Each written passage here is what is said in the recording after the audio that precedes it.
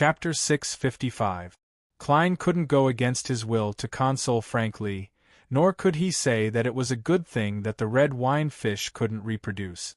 All he could do was pretend that it was a trivial problem and didn't respond.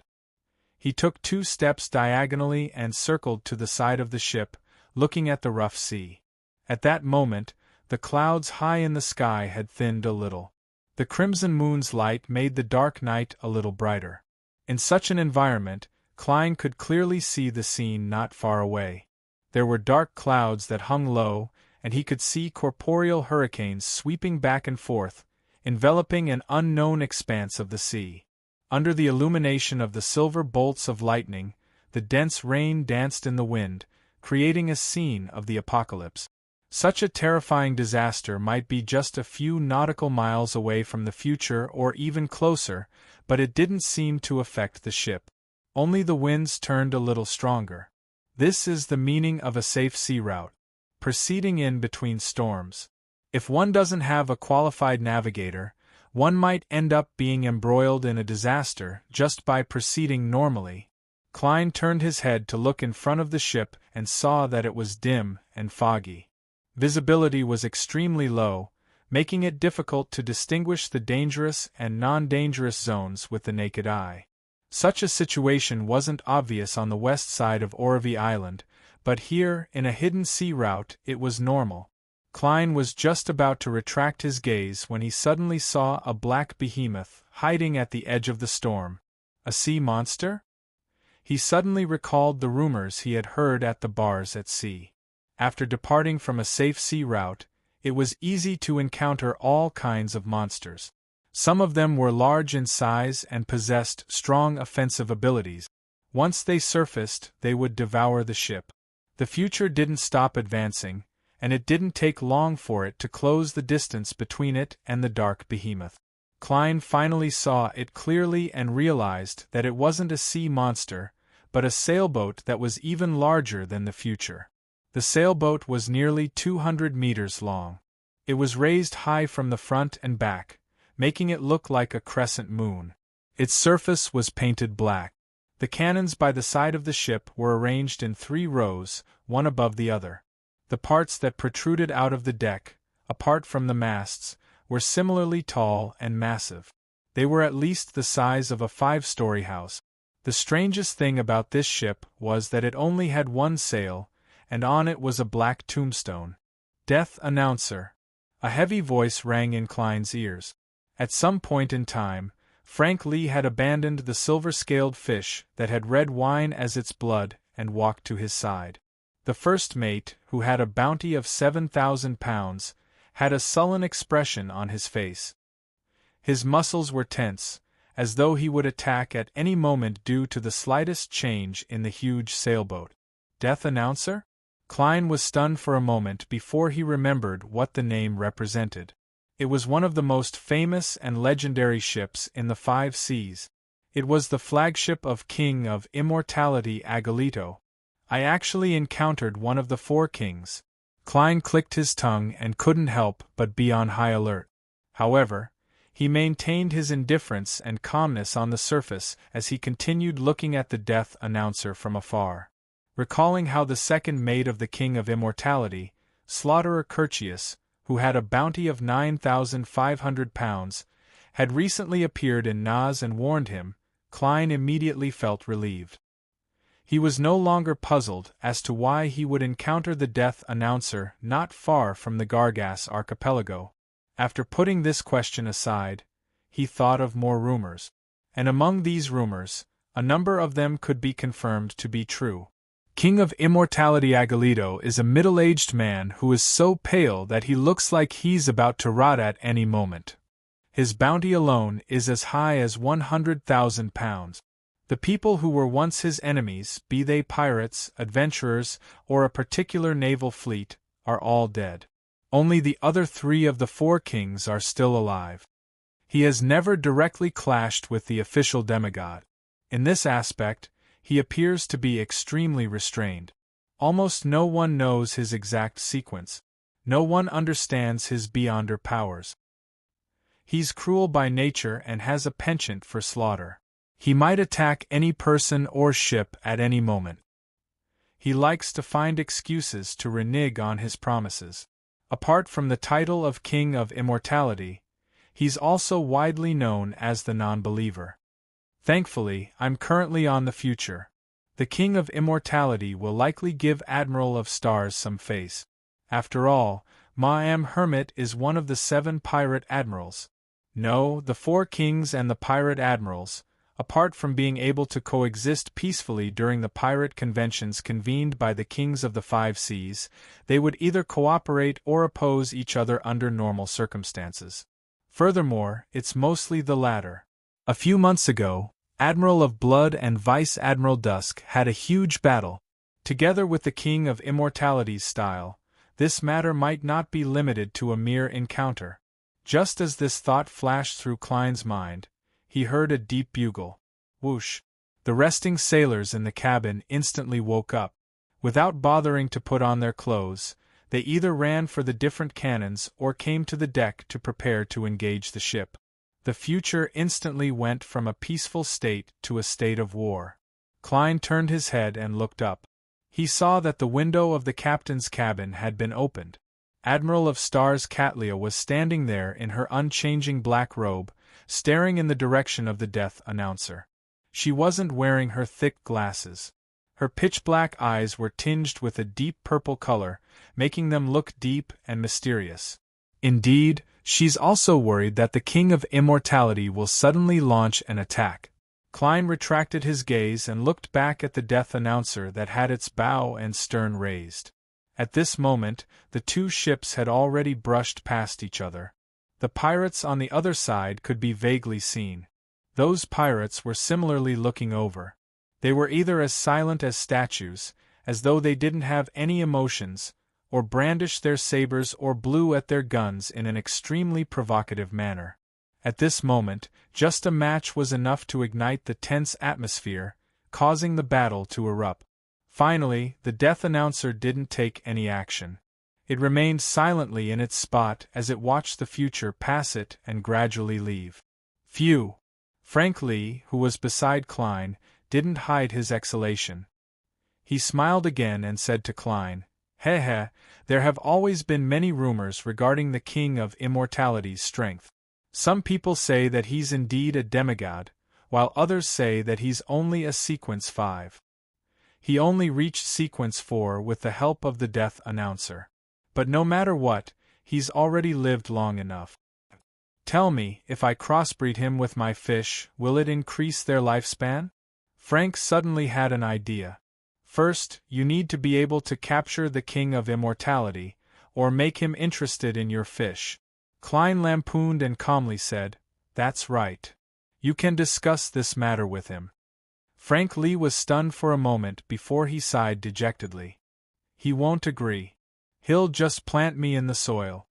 Just as he said that, the death announcer, which had opened up a distance from the future, suddenly turned its sails. A sharp and malicious laughter sounded from hundreds of meters away, enveloping the entire future. Ha ha ha! Ha! The laughter kept reverberating. At times it was hoarse and messy. At times it sounded like ravings, and at other times it sounded like a song. The sailors on the deck fell to the ground one after another, forcefully covering their ears as they struggled in pain. A number of Beyonders began to grow fish scales on their bodies. Klein was similarly affected as he felt his mind fill with all kinds of thoughts. Some were good, some were bad, some were bright, and some were dark. They were abnormally large and messy, and when combined with the constantly changing laughter, it produced a swelling feeling as though his head was about to explode. Klein's face contorted slightly as inconspicuous granulation tissue began to stir beneath his skin.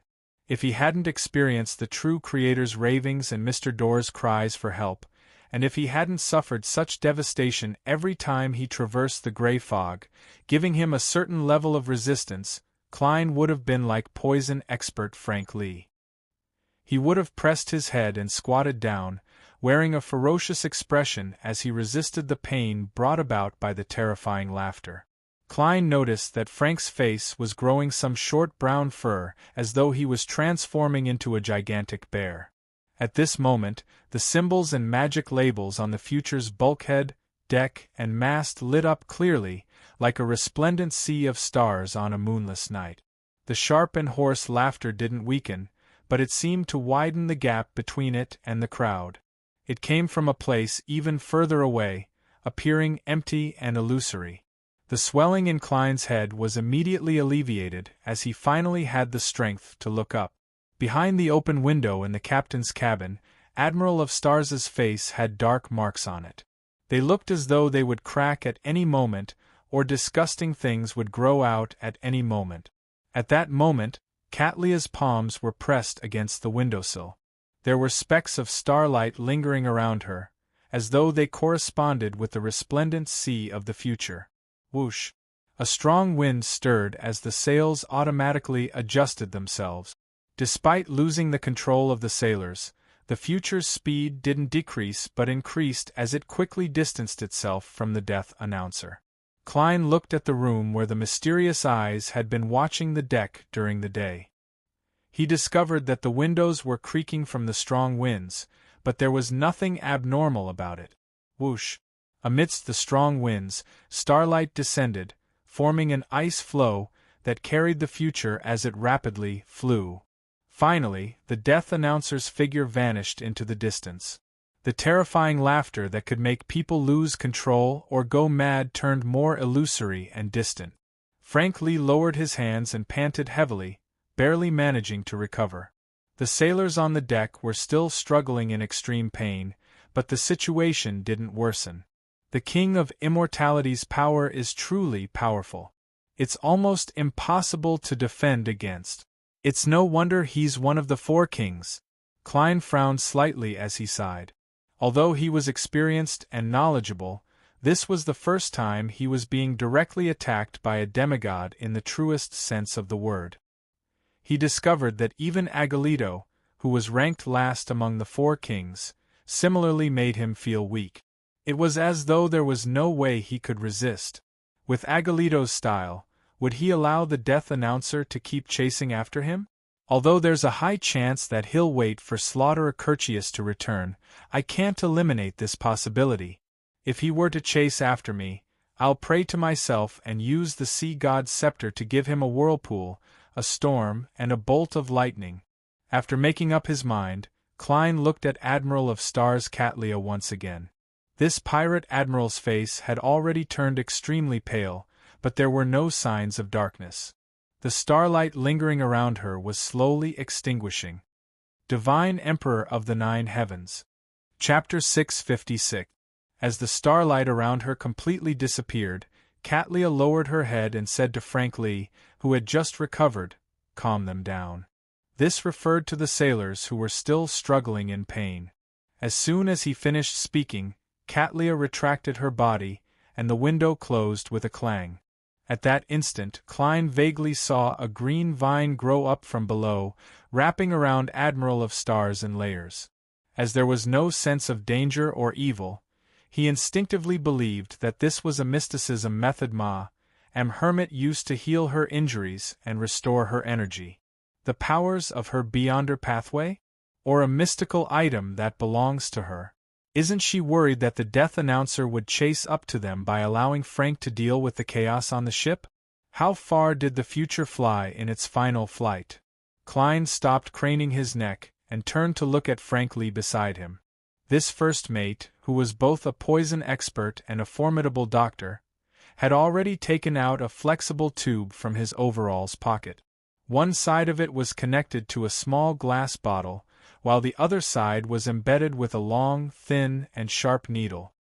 "I made a sedative injection," Frank Lee said with a forced smile, still feeling the lingering fear. "I've bought similar items before, but I've given them to Zombie Merrick." Klein surveyed the area. "I'm afraid that's not enough." "No, not for them. I need to find a helper first. They have the help of tranquilizing beer. Haha, they are always noisy when they are drunk, so I added the necessary elements to most of the beer barrels," Frank explained casually. "Drugging him without a word." The corner of Klein's mouth twitched. At this moment, he finally realized that the title of poison expert was well deserved. Just because the pirates were drunk and noisy, Frank added a modified tranquilizer to most of the alcoholic drink. Moreover, he didn't feel guilty at all, nor did he feel guilty at all. It was as though he was doing something very normal and ordinary.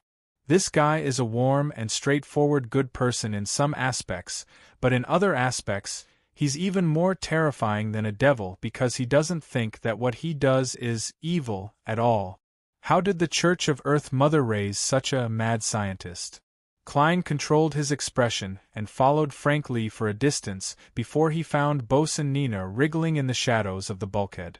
The pirate with an exaggerated figure was lying there, twisting in pain. Her hands were constantly scratching the deck, making ear-piercing sounds that made one's teeth ache. She scratched out distinct bloodstains. Just looking at this scene made Klein's fingers hurt. "Gehrman, do me a favor. Help me hold her down so that she doesn't struggle." Frank waved the needle and tube in his hand.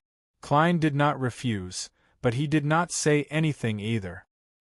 He calmly squatted to the side and pressed his hands on Nina's shoulders. As soon as he touched her, he felt that his hands were slippery, and it was difficult for him to grab her. It was as if his target was not a lady, but a giant fish covered in slippery scales. Klein instantly adjusted himself, and with the help of a clown's precise control, he grabbed Nina's shoulders firmly. However, the strength with which she struggled was extremely great, much stronger than Klein's. Soon, his fingers turned limp and sore, making it difficult for him to maintain his grip. As expected of a sequence 7 of the Sailor Pathway, and I'm not a beyonder who's good at strength. If I don't need to be fed, I can activate creeping hunger, switch to steal Mavadi's soul, and use the powers of a zombie. That's the most appropriate way. As these thoughts flashed through his mind, Klein saw Frank approach. He squatted down and pressed his knees on Nina's back. His muscles bulged, and he quickly stopped Nina's struggle. The strength of a plantar pathway beyonder isn't weak either. However, Mr. Frankly, it'll probably be difficult for you to get a girlfriend if you treat a lady in such a crude manner. Of course, you definitely won't mind it. You can just let your child grow out of the soil. Klein lampooned as he watched Frankly insert the needle into the back of Nina's hand. With the small bottle of sedative injected, Nina no longer made any attempts to struggle. Klein released his hands and stood up. After a few seconds, Nina tidied her hair and stood up. She complained to Frank Lee, who was next to her. She grumbled to Frank Lee, "Why are you always as crude as a bear? Can't you do it in a different way?" As she spoke, she flailed her hands, unable to hide the pain on her face. Unlike when she was diving, she was now wearing a linen shirt and a brown coat. She looked no different from an ordinary pirate. Frank didn't mind Nina's grumbles. He asked in puzzlement, "How am I crude? All right, let's not argue about this. Let's help them first. Go and bring out the wine barrels. We'll work together to fill them with wine. Gehrman, you don't mind participating in this matter, right?" Klein glanced at the sailors on the deck and deliberated for 2 seconds before asking, "The goal is to calm them down?" "Yes." Frank Lee nodded heavily. "The goal is to calm them down?" Klein asked calmly. "Can I knock them out directly?" Klein asked calmly. "This should be similar to the effects of sedative alcohol, and it's even more efficient," he added inwardly. Nina turned her head in surprise and looked at German Sparrow, momentarily at a loss for words. Frank Lee thought seriously and said, "Sure. All right. All right." Klein walked to a long saber that he had long locked onto, picked it up, and used the back of the saber to strike its owner's head. Bang! Under his precise control, the pirate who was writhing in pain calmed down and lost consciousness. Nina stared blankly for a second before returning to normal.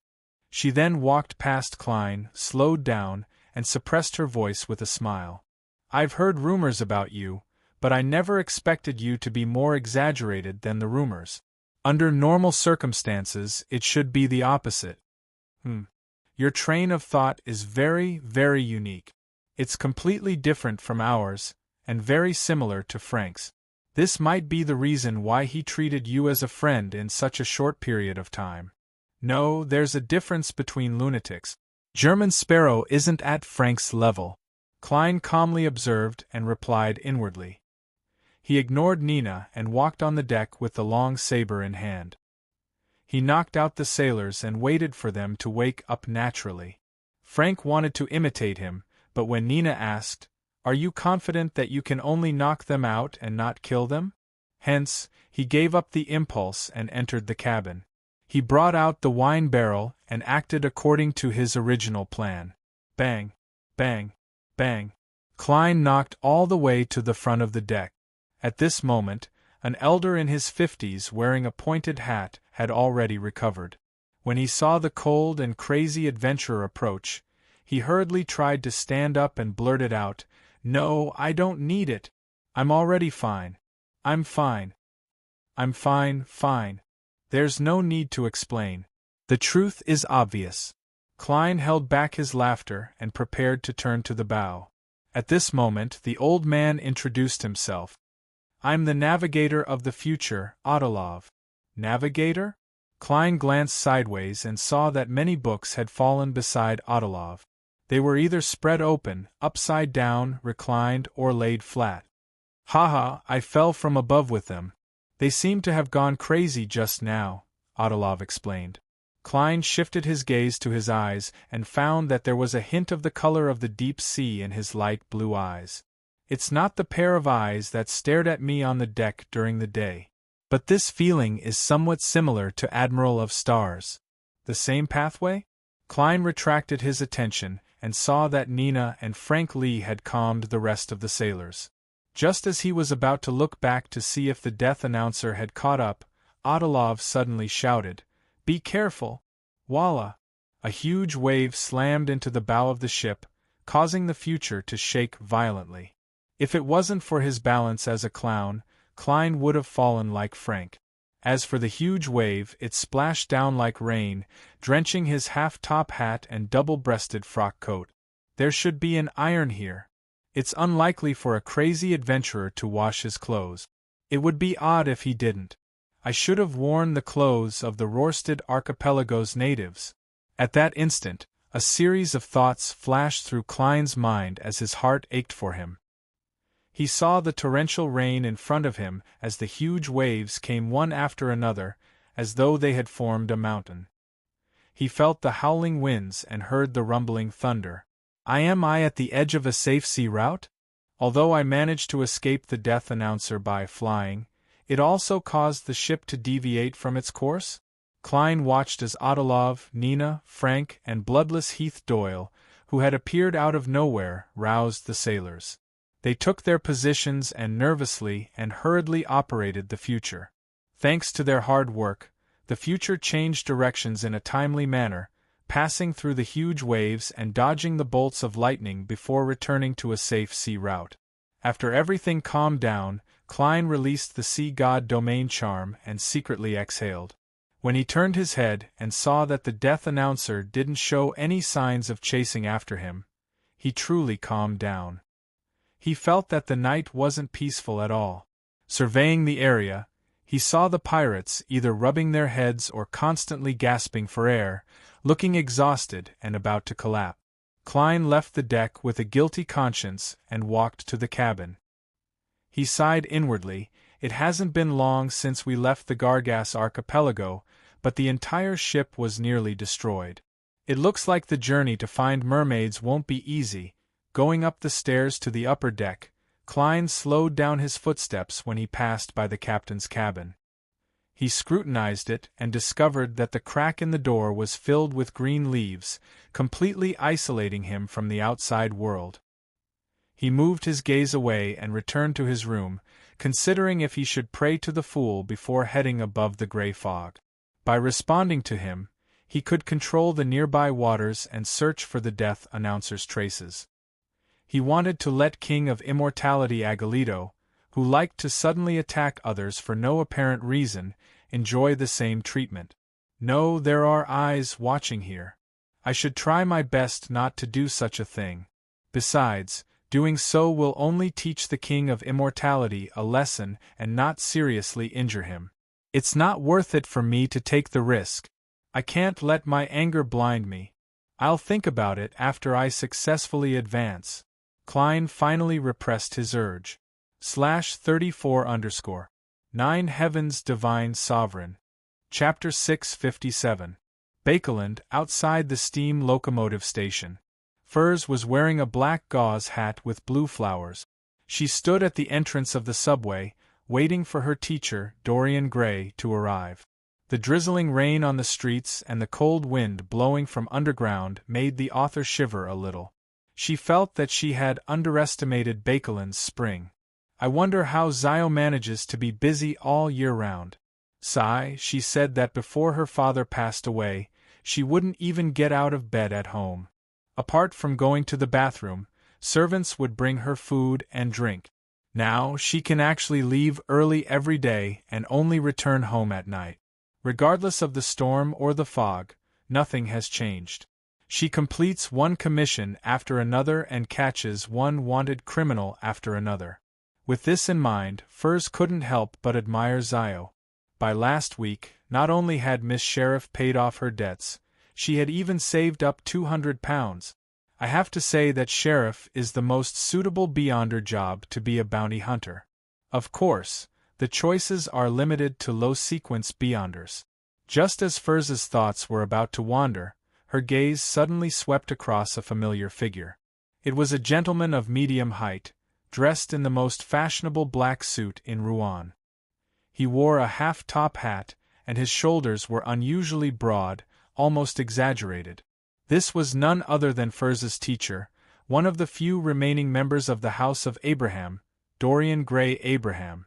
Furs was delighted as she immediately held up her umbrella and walked over. On the crowded street, she hadn't really approached, but she had only made eye contact with Dorian. She saw her teacher raise her right hand, clench it into a fist, and press it against the first button of her black suit. This is danger. Furs's expression didn't change as she looked away. With a smile on her lips, she cast her gaze at a young gentleman further behind. Then, as though nothing had happened, she walked past Dorian Gray and walked forward. An ancient family had unimaginable accumulation in all aspects. Dorian Gray had long agreed with Furs on the secret signals and hand gestures in some emergency situations. The meaning of the gesture just now was very simple. Stay away, don't come close. The young man at the back was stunned by the lazy and mature woman's gaze. He instinctively tidied up his clothes and pressed down on his hat. As soon as he finished these movements, Furs had already passed him and continued forward. The rain was still pouring. Furs circled around and boarded a rental carriage, heading straight for the Hat Trick Inn at 22 Hope Street in Sherwood Borough. This was the place Dorian Gray had booked in advance. Furs, who had been in the mysticism circle for many years and had many experiences, calmly asked for a room facing the street. She stood in front of the window and observed the guests who came to the inn. Finally, she saw Dorian Gray get off the carriage and enter the gate. Furs quickly turned around and came to the corner of the staircase. She secretly observed which room her teacher was taken to by the attendant. After waiting for a moment, she took off her hat and messed up her hair a little. Then, she walked to room 2016 and knocked. Her plan was simple. If her teacher's response was fine, she would enter the room to communicate. If it wasn't normal, she would pretend to be a prostitute who had walked into the wrong room or was trying to solicit customers. The door creaked open slowly. Dorian looked at the student in front of her before looking down the corridor. Then, he raised his right arm, spread his fingers, and pressed on the second button on his suit. This meant that it wasn't under control and that the abnormality had passed. Furs silently heaved a sigh of relief and instantly entered the room. "Teacher, what happened just now?" she asked worriedly. Dorian closed the door and smiled bitterly. "I saw an acquaintance." He sighed and added, "An enemy." He sighed and added, "An enemy." That was his former student who had rebelled with Traveler Bootes, nearly wiping out the upper echelons of the House of Abraham. According to what Dorian knew, his student had likely joined the Aurora Order, and was very likely one of the 22 oracles. What did he do? Is he very powerful? Furs asked curiously. Dorian fell silent for a few seconds before revealing a little. Lawrence, Labero, Alisa, and I all belong to the same organization. This organization suffered a serious blow due to the betrayal of certain people. That person just now was one of the traitors. He didn't mention his family, nor did he mention the conflict between bloodline members and his students. He didn't want Furs to be emotionally involved. How despicable! Furs immediately thought of Mrs. Alisa, who treated her very well, and the friendly and amiable Mr. Lawrence. All right, let's not talk about such unpleasant matters. Dorian took out a piece of paper that had been folded several times from his inner pocket and handed it to Furs. The astrologer potion formula. Your digestion of Trickmaster and Apprentice has exceeded my expectations. This is the biggest surprise I've had in the past 10 years. I specially went to the circus. Furs didn't hide it. She even felt that it was something she could flaunt. As she spoke, she unfolded the piece of paper, intending to browse through the astrologer potion formula.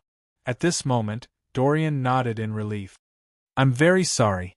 Due to the previous losses, I temporarily don't have the main ingredient for the astrologer potion.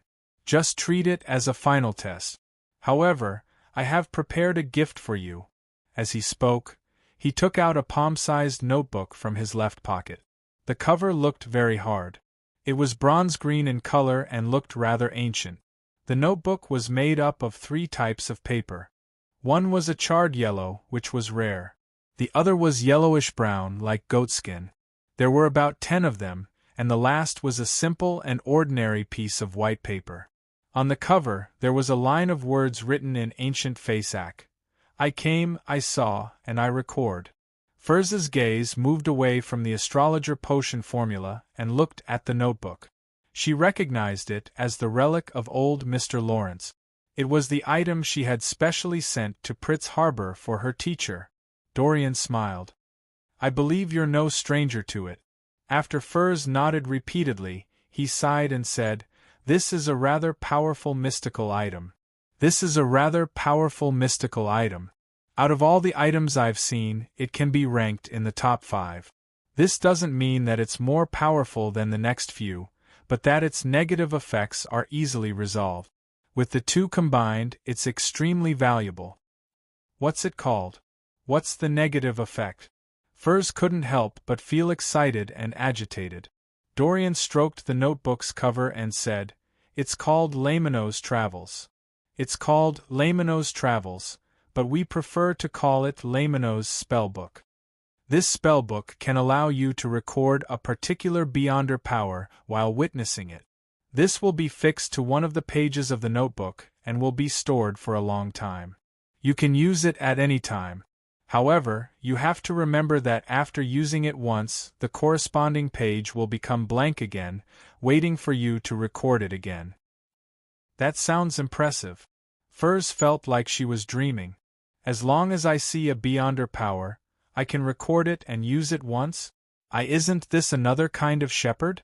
The shepherd that little son mentioned. It's only limited to a single battle with preparation. I wonder if I can record a demigod's Beyonder powers. If it's possible, I'll be better than a shepherd in a single battle with preparation. Dorian seemed to read her thoughts as she explained in detail. You can say that it corresponds to our apprentice pathways sequence 6 scribe. It can be said that it corresponds to the sequence 6 scribe of our apprentice pathway. Beyonder powers that are higher than this sequence aren't guaranteed to be recorded. There's a chance of failure, and the higher it is, the greater the chance of failure. Furthermore, the effects are only half the original.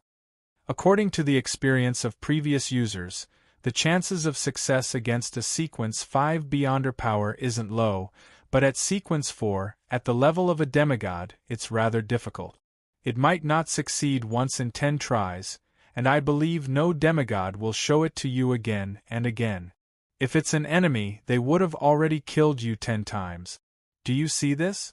This yellowish piece of paper is specially used to record beyonder powers under the influence of godhood.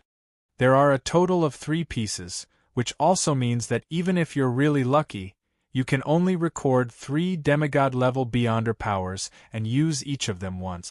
Although it sounds like there are many restrictions that prevent the powers of the travels from being unleashed, there are 2 types of people who don't have such an obstacle.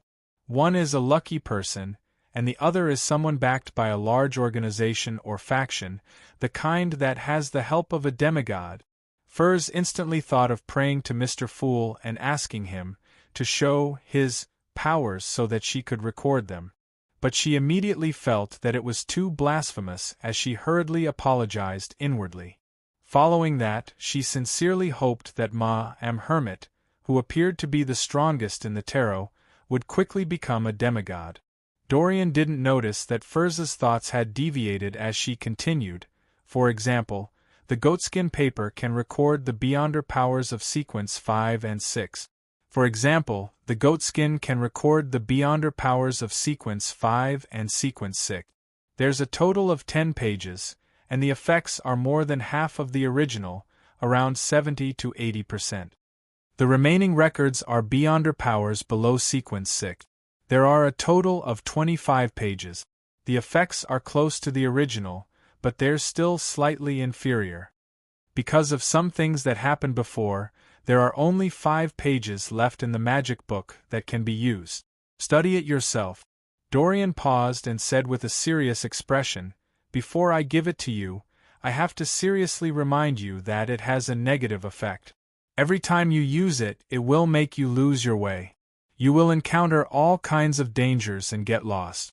You have to draw your own blood and smear it evenly on the cover to get rid of this effect. Remember, don't underestimate getting lost. You must deal with it as soon as possible." "Yes, teacher," Furs replied seriously. Dorian then handed Lamino's travels to Furs. "This is my gift."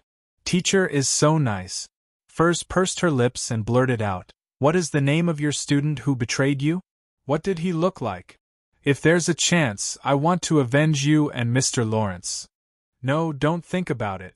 You are much weaker than him. When he betrayed us, he was already a scribe. Now, he might even become a traveler," Dorian said solemnly. "However, you do need to remember him to avoid him. His name is Louis Veen. I'll draw him later." "Okay." Furs nodded. Inside the pirates' dining hall on the future. Just as Klein walked in, he met Admiral of Stars Catlia walking out. This lady was no longer as pale as last night.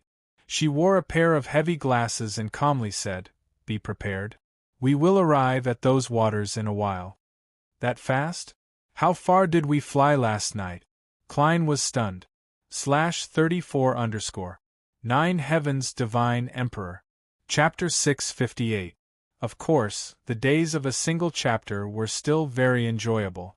I would write in the morning, read in the afternoon, or accompany my wife to the movies or go shopping.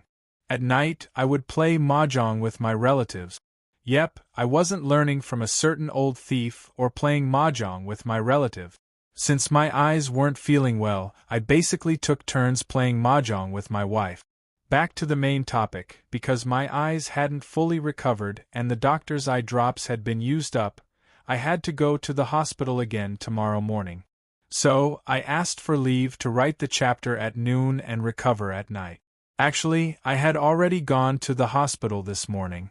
I wanted to register directly, but there wasn't a number, so I could only make an appointment for tomorrow.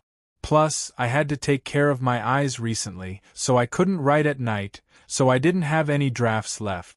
I could only shamelessly ask for leave. Chapter 659. Although Gehrman Sparrow didn't show it, Catlia seemed to notice the shock in his heart. She simply explained, "That's not the case." She simply explained, "It's a flight that prevents the death announcer from chasing up." As she spoke, she discovered that German Sparrow had completely changed his attire compared to yesterday.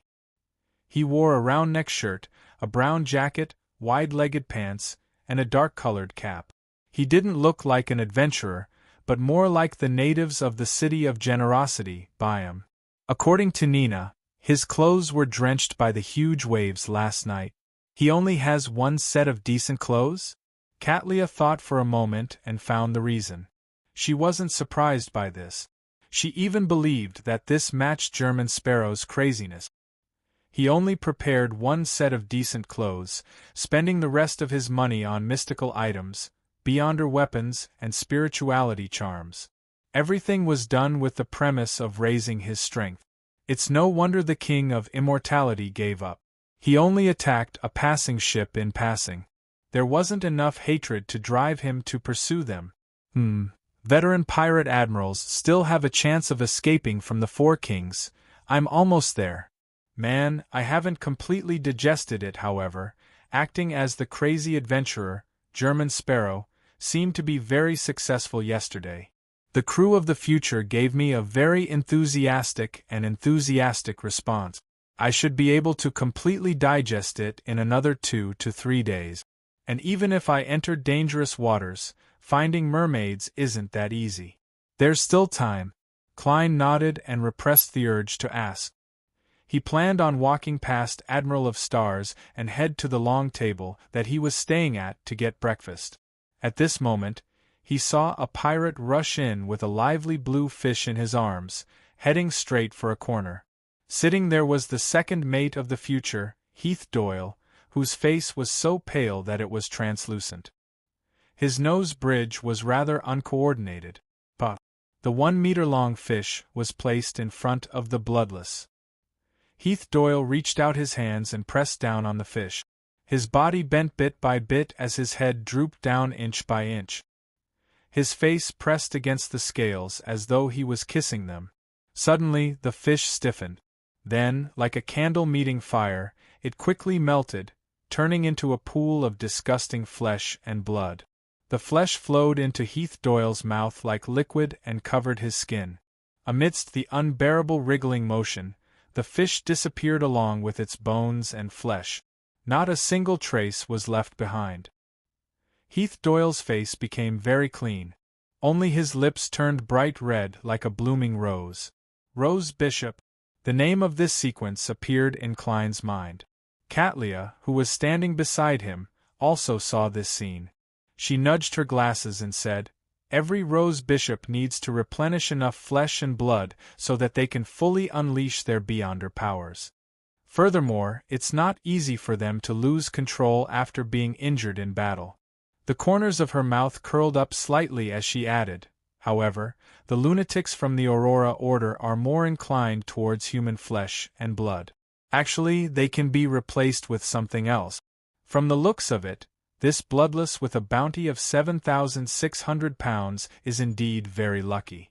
On the one hand, he accidentally reached sequence 6 without any abnormalities. On the other hand, he joined Admiral of Stars's pirate crew. If not for the various secret knowledge grasped by this lady, who is pursued by knowledge, even if he didn't take the initiative to listen to the true Creator's voice, he would have sooner or later become a monster due to his desire for human flesh and blood. Klein sighed inwardly. He increasingly felt that the secret's suppliant pathway, which was also the shepherd pathway, was the beyonder pathway that made it easy for one to lose control and go crazy. Even the abyss pathway that represented malice was slightly inferior. Klein retracted his gaze, and just as he was about to take a step forward, the entire ship suddenly heaved up and down. In an instant, the scene in front of the future naturally surfaced in Klein's mind. The blue sea had been severed by a gigantic rift. Endless seawater poured down like a waterfall into the bottomless darkness. The scene was so magnificent and magical that it made people wonder if they were on a planet. Whoosh! The future couldn't stop as it rushed over the edge and rapidly plummeted. Bang! Bang! Bang! All the pirates in the dining hall flew up and slammed into the ceiling above. Toast, white bread, butter, cream, beer, pan-fried fish, and other food similarly flew everywhere, unable to land in time. Klein also lost his balance as he couldn't help but head straight for the ceiling. He reached out his palm in time and pressed upwards, quickly adjusting his posture as though he was performing acrobatic. He didn't look like he was in a pathetic state at all. Not far away, Nina showcased her astonishing balance. With the help of the ceiling, she maintained her posture. It was unknown if it was intentional or not, but she extended her legs and happened to kick Frank, sending the poison expert flying out diagonally. He slammed into a wine barrel and was drenched by the pale yellow liquid. At that moment, the most relaxed and comfortable person was Admiral of Stars Katlia. Astral light swirled around her as resplendent light took form beneath her feet. She floated in midair, unaffected by the rapid plummet. Apart from her, bloodless Heath wasn't in a pathetic state.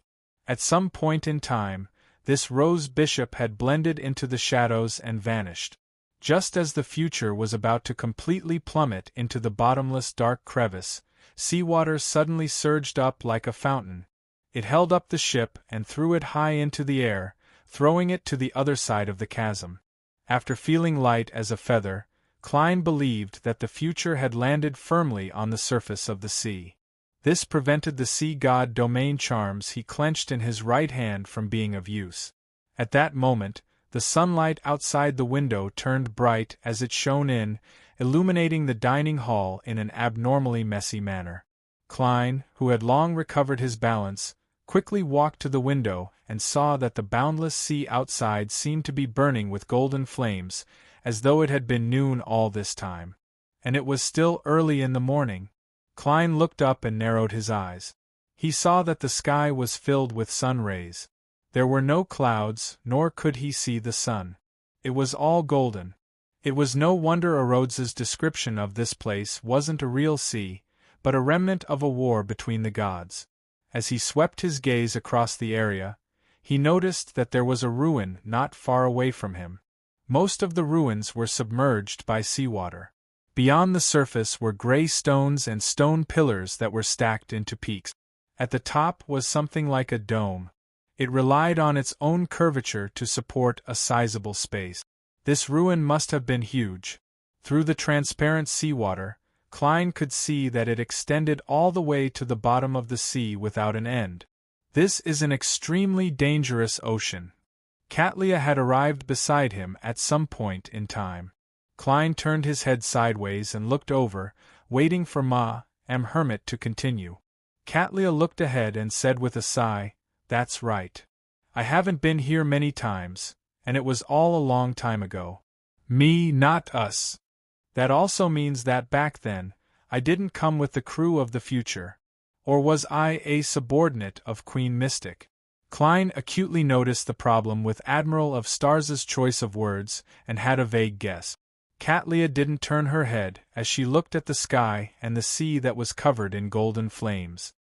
No one knows where the end of this sea is, nor does anyone know how wide it is. Do you know what's the most dangerous thing here?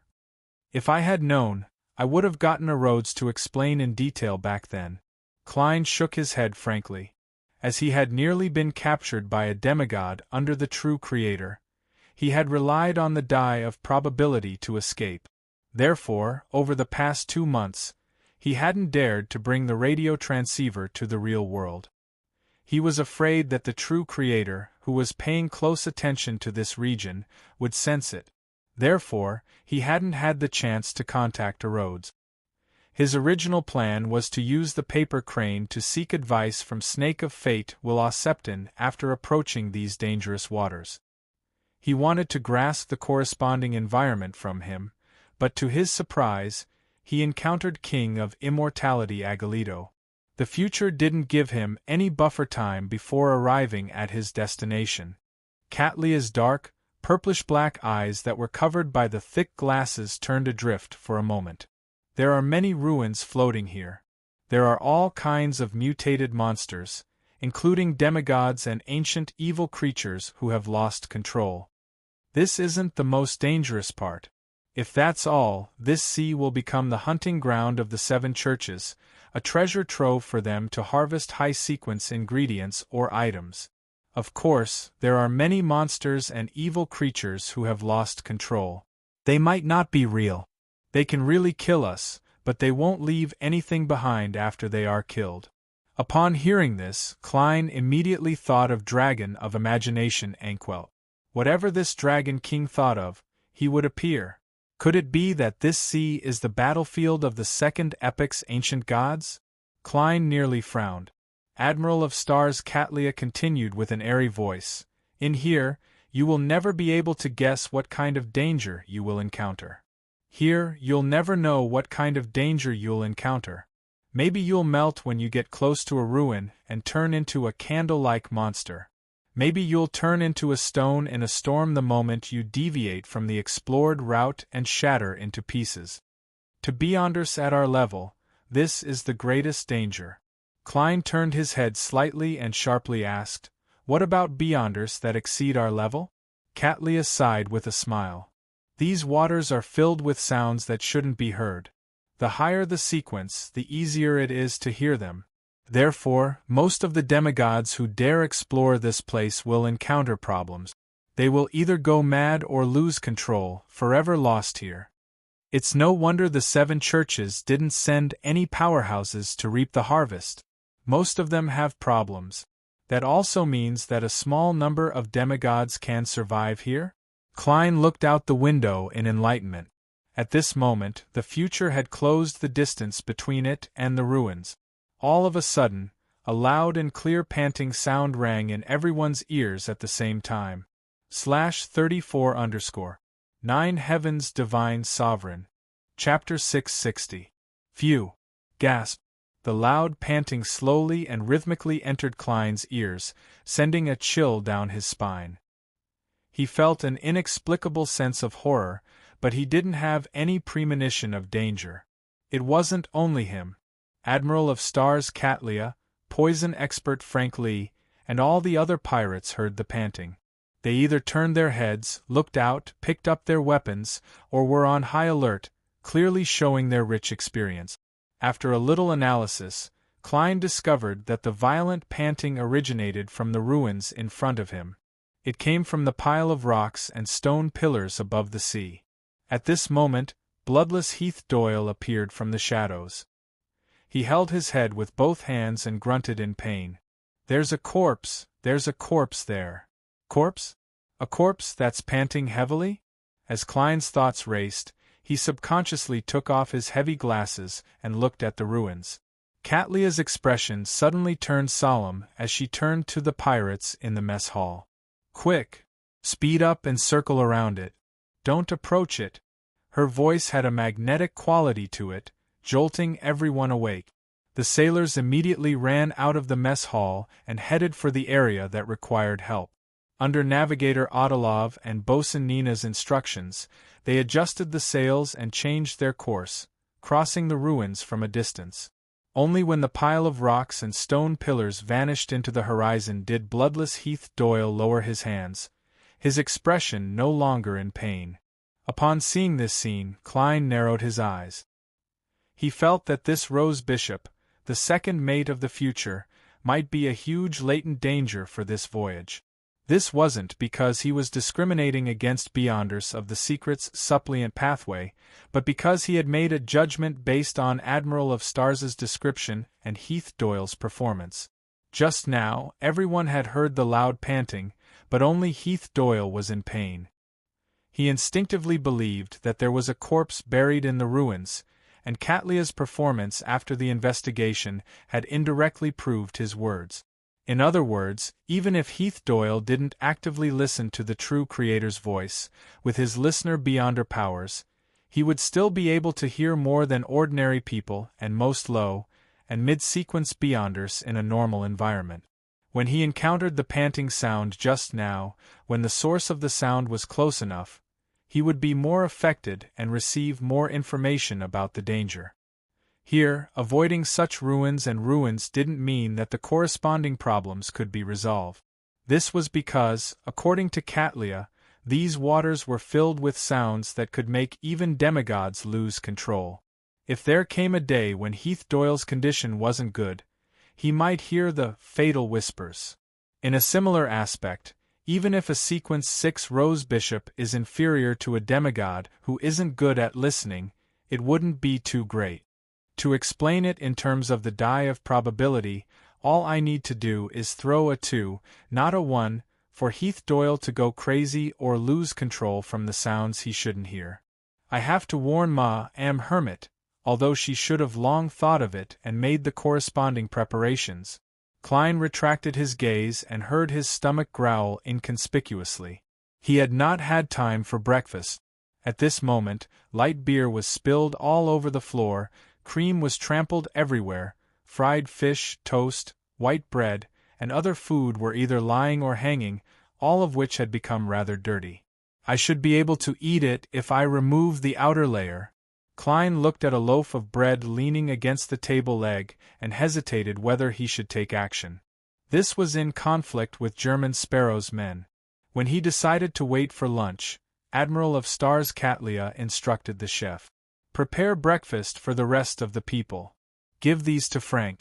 Perhaps he can use them. Raising a monster? Klein cursed in his heart. After a while, he had a less sumptuous breakfast. A smoked pork sausage with 2 slices of toast that were crispy and a glass of light beer that had not been added as water. As they were cruising in extremely dangerous waters, with unforeseen events happening at any moment, Klein used the dining hall style of his university days to finish his breakfast in just a minute or 2. After leaving the pirates' dining hall, he came to the deck, taking a stroll after his meal and observing his surroundings. At this moment, the sea was still being illuminated by the midday sun, faintly dyed with a layer of gold. Klein stopped and looked into the distance for a moment as he saw a point of light grow bigger in front of him. Under the sunlight's illumination, the point of light refracted a radiant, dreamy, and multicolored luster. It was like a gigantic, transparent gem. As the future continued cruising forward, the dot of light gradually revealed its true form. It first split apart before becoming clear. It was 4 gigantic pillars carved from pure diamond. They were like the gigantic towers that propped up the sea in myths and legends. They extended downwards and stood stably, holding up a sizable floating island. On the floating island, the soil was charred black without any hint of green. In its depths, the light was abnormally bright, brighter than the midday sky. Suddenly, a long hiss came from there. The sound was loud and wanton, but it didn't have the sense of danger that made one's hair stand on end. Before long, Klein heard the sound of galloping horses. He saw 2 steeds that looked like they were made of gold rush out of the floating island. Behind them was a gorgeous golden war chariot. At this moment, Admiral of Stars Catlia's voice was amplified as it hurriedly echoed in every corner of the future. Lower your head. Don't look. Klein was never one to put on a brave front. He subconsciously lowered his head and looked at his leather boot. He noticed that the sunlight that illuminated the deck was getting brighter before it dimmed and quickly returned to its original state. There's no problem. Catlia's voice resounded on the ship once again without any obvious emotional fluctuations. Only then did Klein look up and discover that the 2 steeds and the gorgeous war chariot that they were pulling had vanished. The gigantic diamond pillar silently supported the floating island as it swirled with resplendent light. What a huge diamond! What a strange floating island! If I hadn't lowered my head and watched the golden war chariot rush out, what would have happened? Klein looked around as he suddenly frowned. A pirate that was about 7 to 8 meters away from him had already vanished. Where he originally stood were 2 pitch-black footprints that oozed oil. Looking at the ashes that scattered in midair, Klein vaguely knew the outcome of not lowering his head.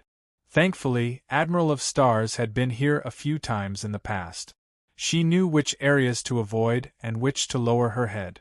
If I had hired Mr. the Hanging Man, even if he was piloting a ghost ship, I would have long been wiped out.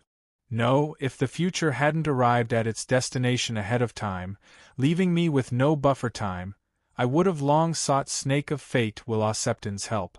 Magicians don't perform unprepared. Besides, if I had hired Mr. the Hanging Man, I would have definitely sought the corresponding information from Ma Am Hermit on the tarot. Klein first sighed before he regained his composure. He didn't suggest heading to the floating island to take a look or explore it.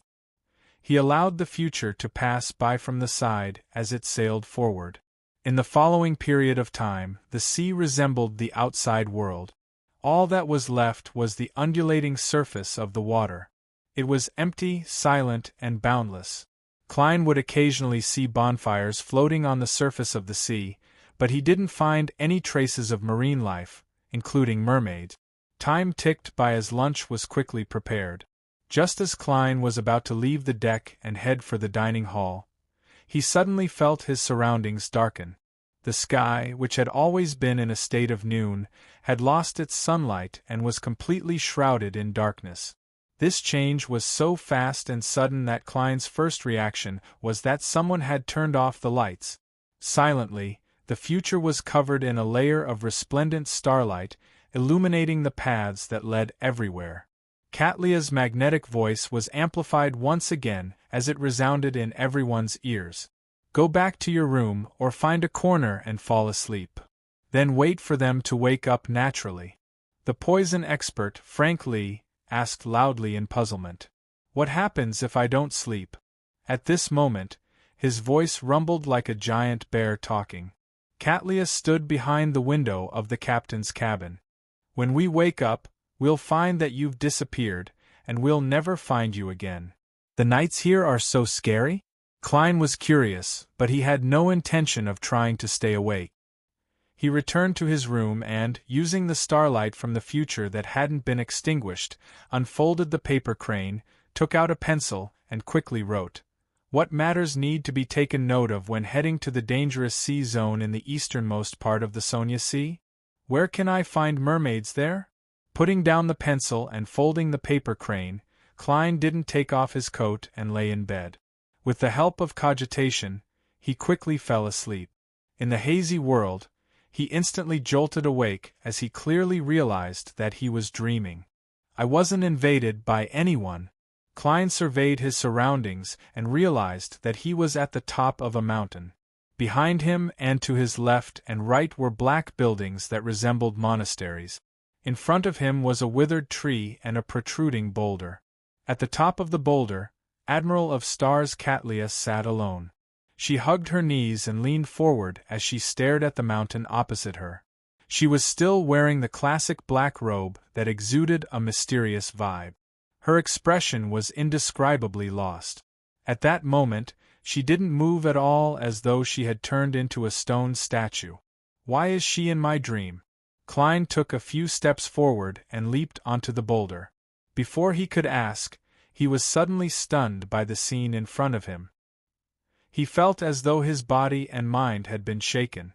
In front of the boulder was a bottomless cliff, and across the cliff was a mountain covered in countless palaces, towers, and majestic city walls.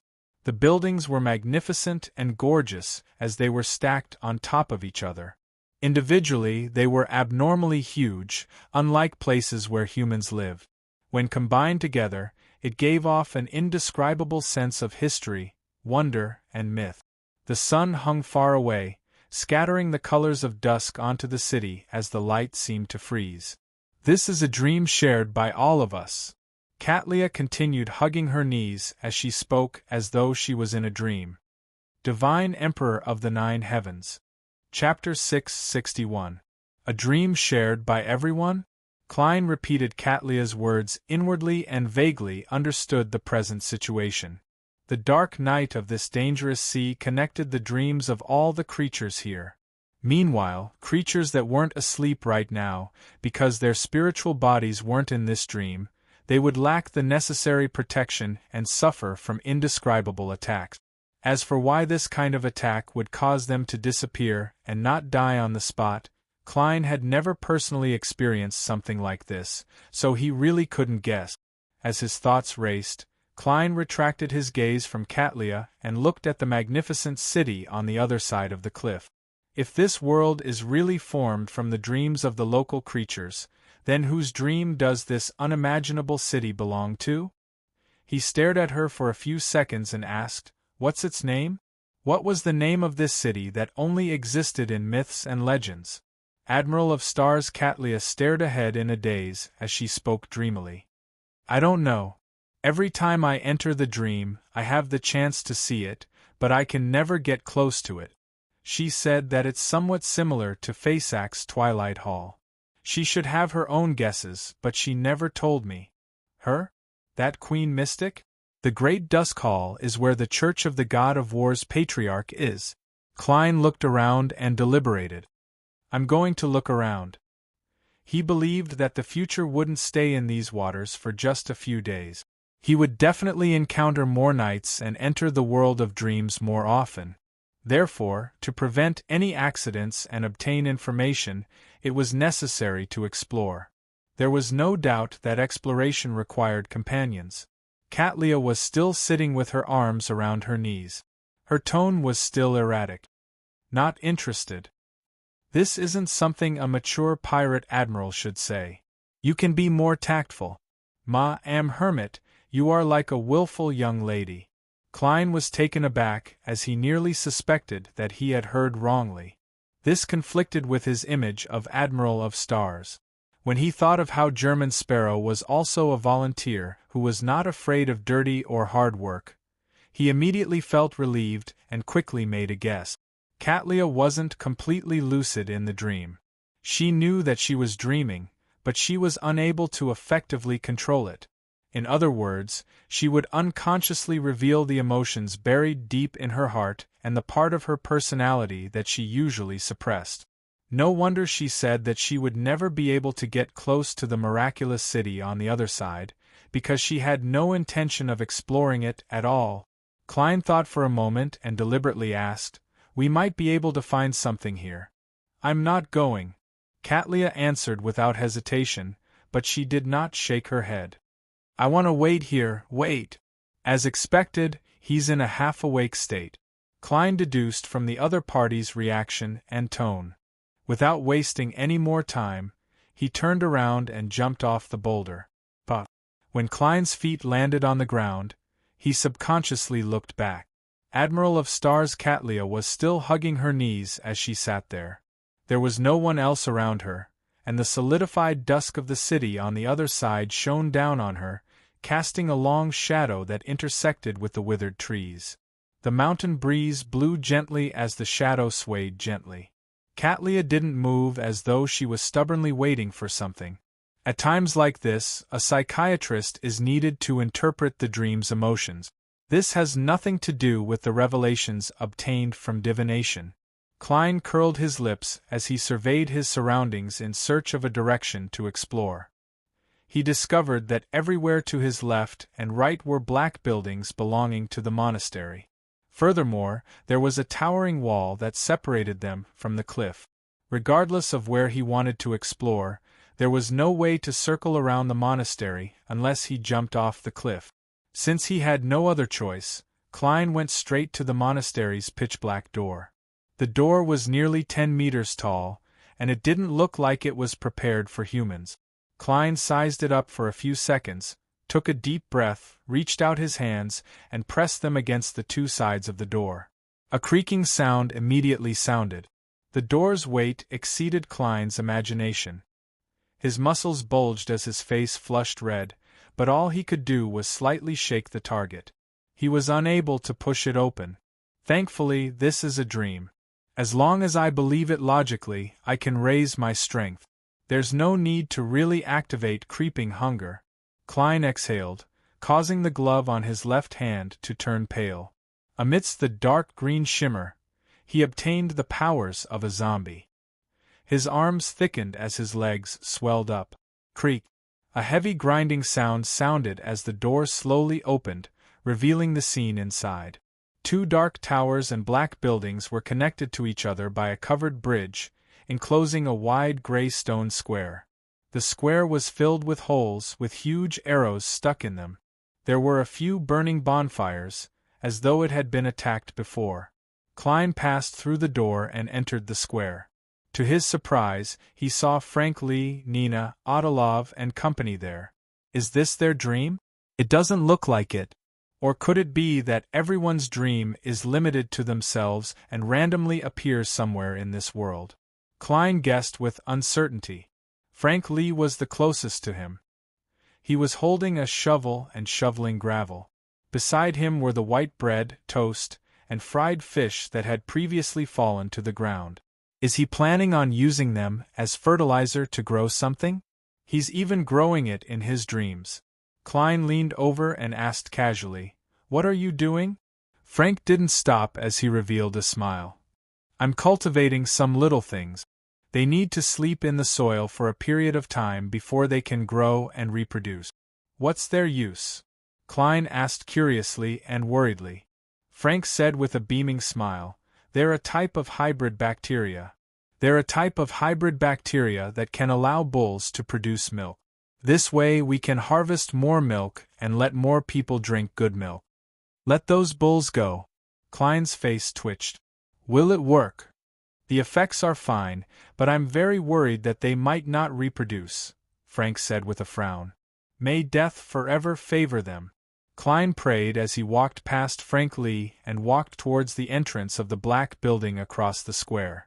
Along the way, he passed by Nina and Navigator Odilov, who were drinking beside a collapsed stone pillar. "Have you ever thought of leaving the pirate crew when you're older, find a man to marry, and find a place to settle down? I don't think anyone wants to drift at sea for the rest of their lives." Odilov took off his pointed hat, revealing his slightly grizzled hair. His eyes and tone told Klein that he was implying, "If you want, can you consider me? Mr. Navigator, you're old enough to be Nina's father. You have to consider your body." Klein, who was passing by, couldn't help but lampoon when he heard the conversation. Nina gulped down a mouthful of alcohol and looked in a particular direction. "No, that's not the life I want to live. Before joining you, I once attempted to settle down on the east coast of Faceac and stop being a pirate. However, I couldn't stand the boredom. All I had to do was carry wood and move things. At night, I had to stay at home. I couldn't go to bars or go hunting in the wilderness. My life hasn't changed at all. Furthermore, I had to endure all kinds of criticism and those irritating fellows. I had to worry about the police even if I wanted to beat them up. Although it's boring most of the time, I can often go to different places and experience different things. Hehe, even during the most boring time, I can still torture those fellows and train them into qualified pirates. I can also tell them that the one who performs the best every month can spend the night in my room. Then, I can watch them enjoy the torture in excitement. Of course, spending the night and having sex are two different things. They aren't the same. It all depends on my mood. A true female pirate. Everyone wishes differently." Klein gave an objective evaluation. He didn't believe that Nina's thoughts were necessarily wrong. "I won't slander her choices, but if she often kills and plunder, I wouldn't mind exchanging her head for a bounty the next time I meet her." Klein retracted his gaze and came to the spot that was suspected to be the entrance to the black building and tower. Subconsciously, he turned his head and saw that the shadow in the corner appeared normal, but it gave him a different feeling. Bloodless Heath Doyle? Even in a dream, he hides in the shadows? According to my effective psychological knowledge, this is a sign of extreme insecurity. Klein pushed open the entrance door that was also nearly 10 meters tall. Amidst the creaking sound, his gaze suddenly froze. Behind the main door was a vast hall that was propped up by 2 rows of thick stone pillars. There was no candlelight in the hall, making it abnormally dark. As the main door opened, light from outside shone in, making the place clear. Klein saw brightly colored murals on the walls and ceiling. They were connected to each other without leaving any gaps, giving the place a grand and sacred feeling. Thump, thump, thump. A figure had his back facing Klein. He was chopping at a long log with an axe in his hand. It was unknown what he was doing. The figure was wearing a white shirt and a black vest. He didn't look like any of the pirates on the ship. Is there someone else in these waters? Or could it be those mysterious eyes that are watching the deck and me? Klein's heart sank as he slowed down and warily approached. When he came to the side, he saw the figure clearly. It was a young man with short blonde hair that was split in half. His green eyes were focused and serious. "What are you doing? What is this place?" Klein asked cautiously. He instinctively believed that the person wasn't the owner of those mysterious eyes. The young man raised his hand to touch his earlobe without turning his head. "Why are you asking this? My ship has sunk, and I'm busy making a canoe. I don't have the time to talk to you." Klein thought for a moment before asking, "Who are you?" "Who am I? I'm the unlucky Anderson. Ever since I saw that mural, I've been shrouded in bad luck." The young man raised his hand and pointed in a direction. Tracing his finger, Klein saw a mural. The mural was of a burning sea of flames. It split in the middle, forming a path. On the path, there was a long line of people. The members were either reverently bowing their heads or prostrating on the ground. Their destination was the depths of the sea. Their leader was a thin and tall man with long silver hair. He had soft facial features, and his eyes were tightly shut. There were layers of wings on his back. Klein's pupils suddenly constricted. He knew the leader on the mural. That was the angel of fate that little son had once displayed. That was Tail Devourer Ouroboros, divine emperor of the 9 heavens. Chapter 662. After recognizing the leader of the mural, Klein subconsciously suspected that this was the content of his dream. However, he quickly rejected this thought. This was because the unlucky Anderson wasn't anyone he knew, nor was he someone he had met before or had any impression of. There was a high chance that it wasn't an extension of his dream. And Anderson had clearly said that he had become unlucky because of seeing the mural. He had a strong connection with the mural, so it was a part of his dream. Converging his psyche, Klein took a careful look and quickly discovered that the mural here was different from the one little son had seen in the true Creator's abandoned temple. The background here was a sea burning with golden flames. The previous mural was a desolate and silent plain. The destination here was the depths of the sea. The previous mural was a distant mountain. At the top of the mountain was a huge cross and a person hanging upside down. Here, the angel of fate Ouroboros's feet were black mud and fish with their heads plunged into it. The previous mural was a meandering river. It's not the same mural. It's closer to a record of the different stages of a pilgrimage. Klein nodded with a guess. A scene had already surfaced in his mind. A long time ago, during a certain period in the 4th epoch, Tail Devourer Ouroboros led a team of pious pilgrims or the remaining believers of the true Creator. Under the pursuit of many powerful enemies, he took a boat to these waters. Due to certain reasons, he abandoned the boat and relied on the true Creator's help or his own strength to directly split the sea and lead the devout believers through this area to enter the forsaken land of the gods. He preserved the tinder of organizations like the Rose Redemption and the Aurora Order. In the forsaken land of the gods, they traversed the desolate plains and built temples on the pilgrimage, which was later discovered by Little Sun and company. From the fact that Snake of Mercury Will Auceptin was forced to restart the cycle and revert to an embryo, the Tail Devourer is likely still alive. Does this mean that he led the pilgrims to their final destination, the true Creator's holy residence? Does this mean that the true Creator's holy residence is somewhere in the forsaken land of the gods? Thinking of this, Klein suddenly had some inexplicable feelings. If my guess is right, it means that no matter how the City of Silver tries to save itself and pass down the torch, when the true Creator fully awakens or returns to his normal state, they will inevitably head towards destruction. When one was very close to the evil god's divine kingdom or holy sanctuary, one's existence had nothing to do with one's own efforts. It was like the foam stirred up by the surging sea. When the wave passed, it would disappear. Under the gaze of the evil god, the human race and human civilization were so fragile. No, I can't be so pessimistic. I was just guessing that the one who sent Will Auceptin, the chairman of the Life School of Thought, to reincarnate wasn't Ouroboros. perhaps the true creator wouldn't recover or awaken so easily. He might be suffering the seal of the seven deities. Therefore, the City of Silver still has a chance to open up a path between the forsaken land of the gods and the outside world before the evil gods break free from their restraints and move out. This is probably the reason why the City of Silver's chief released Elder Shepherd. They need to use every bit of power they can use.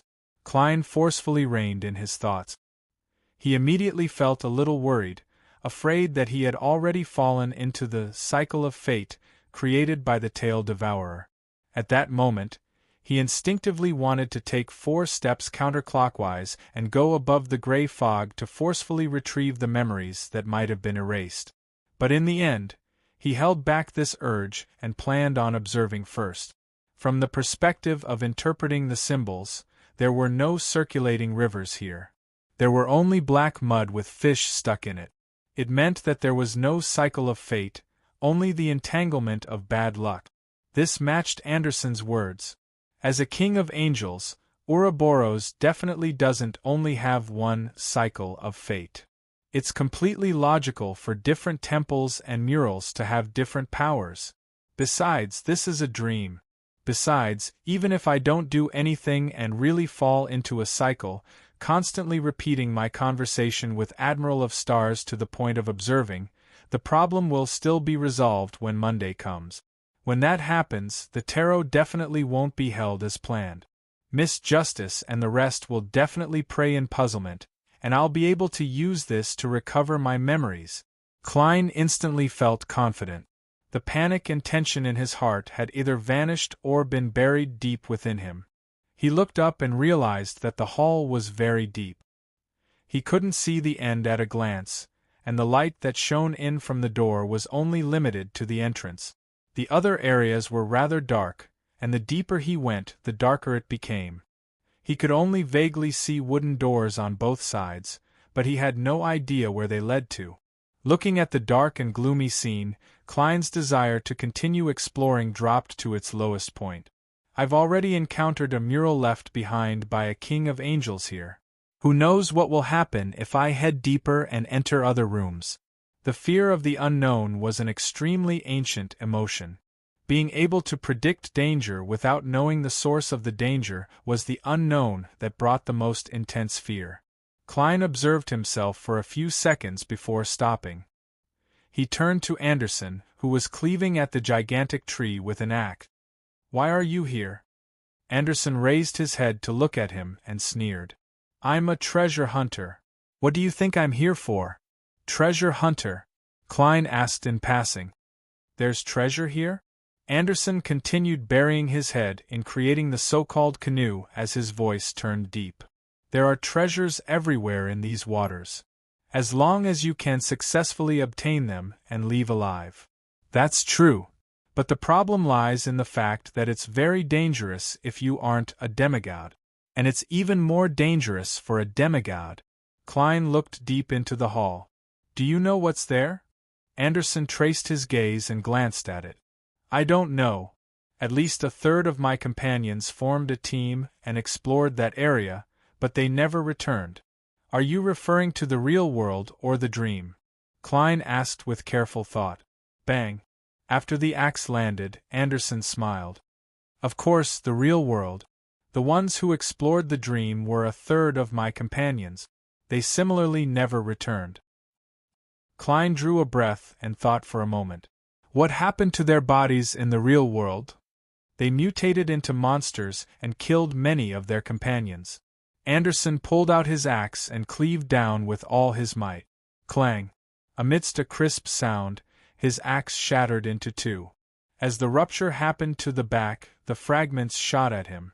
Anderson's right chest and abdomen immediately bled red blood like a fountain. He used his left hand to cover a wound, looked up at Klein, and smiled bitterly. "I've said it before. Ever since I saw that mural, I've been shrouded in bad luck. Thankfully, I'm not too unlucky. At the very least, they didn't destroy my ordinary handsome face." How did these two adjectives end up together? Klein watched Anderson quickly take out the fragments, treat his wounds, and consume the medicine. He discovered that his emotions were stable, and his methods were practiced. It was as though he was already used to it. With one hand in his pocket, Klein toyed with the coin inside and deliberated before asking. He deliberated and asked, "When your companions began their exploration, did you and the remaining group stay behind to study the mural?" Anderson was taken aback as he tied the medicine bag back to his belt and wiped his mouth. "No. I was part of the third that explored forward." As he spoke, the corners of his mouth curled up bit by bit, revealing a genial smile. This. Klein's pupils constricted as he arched his back slightly and raised his left palm. At this moment, blinding sunlight shone down. Everything was first bright white before it faded and vanished. Klein naturally opened his eyes and realized that it was noon again. He took out his golden pocket watch, opened it, and glanced at it. "It's only been half an hour. This night is a little short." That unlucky Anderson clearly looked very normal, but I never expected him to be so terrifying. After getting out of bed, he suddenly recalled something. The snake of fate, Will Auceptin, had yet to reply to him. As everyone's dreams have been pulled into the world and aren't connected to the spirit world, he isn't able to locate them? Or could it be that he sensed Tail Devourer Ouroboros's aura and didn't dare approach? Or is there something wrong with these waters? As his thoughts raced, Klein decided to verify the matter.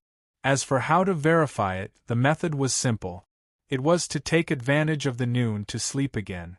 However, he wasn't in a rush to do so. This was because he didn't know if there were any taboos about not sleeping during the day. Wearing his cap, Klein came to the captain's room and knocked on the door. After 3 knocks, he retracted his hand and waited patiently. Before long, Admiral of Stars Katlia opened the door. Her face no longer had the confusion from her dream. She had also put on her thick glasses again. "Can I sleep during the day?" Klein asked directly. Katlia nodded. "Yes."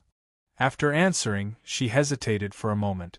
"In the dream just now, you seem to be very mobile?" Thinking of the dangers lurking in these waters and how he might be forced to reveal something in the future, Klein decided to take the initiative to lay the groundwork. He looked at Katlia and smiled politely. "Yes. This is a gift from my lord." "My lord?" Katlia's eyes shimmered under her thick glasses. She frowned, which was a rare sight, before relaxing it without asking further. Klein thought for a moment and added, "Be careful of Heath Doyle. Be careful of Heath Doyle." Katlia clearly understood what he meant as she directly replied, "Don't worry. He has a sealed artifact. Its negative effects allow him to only hear sounds that come from very close sources." That's a clever use of negative effects. Klein didn't waste his breath as he took off his hat and bowed. He turned around and walked back to his room. He lay down again and once again fell asleep with the help of cogitation. In the world of dreams, he woke up and saw the familiar pitch-black wasteland and dark steeple. "Phew, thankfully I can make contact." Klein heaved a sigh of relief. He walked all the way to the tower and saw the scattered tarot cards and new words in the same spot. There are many dangers there, but the most dangerous is the dream that comes after night falls. This doesn't mean that it will vanish if you don't sleep. Do not explore that dream. Absolutely do not explore that dream. Due to the lack of space here, I won't explain the reason. Alright, just kidding. The reason is that it contains certain dreams left behind by certain deities. Chapter 663. Upon seeing Will Auceptin's reminder, Klein's first reaction was to feel lucky. Thankfully, I didn't court death and didn't continue exploring. He heaved a sigh of relief without hiding it. Although he had also seen the mural related to Tail Devourer Ouroboros and encountered Anderson, who had mutated into a terrifying monster for some unknown reason, he wasn't in actual danger. I wonder if the next time I enter a dream, will I appear in a random area, or will I start from the end of this dream? If it's the latter, the best thing to do is not to disturb Anderson to prevent agitating him. I'll return the way I came and leave the black cloister. Klein retracted his gaze and continued reading the remaining hint. Apart from the dream, everything else isn't that troublesome. As long as you don't attempt to approach the ruins, don't look directly at the things that fly across the sky at noon, don't challenge the storms that show signs, and then follow a safe sea route that has been verified by others, then there won't be any problems.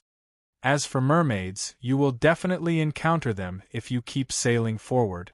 This is because at their level, they can only live in relatively safe areas, and there aren't many of them. Finally, I wish you all the best. Your sincere friend, Will Septon, who is at a critical stage of his development and might often sleep. The final long sentence was a little hard to pronounce, but Klein instantly understood what the snake of fate meant. Before I'm born, don't disturb me unless it's something extremely important or critical. I'll work hard. Klein replied inwardly with uncertainty. If he could successfully advance this time, it might not take long for him to seek advice on where to find the sequence 4 potion formula for seer. With more confidence in finding mermaids, Klein immediately left the dream, put on his hat, and headed for the pirate restaurant. Due to the delay in the dream, many of the dishes had already turned cold. However, the pirates ate happily because no one died this time. Since no one died, they were naturally in a good mood after witnessing such a miraculous event. "Would you like a cup of milk?" Frank Lee asked warmly as he sat opposite Klein with a plate in hand. Recalling the conversation in the dream, Klein shook his head with a calm expression. He was very worried that the milk on the ship was a product of Frank's experiments. Frank drank a mouthful of milk without much thought. "I remember telling you about those little things in the dream?" "Yes." Klein cut a piece of dragon bone fish with sauce and stuffed it into his mouth. This fish was known for having few bones. Most of the time, it only had one main bone. In Bakeland, due to its different species, it was classified as a middle-grade and high-grade ingredient. However, it could often be fished on the east side of Orvie Island, at the edge of the safe sea route. Frank chuckled. "My description at the time was a little inaccurate. Their real function is to allow living beings to produce milk even when they are not breastfeeding. Regardless of whether it's a female or a male, as long as they take it, they can produce milk. Once they stop, they will return to normal. This way, the poor cows won't have to go through all that torture. This way, men and women will be more fair when it comes to raising children, and it will be more beneficial for women to go out and find jobs." "Wait, what are you talking about?" Klein almost couldn't maintain his German sparrow persona. At that moment, he felt that the true synonym for madness wasn't German sparrow, but Frank Lee. He's actually a fellow who supports equality between men and women. However, his methods are a little terrifying. That's right. The Church of Earth Mother is the same as the Church of the Goddess. They believe that women should have the same social standing as men. However, they place more emphasis on reproduction, treating it as the most sacred thing. Among the 7 churches, the Church of the Storm and the Church of the God of Combat are the most biased towards men. The Church of the Sun is second. The Church of the God of Knowledge and Wisdom has a different style from the other churches. It's a form of discrimination against intelligence. The Church of the God of Steam is neutral, and because industrial development requires more labor, it has always cooperated with the Church of the Goddess to encourage women to work outside the home. The differences between the 7 churches flashed across Klein's mind. He raised his head and glanced at Frank Lee, as if what he had just said was an insignificant matter. This made Frank rather happy as he couldn't help but drink another mouthful of milk. After the pirates finished their shifts for lunch, Admiral of Stars Katlia pushed open the window of the captain's cabin again and used magic to amplify her voice. "There's an island 5 nautical miles ahead. We'll stop there and wait for the storm to pass. In this sea, there's a chance of a terrifying storm whenever noon and night alternate. I'm not sure when it will come, but I believe it's safer to wait for it to pass before continuing our voyage." She explained in a lot more detail than before. As this wasn't a sudden situation, there was still plenty of time. People at sea were most afraid of storms, so they naturally didn't have any objections. According to Katlia's instructions, they anxiously prepared to dock the ship under the command of Navigator Odilov and Bosun Nina. And this made Klein confirm one of Will Ossepton's reminders. Don't challenge a storm with signs. Before long, an island covered in gigantic trees appeared in front of the Future. The sailboat that was more than 100 meters long steered over and stopped at the leeward side. More than half an hour later, the sky suddenly turned dark as lead-colored clouds appeared one after another. They overlapped with each other as though they had completely enveloped the surrounding waters. Amidst a loud boom and blinding lightning, a hurricane swept over from afar. It was connected to the clouds above and the sea below. It was more exaggerated than any legendary giant. It was like a coiled serpent that wanted to destroy the world. This terrifying hurricane brought with it waves that resembled mountains. The lightning that resembled tree branches didn't stop because of the storm. It constantly struck the surface of the sea, splitting into tiny bolts that spread in every direction. Raindrops pelted the deck of the Future, making the pirates who had long entered their cabins or shelters feel like the apocalypse was upon them. Such a storm didn't last long. About 15 minutes later, the waves calmed down and the hurricane dissipated. The midday sun ruled the sky once again. You can move around on the island, but don't venture too deep. You have to stay within the range of the cannons. Katlia gave the pirates a brief chance to relax. Klein kept in mind Snake of Mercury Will Ossepton's warning. He had no desire to explore the island. After leaving the Future, all he did was walk around the beach, enjoying the feeling of having his feet firmly planted on the ground. Beach, sunlight, trees. It feels like a vacation, Klein thought in amusement as he suddenly noticed a rapidly moving black dot through the corner of his eyes. It was running over from the edge of the cliff. The black dot grew bigger and bigger. It was a figure. Not far from Klein, Katlia, who was treading on the sand, also noticed the abnormality. She turned her body halfway and took off the heavy glasses on her nose bridge. The figure approached. He was wearing a white shirt, black vest, and black pants. He was a youth with a medium build and blonde hair that was parted at 3 to 7. Anderson. Unlucky Anderson. Klein instantly recognized the person. The person was the terrifying Anderson from the world of dreams. The Anderson who claimed that his companions had ventured forward and never returned, but claimed to be a member of the exploration team. At this moment, Anderson raised his right hand. Without any hesitation, as a German sparrow, Klein took out a charm and chanted a word in ancient Hermes. Storm! The talisman made of white tin immediately became prickly to the hand, as if it had grown tiny blades. As spirituality was injected into it, the wind in midair stirred. With a deadpan expression, Klein threw the charm in his hand at Anderson. Whoosh, whoosh, whoosh. Sharp blades condensed into a green color as they shot towards the target, as though they were lining up to be executed. Anderson was smiling as he raised his right hand, as though he wanted to say something. However, he heard a deep and mysterious incantation and the sound of the wind that left his scalp tingling. His gaze focused as he fell to the side. He tumbled around as though he was in a sorry state, as though there was a red-hot metal plate in front of him. So. The wind blades stabbed into the beach, slicing out clear cracks, but they were still a little short of hitting their target. Stop! Stop! Anderson rolled agilely to avoid the attack as he shouted, I'm not hostile. I mean no harm. Anderson Hood. Admiral of Stars suddenly said a name as she raised her hand to stop Gehrman Sparrow, who had already taken out a bunch of charms. She knows this Anderson? Klein didn't rashly recite the incantation to activate the incantation. He said in a deep voice, he has already mutated. I met him in a dream. He wasn't surprised to meet the unlucky Anderson. This was because since the pirates were in the same region in the dream and were very close to each other, Anderson, who wasn't far from them, was definitely nearby the future. No, no. Anderson stood up, at a loss whether to laugh or cry as he raised his hands in surrender. I know you. You asked me many questions. Back then, I wanted to crack a joke. Seriously, it was a joke to liven up the mood. Don't you think it's great to have the environment suddenly turn horrifying? Of course, I'm talking about making the other party, not myself.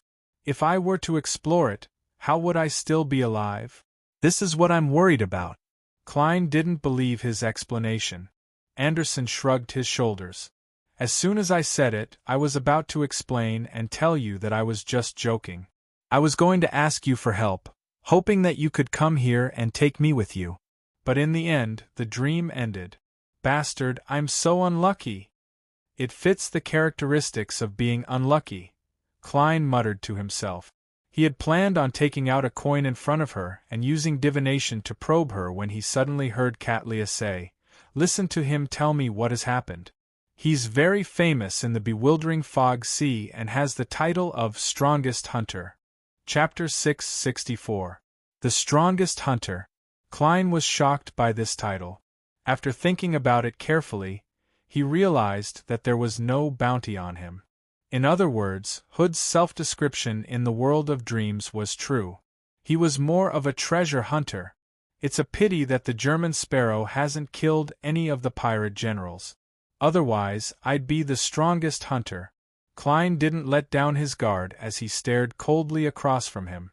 As long as Anderson Hood showed the slightest abnormality, he would immediately throw out the charm in his hand.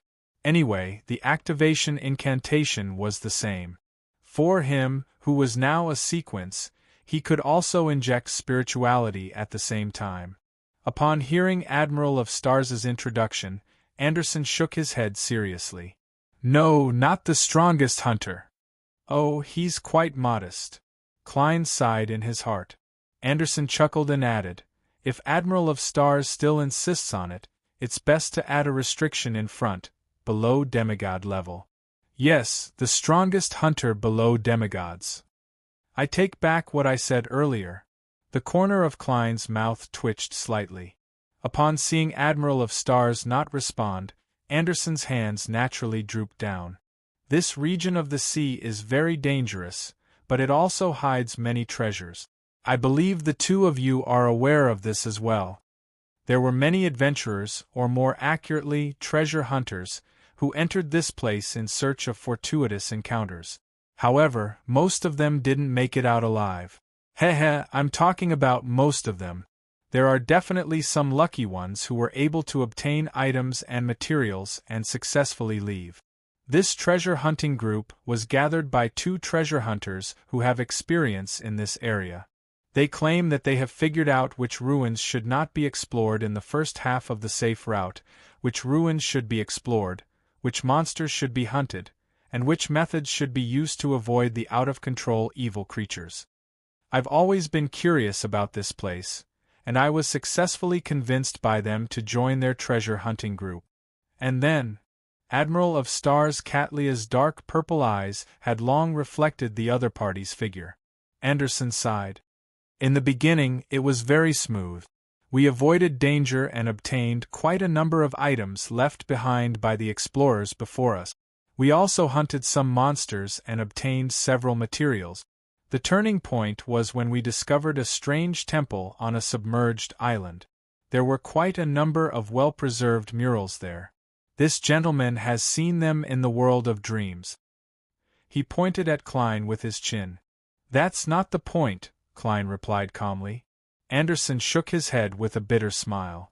One of the murals was extremely sinister. It depicted a group of pilgrims advancing through a parted sea. The leader of this team is depicted as an angel. He has long silver hair that reaches his back, and his facial features are very gentle. At the time I was the first to reach the mural. I reached out my right hand and sketched various lines in the air out of habit. It's true. I didn't touch it. There was at least 5 centimeters between us. Unexpectedly, the angel in the painting seemed to open his eyes at that moment. He had silver hair that reached his back, and his facial features were very soft. Your title of strongest hunter must have been forced out of you because you had caused too much trouble. Klein scoffed silently without any sympathy. A silver-haired angel? Katlia returned with a question.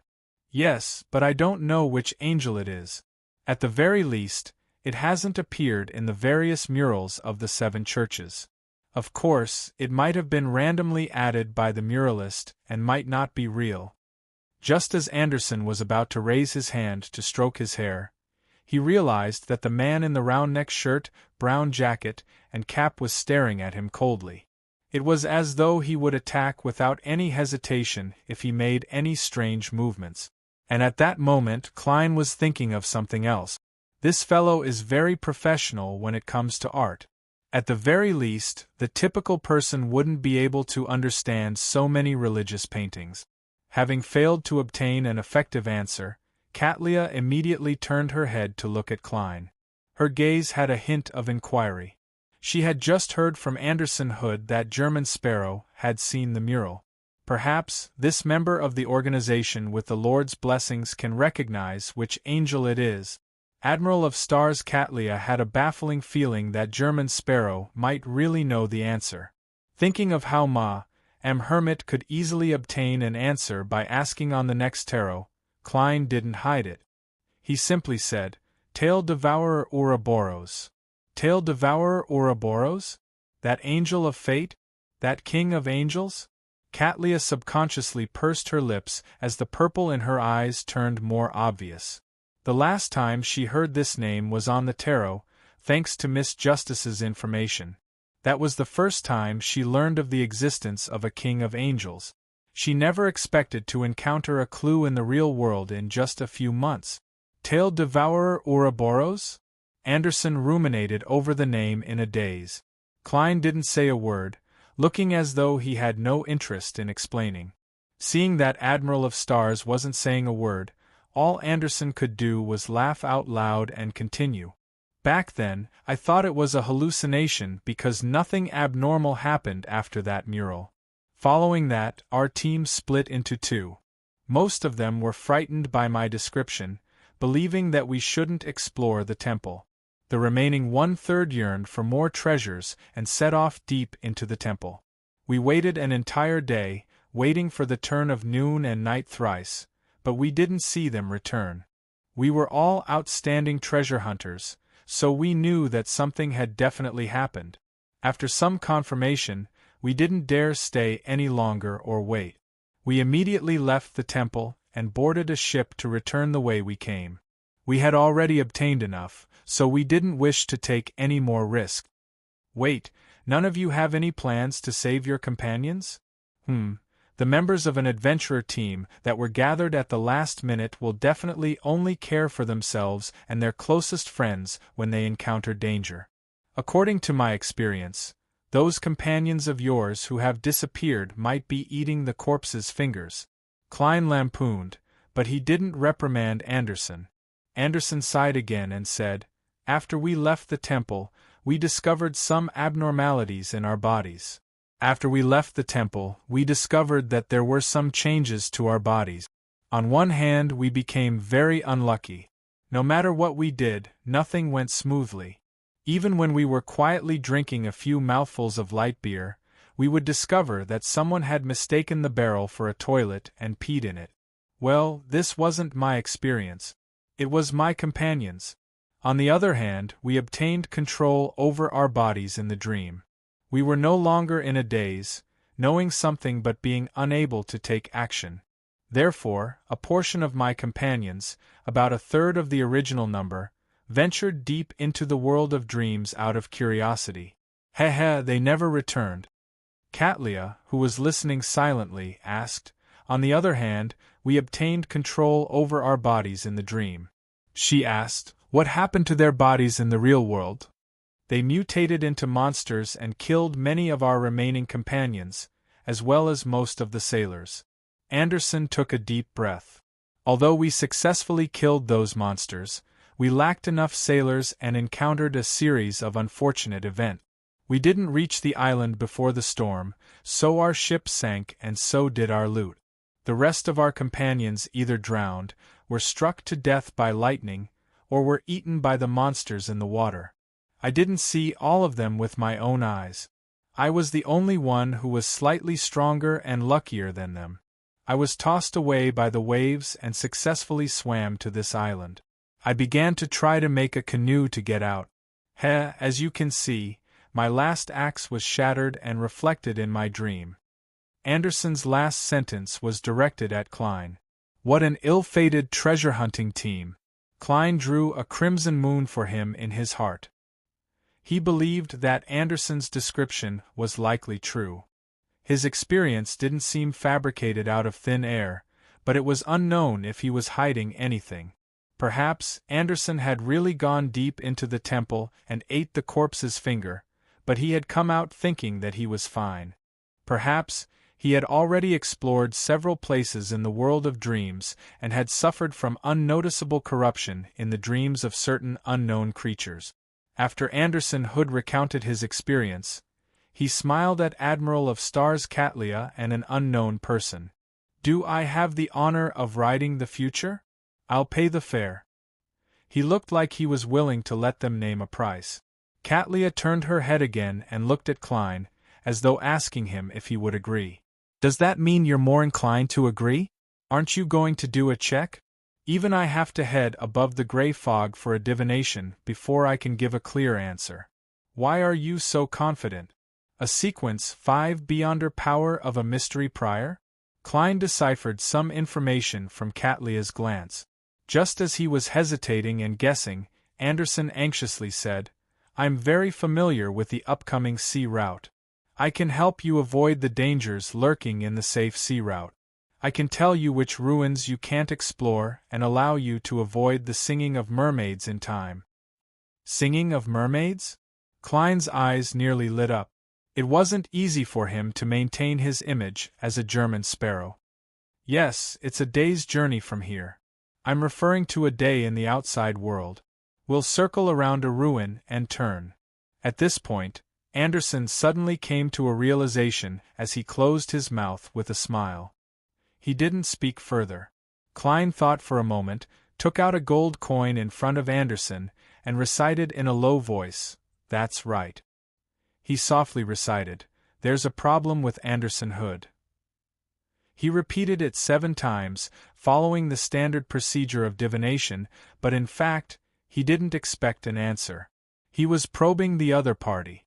If there really was a problem with Anderson, he would likely show signs of guilt. After all, he couldn't confirm German Sparrow's divination standards, so he couldn't be certain that his interference would succeed. Clang! The gold coin bounced up and down. Klein glanced at it and stuffed it into his pocket. "No problem. I'll head above the gray fog to confirm it later," Klein added inwardly. Catlia looked at Anderson and nodded. "I agree to your request. But after we leave these waters, you have to split half of your items with me. If you don't have anything, I don't want anything." Anderson fell silent for a few seconds before revealing a smile again. "Deal." Having found a way out, he clearly relaxed a little as he smiled. "Also, I have to remind you that although my bad luck is only limited to myself, you have to be careful. This is because I might attract monsters. Of course, I believe that with you, Admiral of Stars, this gentleman, and me, our safety can still be guaranteed." Just as he said that, the entire island suddenly trembled. Smoke and dust emanated from the primordial forest. "Don't tell me a monster really came." Anderson subconsciously widened his mouth. Chapter 665. The ground trembled slightly as a nearly 3-meter-tall figure appeared at the edge of the island's primeval forest. Its body was grayish-white in color, as though it was formed from boulders. Its face was filled with potholes, and it didn't have any obvious eyes, nose, mouth, or ears. "Stone giant." Catlia whispered the monster's type. And be it Klein or Anderson, they didn't know anything about such a monster. However, none of them cast a questioning look at Catlia. Instead, they stared intently at the monster as though they were professionals. Catlia turned around and faced the docked future. She raised her right hand and amplified her voice.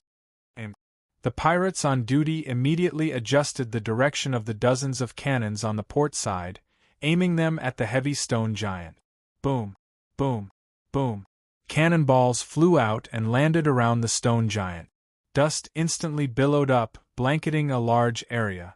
Amidst the obvious tremors of the ground, flames lingered as fragments flew in every direction, as though they could destroy everything. Tap! Tap! Tap! The grayish-white figure tore through the smoke and dust, but it didn't suffer any serious damage. Only its surface had cracked a little. Katlia said without a change in expression, "This isn't a type of giant. This isn't a type of giant. It's a stone golem. Its core is the main ingredient of a sequence 5 guardian of the god of combat pathway, so its defense is extremely high."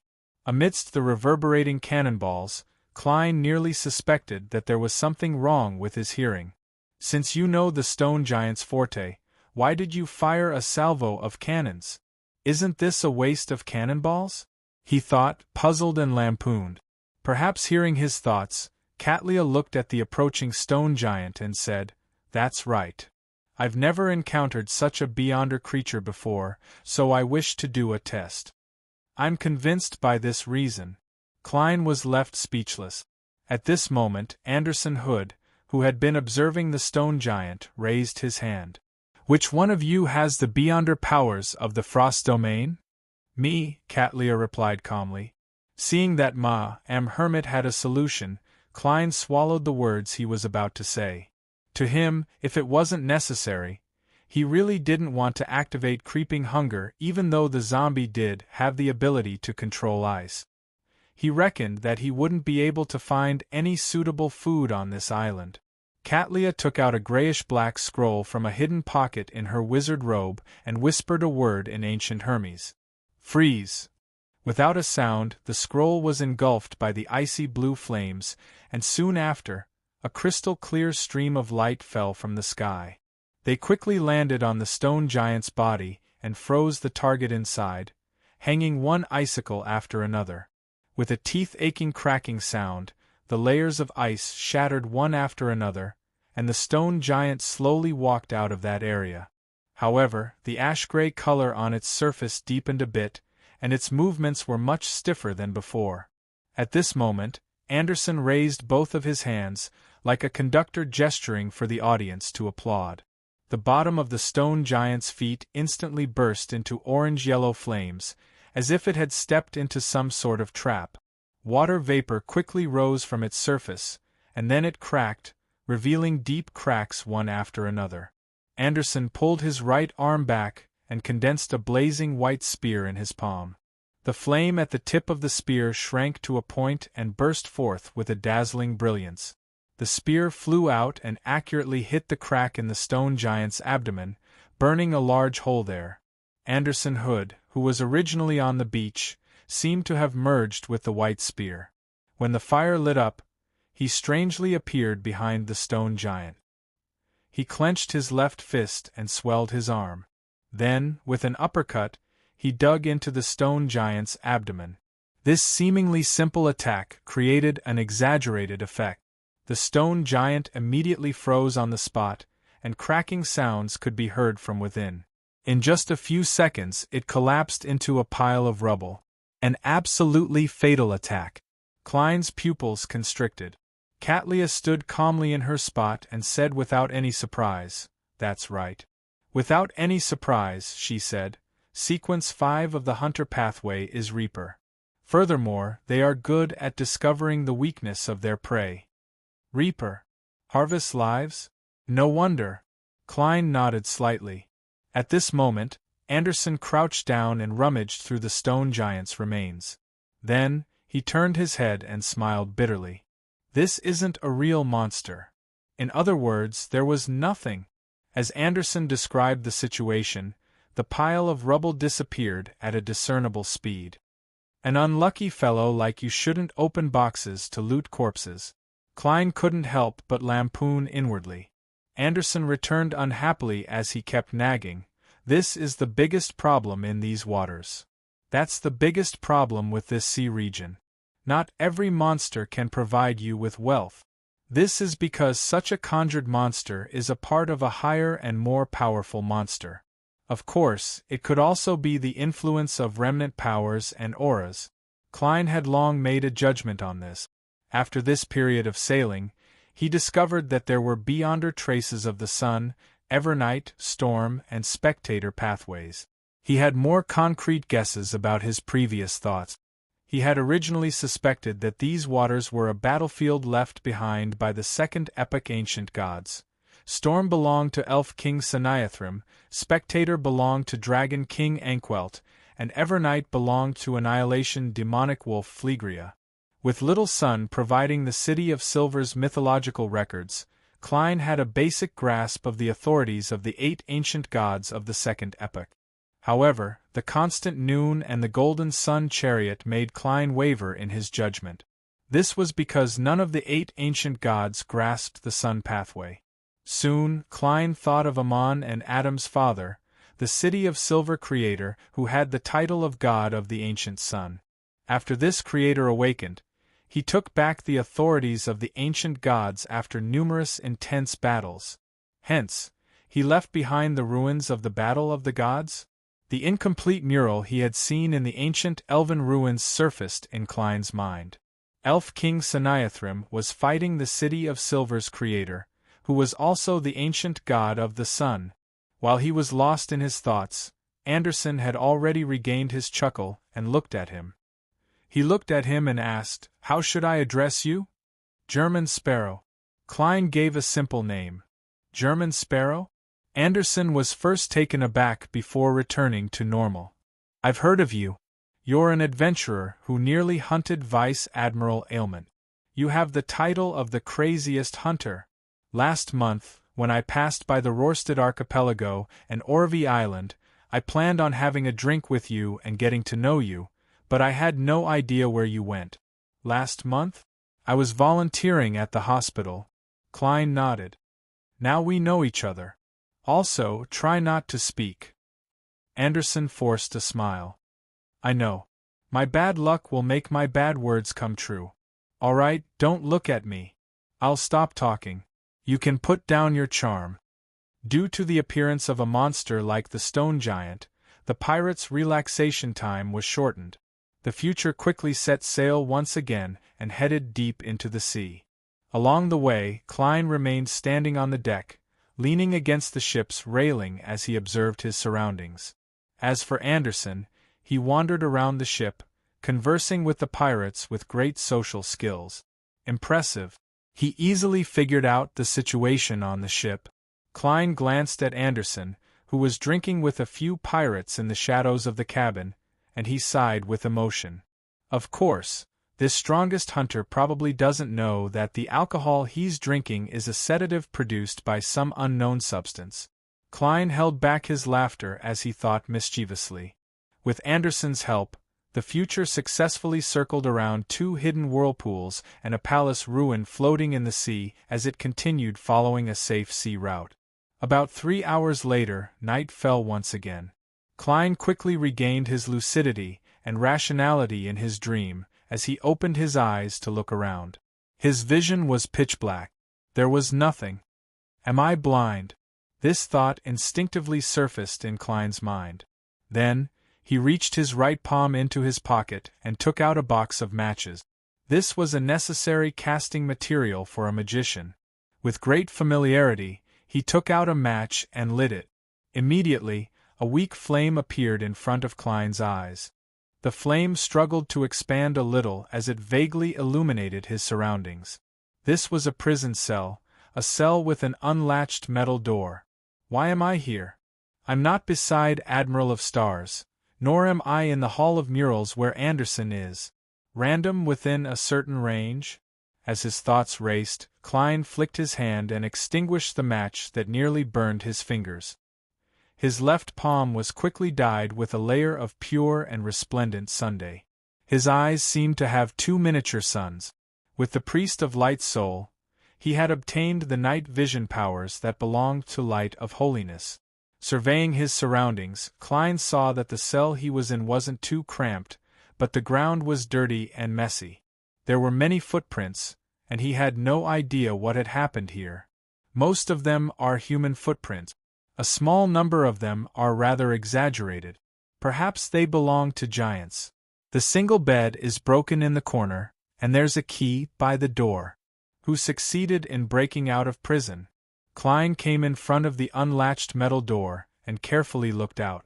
Outside the cell was a lightless darkness. The darkness enveloped a stone-paved passageway, and opposite it was a cold and hard wall. The two sides of the passageway extended out as though there were more cells. Klein retracted his gaze, picked up the key on the ground, and closed the metal door a little tighter.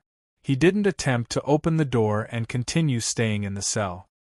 He clearly remembered that snake of fate, Willow Septon, had exhorted him not to explore the world of dreams. Therefore, he planned on waiting here for noon to arrive. So be it. I'm not going out anyway. Klein shrank into a corner and sat on half of the single bed. He seemed to fuse with the thick darkness around him. In this extreme silence, Klein suddenly cocked his head because he vaguely heard light footsteps. The footsteps sounded from afar. The frequency was slow, but it was getting closer. P.S. Updated normally on Monday. Requesting recommendation vote. Divine Emperor of Nine Heavens. Chapter 666. Can't be, I didn't go anywhere. Trouble's long legs came over by itself? Klein bared his teeth in a way that didn't match the German sparrow standard, and he nearly drew a gasp. The only reason that stopped him from doing so was that it would cause quite a commotion that would allow Trouble to discover his hiding spot. He, who was no longer a green nighthawk, quickly made a decision. He held his breath and slowly stood up. He moved to the side of the metal bars without making a sound, and he calmly looked in the direction of the footsteps. He believed that since hiding was no longer effective, he needed to confirm the situation related to the danger so that he could make the most appropriate choice. 2 miniature sun circles appeared in his eyes. Klein waited for nearly a minute before he heard the footsteps grow heavier and clearer. It was followed by the sound of the metal door being pushed open and slamming into the wall. Then, he saw a tall figure appear on the right side of the corridor. The figure was nearly 2.5 meters tall and wore black armor that covered his entire body. The coldness he exuded seemed corporeal, as if he was a giant knight. His aura was converged, and he was as silent as the deep sea. His eyes shone with a crimson glow, and he held a long and wide black sword in his hand. Creak. He pushed open the metal door of a cell, stepped in, and circled around as if he was searching for something. Hiss. Is he looking for a particular prisoner? He'll definitely discover me this way. Klein hesitated for a moment, wondering if he should leave the cell before the other party approached and find another way out, or if he should attack and finish off the target quickly. Then, he could continue hiding there and wait for the dream to end. After determining how much time he had to think, Klein quickly took off the topaz pendant on his left wrist and used a voice that only he could hear to make a divination. That night was very powerful. After quickly repeating it 7 times, Klein opened his eyes and saw that the topaz pendant was spinning clockwise at a very fast speed. This meant that the target was a very dangerous existence. Without any hesitation or time to hesitate, Klein used the beyonder powers of a clown to control his muscles and pulled open the metal bars without making any extra movements. Then, he took the opportunity when the black-armored knight entered another cell to sneak into the corridor and quickly moved to the left. In the thick darkness, he listened to the movements behind him while maintaining a stealthy and swift movement. Soon, he made a turn and arrived in front of an iron door that seemed to be the exit. After trying to push and pull, he realized that the metal door wasn't heavy. It was just that it had been locked by someone. After thinking for 2 seconds, he took out the key he had picked up in the cell, inserted it into the keyhole, and twisted it without much hope. With a slight clicking sound, the lock on the iron door was removed. Is that even possible? Even though it's a dream, I can't just pick up a random key and turn it into an important tool. I was planning to use paper as a weapon, insert it into the gap of the door, and cut it piece by piece. Klein slowly pushed open the iron door, half doubtful and half complaining to himself. What disappointed him was that behind the iron gate was not an exit, but a hall filled with junk. After closing the door and locking it again, Klein circled around the messy items and searched for a possible door or path. A few seconds later, he noticed an inconspicuous black wooden door in the corner. Hence, he carefully approached it and reached out to grab the handle. The scene inside naturally surfaced in his mind. It was a storeroom, and on the right was a full-body mirror. On the right was a figure in a short linen robe. There's someone there? That escaped prisoner? Having been forced out of his comfort zone, Klein decided to take the initiative. Therefore, he slowly twisted the handle and pushed open the black wooden door. He wanted to roughly understand what was going on so that he could decide whether to flee or fight at the critical moment. "Who is it?" the figure in the linen robe hurriedly asked in a whisper, his tone filled with despair and pain. "An adventurer," Klein answered simply. With his night vision, he could clearly see the figure's appearance. It was a man with a weather-beaten face. His forehead, the corners of his eyes, and the corners of his mouth had deep wrinkles, but his hair was black and shiny, without a single strand of silver. His linen robe was simple and unadorned. His expression was distorted due to the pain, and his rare pure black eyes were filled with unconcealable surprise and puzzlement. "Adventurer, how did you get here?" Klein maintained a certain distance from the man who could be considered young or old. He stood at the door and looked at him. It's a necessary courtesy to introduce yourself before asking questions. As a faceless, he had already grasped the man's characteristics from the short observation. Apart from the conflicting hair color and wrinkles, there was also a hideous old scar on his cheek. The man was taken aback as he glanced worriedly at the hall.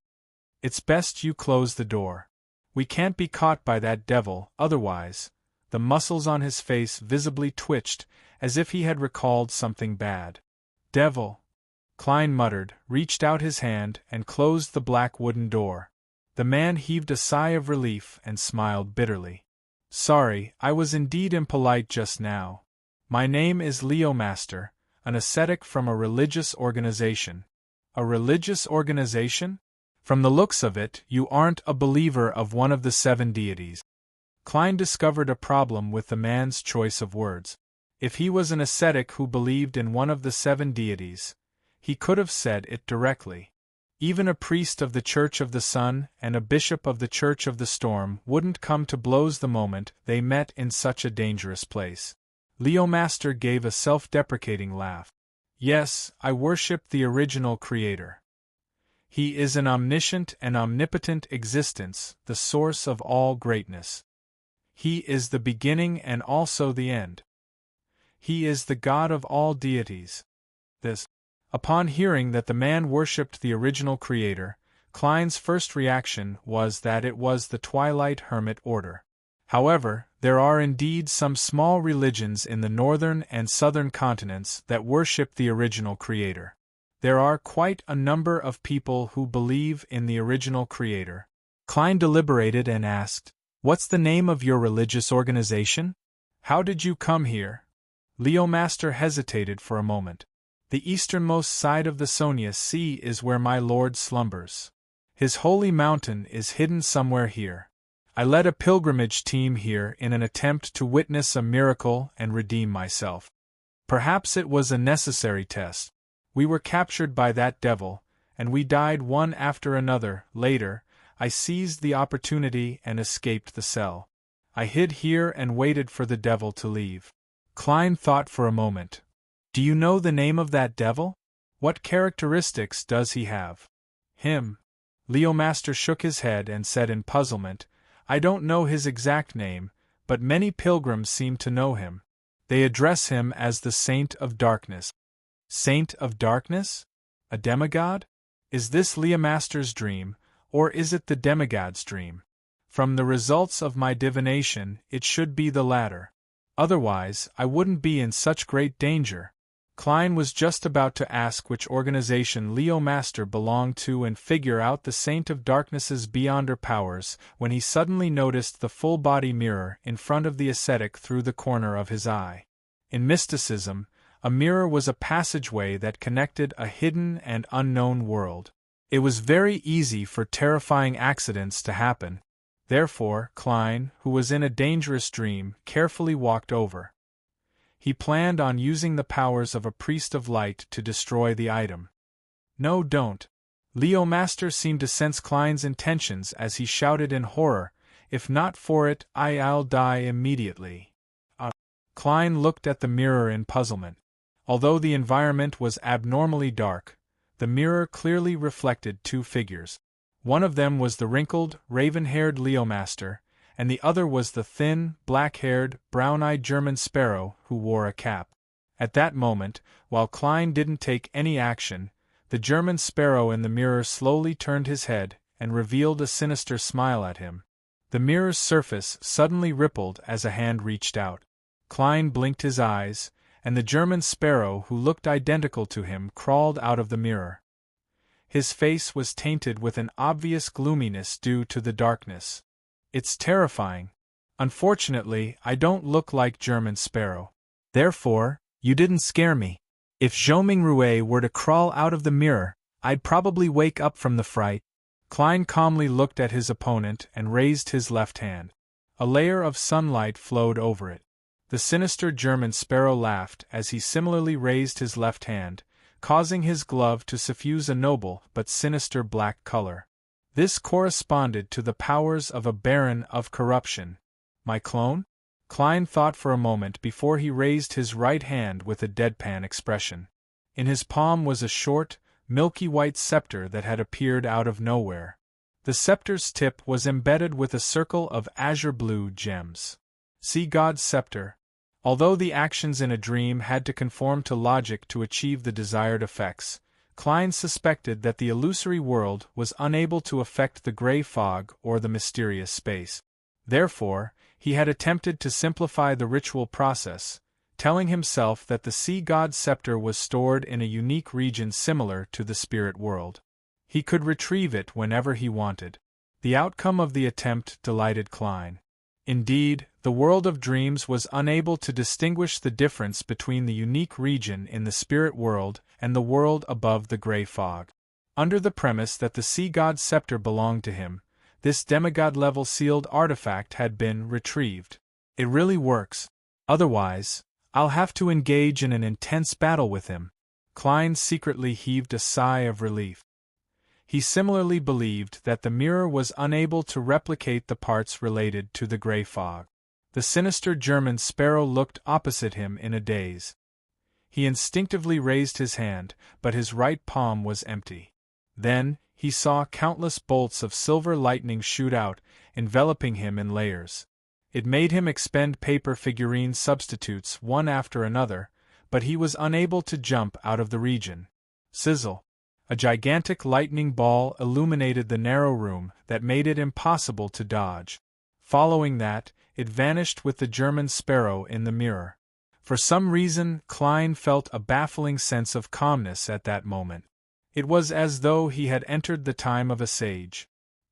He turned his head and looked at Leo Master again.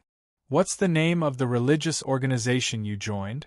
Leo Master trembled as he replied, Aurora Order, Aurora Order? Aurora Order? Klein was stunned as he couldn't help but prick up his brows.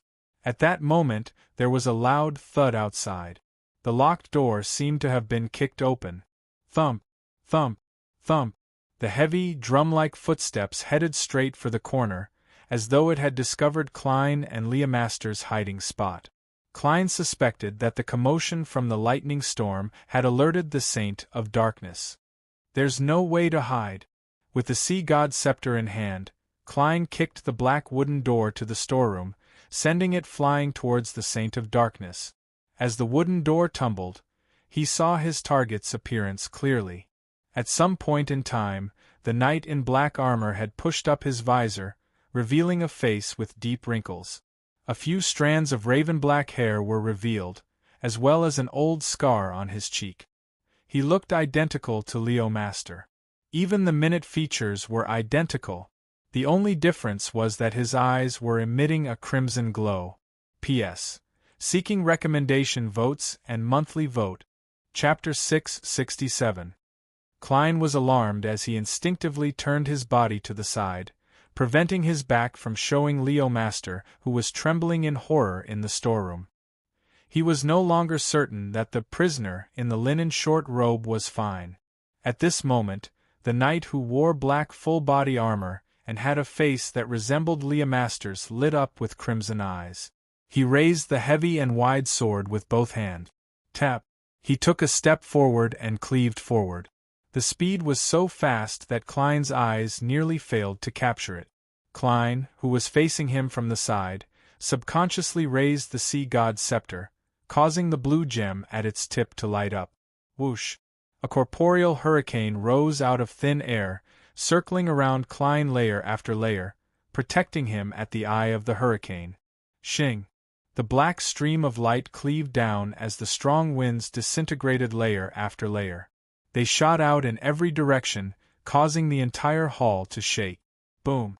Under the black broadsword, the hurricane emitted an explosive sound as it transformed into a shockwave that inundated the area. It lifted all the junk piled up into the air. The intense collision clearly shook the dream. Klein's mind turned adrift as he involuntarily tumbled twice. Plop! He fell from his bed to the deck, opening his eyes from the fall. That Saint of Darkness is really very powerful. Or rather, I've never used the sea god's scepter in the real world, so I'm unable to replicate its full might in my dream. Wait a minute. It's still nighttime. Klein suddenly noticed a problem. At that moment, the midday sunlight wasn't shining in from the window. His awakening stemmed from the intense confrontation in his dream, and not a natural change. This also meant that he had to immediately fall asleep. Otherwise, it was very likely that he would vanish in the dark night. No one would be able to find him. As this thought flashed through his mind, Klein used his right hand to support himself as he bounced up and flew to his bed before lying down firmly on it. Then, he visualized countless stacked spheres of light and quickly entered the dream. During this process, Klein's gaze swept across the window. He could vaguely see that the night outside was deep and cold. It was quiet and peaceful, without any hint of evil. At the same time, he vaguely felt that there was a fog shrouding the sea in the distance, and in the fog, there was a very old church with a pointed roof. It was completely black, and there was no bell tower. At the top, there were black crows circling around, as if they were mourning for something. There were many buildings scattered around the church. There were ordinary two-story houses, simple wooden houses, bakeries with hanging signboards, and grayish-white mills powered by water wheels. Passers-by walked through the streets and alleys. Their figures were indistinct, and it was difficult to see them clearly. Mirage? A source of danger at night? All the missing people lost their minds. Where did they go? Klein woke up from his dream, and the questions he had accumulated before flashed across his mind. Following that, he forcefully reined in his thoughts and took out the sea god's scepter from the special zone in the spirit world. He remembered that he had been engaged in an intense battle with the Saint of Darkness when he left the dream. The slightly dim golden light shone into Klein's eyes as everything became clear. What he saw was no longer the tall knight dressed in black armor, nor was it Leo Master dressed in a short linen robe. Instead, he saw a row of floor-to-ceiling windows that faced the setting sun. The windows were extremely clean. Under the sunlight's illumination, they exuded an indescribable purity. Next to the window, there was a long wooden table and a brown armchair. Further away, there were rows of bookshelves filled with all kinds of books. Library? Grand library? Every time he entered this world of dreams, he would be randomly sent to different spots in a certain range. Klein carefully observed his surroundings and confirmed that the area was temporarily safe. There were no so-called Saint of Darkness, nor were there any strange or evil creatures. He held the sea god's scepter and first came to the floor-to-ceiling windows to look at the environment outside. The first thing that entered his eyes was the magnificent building complex that covered the mountain opposite him. The gigantic palace, the majestic steeple, and the towering city walls were all frozen in the dusk. It was a visually stunning sight. Even though it wasn't his first time seeing it, Klein still held his breath as he silently admired this miraculous scene for a few seconds. He then moved his gaze towards the cliff. He saw the black cloister's high walls and the withered trees beside the boulders. However, due to the obstruction, he was unable to confirm if Admiral of Stars Katlia was still in her original spot. Indeed, within a certain range, I haven't left this region. Did I enter deep into the black cloister? Klein retracted his gaze in thought as he walked to the side of the bookshelves. He temporarily didn't have the time to think about the Saint of Darkness and Leomaster in his dream. This was because he had to first confirm his present situation. When he approached the bookshelves, Klein realized that the books on them had their names on them. They weren't like the blurry ones in normal dreams. Spirituality of Life, Book of Charms, The Inner Flower, The Inner Verse and True Cosmos. These are all books in the field of mysticism. Klein carefully extended his hand and pulled out the Book of Charms. He quickly flipped through it and discovered that he had grasped most of the content in the book, but there was a small portion that he had never come into contact with before. I can confirm that this isn't a reflection of my dream. Hermits? The knowledge that she's being chased and instilled has materialized in the Black Cloister's library? Klein didn't have the desire to explore further. He took the Book of Charms and returned to the floor-to-ceiling windows. He found a spot to sit down and began reading seriously under the glow of dusk. In a dream, you can even learn. As he lampooned himself, he took out a pen and paper to write and draw. Just as he was engrossed in it, the light suddenly brightened as a blinding whiteness dominated his vision. Klein naturally opened his eyes, feeling warm from the sunlight that shone in from outside. I've only read a few pages and was planning on quickly skimming through it before using dream divination to recall it. Klein sat up in frustration, feeling that he had missed a great opportunity to learn.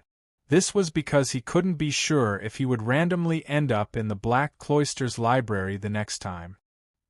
He stroked his hair, wore his hat, and went down to the deck. As he observed his surroundings, he recalled the dream from before. There's a high chance that the prison is in the Black Cloister. Yes, it might be underground. In other words, the Saint of Darkness and Leomaster are in a ruin or ruin nearby. It's no wonder Snake of Mercury, Will Septon, told me not to attempt exploring it. Those places are really filled with danger.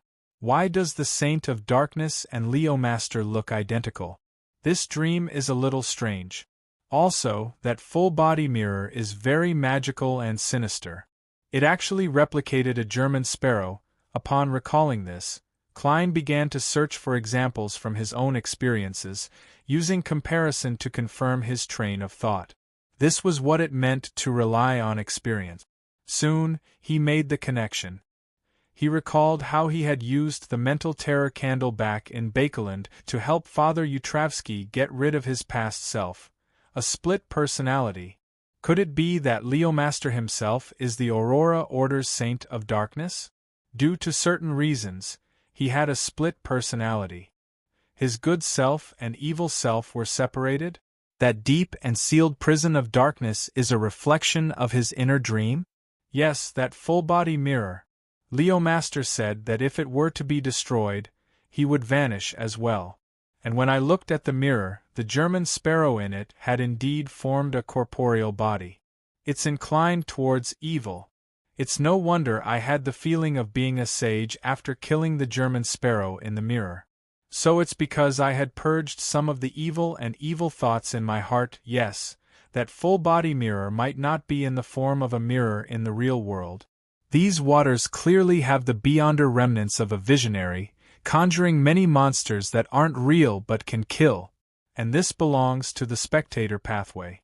Therefore, the existence of a ruin that separates good and evil, as well as a split personality, is completely logical. Heh. The Saint of Darkness, Leo Master, is a high-ranking member of the Aurora Order.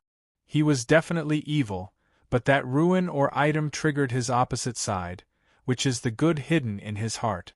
It caused his personality to split, causing him to be trapped in a certain spot nearby.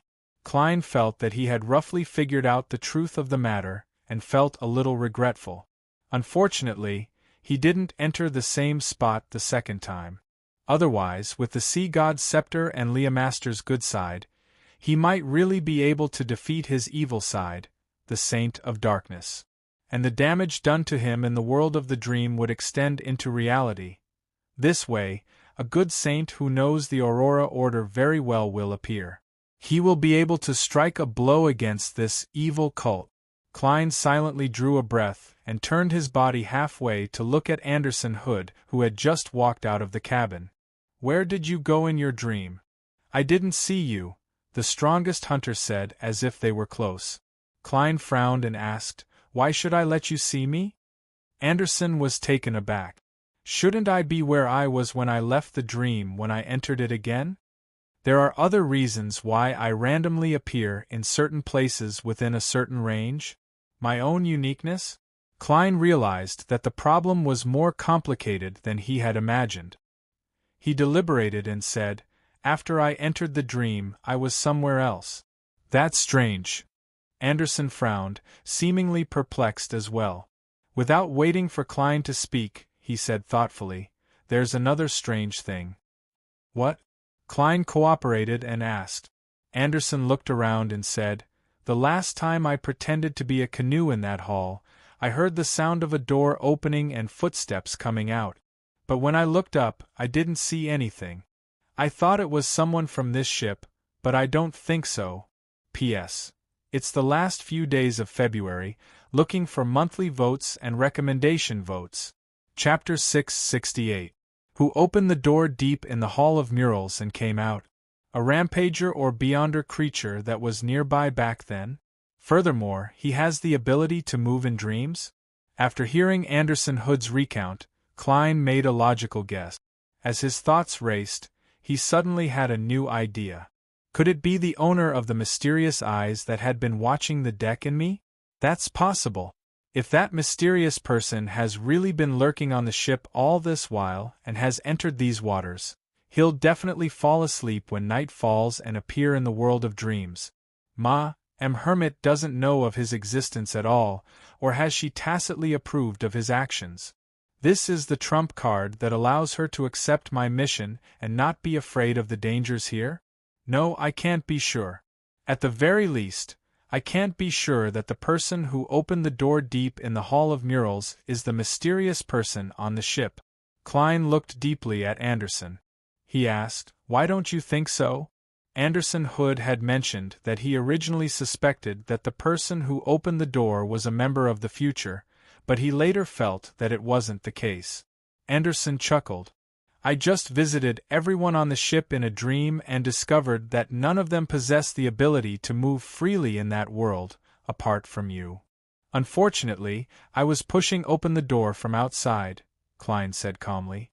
Anderson shrugged his shoulders. "I know, so I didn't suspect you. This sea is filled with hidden dangers. There are all sorts of unimaginable monsters active.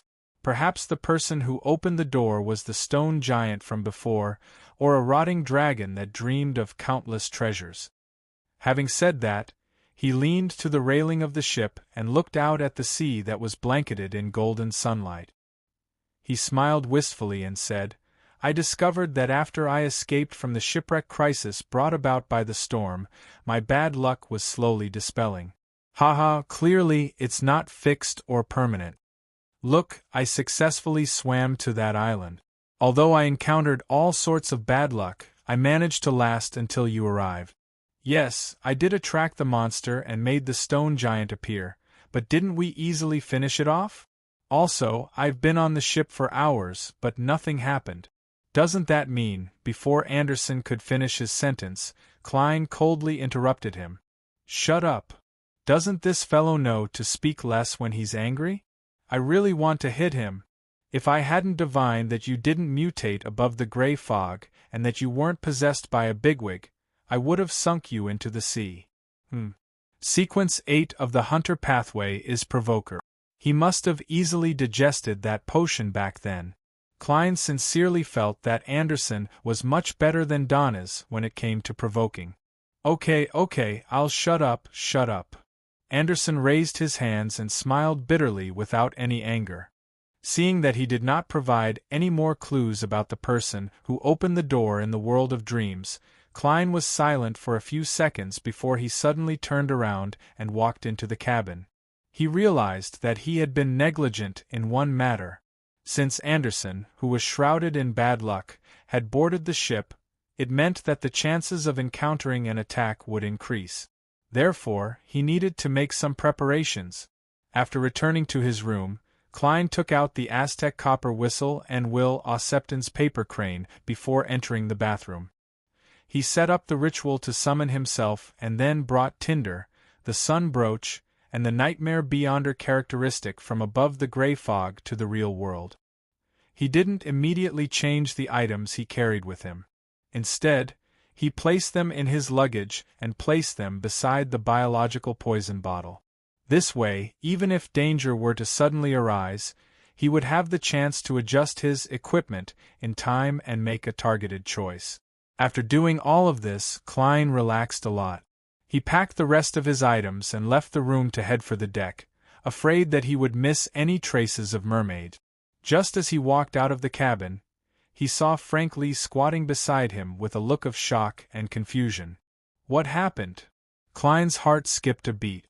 He was afraid that something had gone wrong with this crazy hybridist's experiment, causing everyone on the future to fall into a terrifying ecological disaster. Frank shook his head in a daze. Didn't I tell you about those tiny things? They originally needed to hibernate for a period of time before they could grow and reproduce, but in the end? Klein's expression turned heavy. This made Strongest Hunter Anderson, who was bragging to the pirates on the deck about the number of pirates he had hunted, completely oblivious to the changes in the eyes of the listeners around him. He stopped his narration out of curiosity and came over. Frank, who was squatting, looked up. They just completed a large-scale reproduction and even mutated. This is a miracle. And then? Where did they go? Are they still in your laboratory? Klein instinctively felt that it wasn't a good thing. Frank took 2 seconds to digest the question. He rolled up his sleeves and revealed his hairy arms. He rapped the deck in front of him and revealed a puzzled smile. They entered this place and seemed to be modifying the future. Amidst the dull rapping, a milky white fountain that looked like milk suddenly spewed out from the deck, splattering Frank Lee's head and face. He licked the liquid by the corner of his mouth and exclaimed in pleasant surprise, "The future! The future is producing milk." At the same time, the pirates by the side of the ship pointed at the cannons below in horror. The cannons! The cannons are spewing milk. This doesn't make sense. Klein nearly couldn't control the twitching of the corners of his mouth. Ever since he boarded the future, ever since the ship arrived at the fracture and began plummeting, he felt that many of the things that had happened were extremely unscientific. It even exceeded the limits of his mysticism knowledge. Anderson was dumbfounded as he even forgot to ask a question. He stomped his feet out of habit and succeeded in seeing another milk fountain gush out.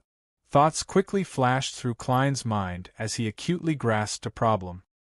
He immediately looked at Frank Lee and asked in a deep voice, "After your tiny things infect the future, will they continue infecting the people on board?" As he asked the question, Klein's right palm had already reached into his pocket. Based on the different shapes, he picked out a levitation charm and prepared to fly into midair to distance himself from the infection. Frank thought about it seriously and said, "In theory, yes." Before he could finish his sentence, a figure leaped out and kicked him in the ass, sending him tumbling a few times as he slammed into puddles of milk. The person was none other than Nina, who was wearing a linen shirt and a dark blue jacket. She glared angrily at Frank Lee, who was sprawled on the deck. She cursed as she breathed heavily. "Aren't you going to finish those darn tiny things of yours? Do you think my breasts aren't big enough?" All right." Frank Lee patted his ass and said unhappily. At this moment, Klein had already taken out a charm and chanted softly. "Storm." He believed that he couldn't underestimate Frank Lee's ability to cause trouble. He suspected that Frank Lee would cause the disaster to worsen, therefore, he decided to fly into the air first. Blue flames enveloped the charm made of tin as a strong wind instantly stirred. It swirled around Klein's feet and body, lifting him off the deck and into the air. He was first taken aback before he reached out his palm in an attempt to grab Klein. However, he was a beat too slow and failed to succeed. All he could do was watch helplessly as the German sparrow rose up while he remained in his spot. This ordinary handsome hunter shook his head with a warped expression. He wanted to laugh, but he also wanted to dismember the first mate of the future into 8 pieces.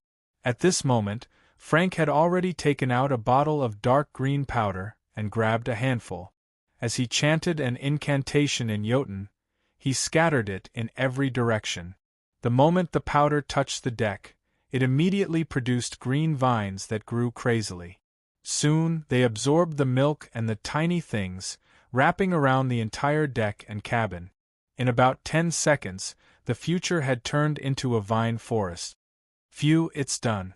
Frank first smiled at Nina, then his expression changed abruptly. They've mutated too." At this moment, a pirate walked over shakily and shouted in a frightened voice, "Captain, you're a pirate. I have a watermelon growing on my head." Klein looked in the direction of the voice and saw green vines boring out of the pirate's head. One of them had a watermelon that was about to ripen. "This is the so-called mutation? This is crazy. Darn crazy." Anderson sighed. His eyes darted around as he said in a deep voice, "There's something wrong with the nearby sea." In midair, Klein made the same judgment. If there weren't any external interference, Frank Lee's experimental products and Beyonder powers wouldn't have mutated at the same time. Rip. The vines were torn apart as the window to the captain's cabin opened. Admiral of Stars Katlia appeared there and used a voice amplified by witchcraft to say, "That's right. Frank, stop all attempts. There might be remnants of Earth Mother's aura here." "Earth Mother?" Klein looked at Ma, Hermit in surprise, feeling that his previous speculations regarding the battle of gods in these waters might be overturned. "Oh, what a kind mother." Frank crossed his arms as though he was hugging a baby. Following that, he sprawled down and piously kissed the vines. Admiral of Stars Katlia watched this scene in silence as resplendent starlight swirled around her, causing the entire future to light up. She curled her finger and flicked it gently, making a colorless flame land on the vines beside the captain's cabin window. The vines were immediately ignited, silently turning to ashes. The colorless flame silently spread and wreaked havoc, but it didn't harm a single sailor. And the light emitted by the future helped it successfully withstand the flames. Before long, the vine forest vanished, leaving only the watermelon that grew out of the pirate's head. Of course, the vines that connected it to the watermelon had already been burned to ashes. "Phew, this is the descent of a devil." The pirate from before took 2 steps forward and hugged the watermelon that grew out of his head. "Don't open it." Just as Admiral of Stars Katlia's warning resounded, the pirate used brute force to open the watermelon, partly to vent his anger and partly out of curiosity. The watermelon split into 2, revealing a milky white brain that was filled with ravines. Around it flowed bright red liquid that resembled blood. With a plop, the pirate died without any room for rescue. The Beyonder characteristic on his body began to condense at an extraordinary speed. How evil and crazy! Klein sighed inwardly as he prepared to land on the deck. At this moment, he saw a gigantic palm suddenly reach out from beneath the surface of the sea, slapping the side of the future. The palm's 5 fingers were extremely long, nearly half a meter in length. Its entire body was grayish-black like a barren plain. Klein silently hissed as he couldn't help but look at Anderson Hood. This fellow had just said that nothing had happened since he boarded the ship. P.S. It's the end of the month. Seeking monthly votes. Chapter 669. The grayish-black palm grabbed the side of the ship and quickly climbed up, pulling out the portion beneath the sea surface inch by inch. Through the azure-blue water, Klein first saw a huge grayish-black shadow. Following that, squirming flesh occupied his entire vision. The monster looked like it was pieced together from countless grayish-black corpses. Behind the 2 gigantic palms were withered arms that resembled firewood. The arms came from a corpse that seemed to be a giant. The giant's single eye was tightly shut, and there were a few heads attached to its neck. And from those heads, they extended out a fish body covered in scales, a lizard-like carcass, and a human corpse. Layer after layer, they formed a floating island of flesh. From the different corpses, yellowish-green gases emanated out from the gaps that were pieced together. They spread in every direction, as though they were enveloping the entire region. Cough, cough, cough. Just the smell alone made many sailors on the deck cough violently. They coughed so badly that they couldn't even straighten their back. Upon seeing this scene, Frank Lee didn't hesitate to take out the materials from his belt's hidden compartment and cast the corresponding Beyonder powers. To his surprise, Catlia's voice sounded in his ear. "You're not the only one. Frank, stop. Help Nina command the sailors and adjust the sails with them." "Why?" Frank Lee asked back instinctively. "In this region, the supernatural objects within Earth Mother's authority will experience anomalies, including your powers." As Catlia spoke, she had already extended her palms forward and pressed them on a particular spot on the desk. The symbols and magic labels on the future immediately lit up one after another, turning the entire ship into a resplendent sea of stars. This seemed to correspond to the deep space lights that lingered around Catlia. The emanating yellowish-green gases were kept out by the starlight as Klein floated towards his room's window from the periphery. The coughing pirate's symptoms were alleviated. Under Bosun Nina and First Mate Frank's lead, they quickly adjusted the sails under Navigator Odolov's instructions in a bid to allow the future to leave the nearby sea at a faster speed so that it wouldn't be affected by the anomalies. However, the grayish-black monster had already entangled the front of the ship. It was unknown where the underwater body was connected to, but it forcefully held back the future, making it difficult for it to proceed forward. At the same time, it was as though an invisible mountain had appeared around them, blocking the distant sea winds. No matter how the future adjusted its sails, it wasn't able to borrow any strength. Against such a situation, there's a need for a backup steam engine system. Unfortunately, the future doesn't have one. It can still use the starlight to fly, but this seems to be extremely draining for Ma, Am Hermit. Furthermore, it's very difficult for her to grasp the direction and speed. To fly in such a manner in these waters, as long as she isn't blessed by luck, there's a high chance that she will end up in a more dangerous region. There's still that extremely unlucky Anderson on board. Klein floated by his window as he looked at his surroundings. He wasn't nervous. This was because, be it Admiral of Stars Catlia or strongest hunter Anderson, they had yet to showcase their true strength. "Of course, that includes me," Klein added inwardly. He planned on returning to his cabin and wearing tinder. There was no food nearby, so using this mystical item was more suitable than creeping hunger. The latter needed to be used to deal with more dangerous and complicated situations before being thrown above the gray fog to calm himself. As for the negative effects of losing items on him, Klein already had a plan. He planned on putting his wallet, Aztec's copper whistle, and the adventurer's harmonica into his suitcase when he changed his equipment. He would only keep creeping hunger, the Murloc cufflinks, and the various charms from the sea god domain. He would also pay close attention to the former two to prevent them from being lost. And based on probability, the item that was most likely to be lost by tinder was the charms because they were the most numerous. Klein wasn't worried about this. He had made several charms with different effects. He could use one and throw another. Besides, the corresponding metal for the storm domain is tin. It's very cheap and worthless. The beyonder effects are bestowed by the Sea God Scepter, so there's no additional cost. As Klein mumbled, he reached out to push open the window in his room. At this moment, the huge grayish-black monster that was pieced together from pieces of meat had climbed up quite a bit. As it approached, the busy sailors on the deck had their hair grow crazily, quickly reaching past their waist. This wasn't the most terrifying situation. What was most horrifying was that one of the flaxen-colored hair seemed to have a life of its own. It intertwined and wrapped around its owner. Clumps of hair began to experience similar changes.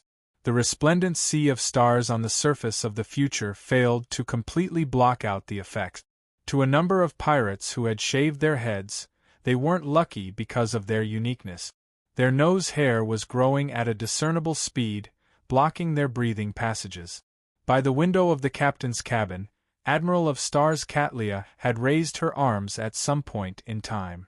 In her hands was a scroll made of smooth fish skin. F***CK.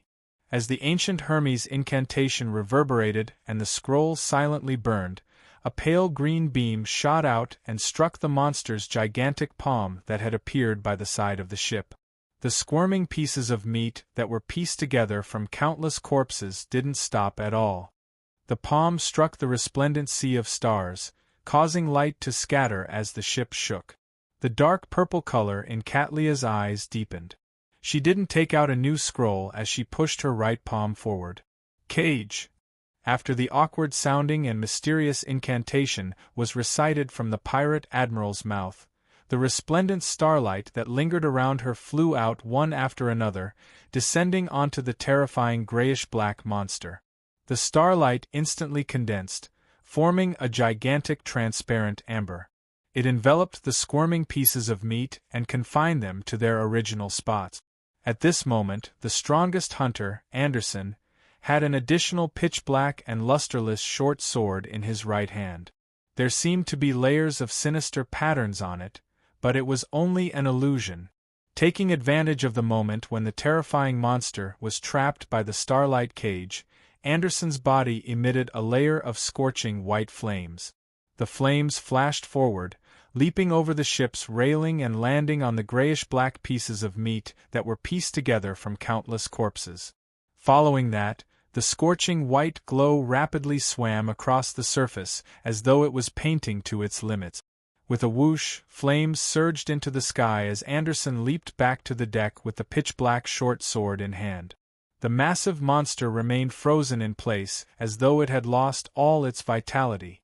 Kacha, kacha, kacha!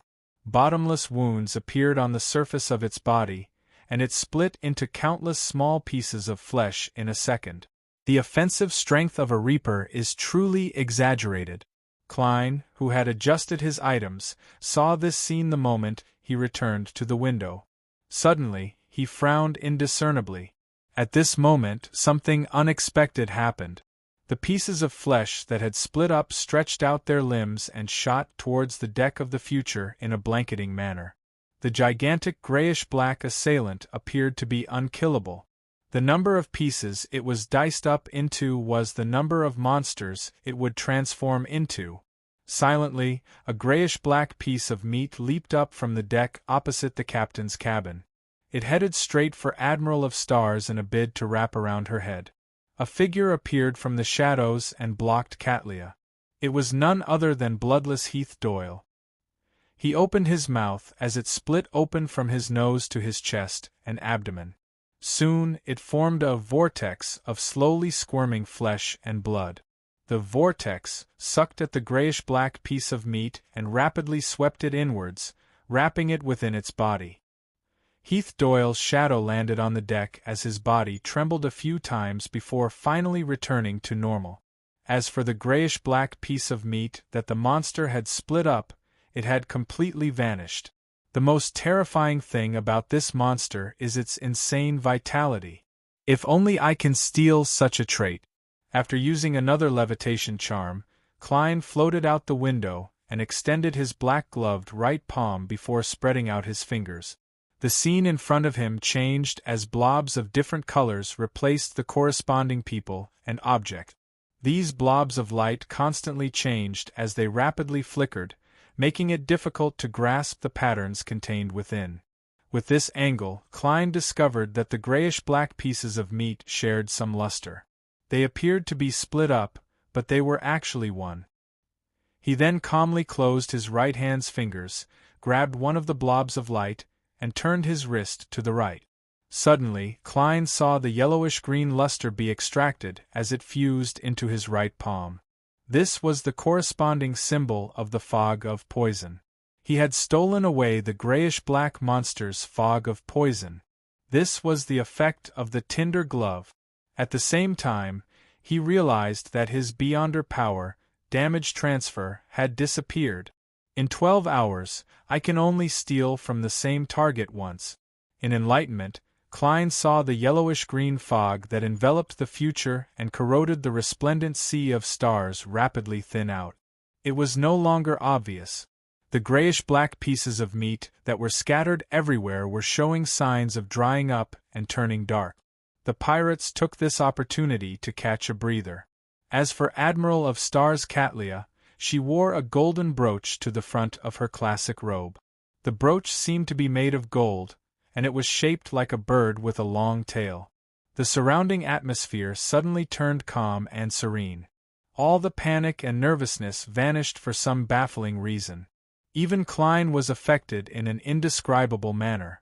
He felt like he had become an emotionless zombie. Just as the critical moment was about to arrive, a ship sailed over from the sea ahead. It was also a sailboat, and it was similarly huge. Its color was mainly black with a dark green tint. Its ghastly white mainsail depicted a blooming pitch-black tulip. This was Admiral Hell Ludwell's flagship, the Black Tulip. It was a frequent visitor of these waters. P.S. Requesting monthly votes at the end of the month. Chapter 670. The Black Tulip. Admiral Hell Ludwell. There's a wolf in the front and a tiger in the back. Isn't this a little too unlucky? Floating in midair, Klein was the first to notice the approaching ship. He couldn't help but turn his head to look at Anderson, who was seriously examining the monster with his pitch-black short sword in hand. Random_dream_E Anderson quickly looked back in puzzlement. As he was wary of the grayish-black flesh that could shoot at him at any moment, he said, "The look in your eyes is odd. You have a strange look in your eyes." What happened? Before he finished his sentence, he instinctively shut his mouth. Sensing something, he leaped to the side and rolled, dodging the monster's body fragments that rapidly grew his fingernails. He quickly arrived at the other side of the ship. Straightening his back and stretching his neck, Anderson suddenly hissed, "Admiral Hell, this wasn't a kind-hearted fellow. As a pirate admiral who was famous for killing indiscriminately, he definitely didn't have any psychological burdens when it came to using the crisis of others for his own benefit. After weighing the pros and cons, he discovered that he could use the powerful monster's attack to finish off Admiral of Stars and everyone on the future. He would definitely take action after reaping the bountiful spoils of war. My bad luck hasn't weakened. It's just in a different form. A lump sum withdrawal?" Anderson's expression warped. It was unknown if he was crying or laughing. At the same time, the corresponding information surfaced in Klein's mind. Admiral Hell Ludwell. Just Rouen alone had a bounty of £55,000. He was an extremely powerful spirit medium, the one with the highest bounty among the 7 pirate admirals.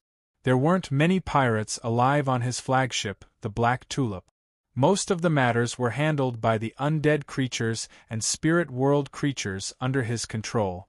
He killed indiscriminately, but he didn't have a perverted interest in it. All he did was seriously complete the job of casting living beings into hell. He was inextricably linked to the charismatic order. Rumor had it that he had a ring left behind by an ancient death. As Klein and Anderson stared at the black tulip, the golden brooch on Admiral of Stars Catlia's robe began to emit pure, bright, but not blinding sunlight.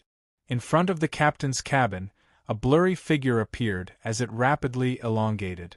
It was filled with a silent and tranquil ghostly aura, but it also emitted a warmth that resembled sunlight. This was an abnormally incongruous existence. It was like a wraith formed from the holy water of the sun. It was both sacred and evil. The sun wraith spread its arms and flew out at an exaggerated speed, hugging a grayish-black piece of flesh. The sun wraith and the wraith pounced at the grayish-black piece of flesh that was invading the future. Admiral of Stars's eyes flowed with a deep purple color as her brooch shone with a golden luster. She quickly created one sun wraith after another outside the captain's cabin's window, making them lunge at the grayish-black flesh that had invaded the future. And at that, bloodless, Hester wraith, and Hel and waved to wraith awakened. And at that read of, he the dark black head. The king's son, the sea king 6-6. Luth dark. With God sea. The dark sailboat that suffused a gloomy green slowed down and stopped by the edge, as though it wasn't aware of what was happening. Suddenly, Klein saw a nearly transparent eye appear in midair corresponding to the future. It had a ghastly white pupil as it looked down without blinking. This is a spirit medium's version of a telescope? After a second of surprise, Klein drew his revolver with his right hand and aimed at the eye that belonged to a spirit world creature. At that moment, he was somewhat hesitant. As a crazy adventurer, Gehrman Sparrow, directly shooting was the best choice that suited his persona. But at that moment, Admiral Hel Ludwell hadn't shown any signs of hostility. He might be wary of the faction backing Admiral of Stars Catlia and maintain restraint. If he were to rashly kill his telescope, it would inevitably lead the situation to a more chaotic and dangerous development. Amidst Klein's momentary hesitation, the nearly transparent, illusory eye vanished. The distant black tulip continued moving forward as it became clearer. On it, white skeletons who were either unclothed or draped in leather armor busied themselves with controlling the sails. The pale white zombies with swords were patrolling, using their eyes that were dyed with gloomy green flames to observe their surroundings. Shadows, wraiths, and all sorts of strange spirit world creatures would fly and circle around, boring into the ship's hull from time to time, revealing transparent faces with indistinct eyebrows. In Klein's spirit vision, there was only one living person on the black tulip.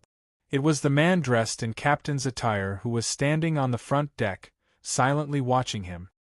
He wore an exaggerated triangular hat embroidered with white skulls and feathers. He wore a lace-trimmed white shirt and a complicated and gorgeous brown short coat. A thin rapier hung from the cowhide belt that held his white tights in place. The man's face was covered with a silver mask, concealing his facial features and contours. Around the holes that represented his eyes, nose, and mouth, there were cold lines that left one in awe. This matched the rumored Admiral Hel Ludwell's image perfectly. Where are his first mate, second mate, third mate, and boatswain? Klein was first surprised that there was only one living person on the black tulip before he quickly came to a realization. Just like how the future sent the third mate, gunner captain, and many sailors to the other ships of the pirate crew, leaving only the minimum number of people to enter these waters, Admiral Hel Ludwell didn't allow his weak subordinates to follow him. After all, he could control the undead and spirit world creatures to control the ship. At this moment, the black tulip clearly turned as dozens of cannons on the starboard side were aimed at him. As Admiral Hel Ludwell touched his silver mask, a series of rumbling booms sounded. Cannonballs flew over, but before they came close, they would land in the seawater and blast up a wave. Others would leap over and land further away. This was a calibrated shot. Soon, the black tulip began its second barrage of cannons. Just as Klein was about to activate Creeping Hunger and use the Baron of Corruption's distortion powers to change the target of the cannonballs and blast further away, he saw Anderson and Hood raise their right hand and push it forward. Orange-yellow fire ravens instantly condensed and flew out, accurately intercepting every cannonball. Boom, boom, boom. Blinding sparks flew in midair as shrapnel flew, as though dozens of fireworks had been released. I have to say that a pyromaniac's powers are quite useful at sea. A mysterious ballistic missile defense system. However, this is also because Anderson is the strongest hunter, having reached the level of a Sequence 5. If it were Donna's, there's no way he could intercept them one by one. It would be impressive if he could detonate half of them. When I use flame controlling, I can only deal with one at a time. As Klein sighed, the Black Tulip stopped its cannons and accelerated once again, closing the distance between it and the future. As it approached, the surface of the sea between the two gigantic sailboats that was dyed with golden sunlight rapidly turned black. It was so black that it didn't look like ink, but like the deepest moonless and starless night. In the deep and dark sea, translucent and illusory ferocious creatures crawled out. Pale corpses reached out their palms that had rotting flesh hanging from them. Dark red or cold flames surfaced, forming pairs of eyes. Suddenly, this place seemed to become the entrance to hell. All kinds of undead creatures swarmed to the surface of the sea as they charged forward like a tidal wave. Anderson turned his head to look at the sun wraiths that were destroying the grayish-black flesh. Knowing that Admiral of Stars was at a critical stage in dealing with the terrifying monster, all he could do was hiss and look up at Gehrman Sparrow with a bitter smile. Just as he was about to press his hands on the ship's railing and create scarlet flames that spread outwards to stop the undead army's assault, he was surprised to see Gehrman Sparrow suddenly turn around and fly back into the cabin. He fled? No way. Anderson's expression clearly froze. He then revealed a grimace as he quickly leaned forward, reached out his palms and pressed them on the ship's railing. Without a sound, a scarlet flame rose out of thin air and swept forward. At this moment, a charm suddenly fell in front of him as he heard a word in ancient Hermes. Storm. Anderson instinctively looked up and saw Gehrman Sparrow, who was wearing a round-neck shirt and a brown jacket, being swept up by a strong gust of wind as he rapidly flew towards the Black Tulip. Is he committing suicide? I can't understand this madness. Anderson's mouth gaped as he felt puzzled. Whoosh!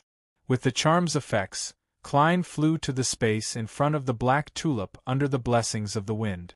Admiral Hell Ludwell looked up at him as two pale white flames burned silently in the eye sockets of his silver mask.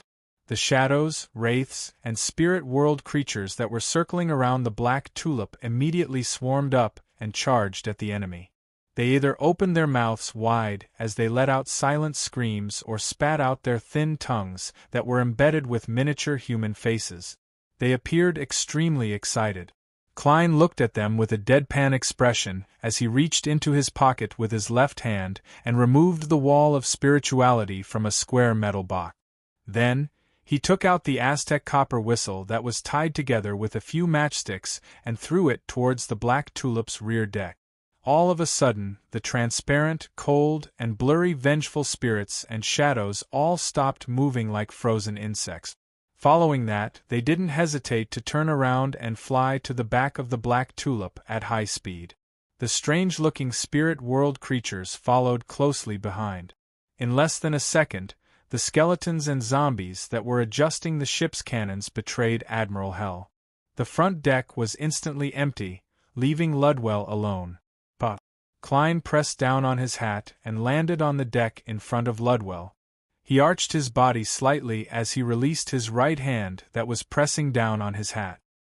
His gaze locked onto the silver-masked Admiral Hell. P.S. It's the last 2 days of February. Seeking monthly votes.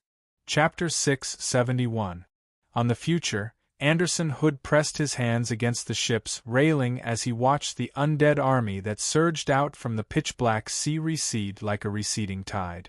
They scrambled to rush to the Black Tulip's rear deck, and he saw German Sparrow press down on his cap with his right hand as he descended from the sky and landed firmly in front of Admiral Hell Ludwell.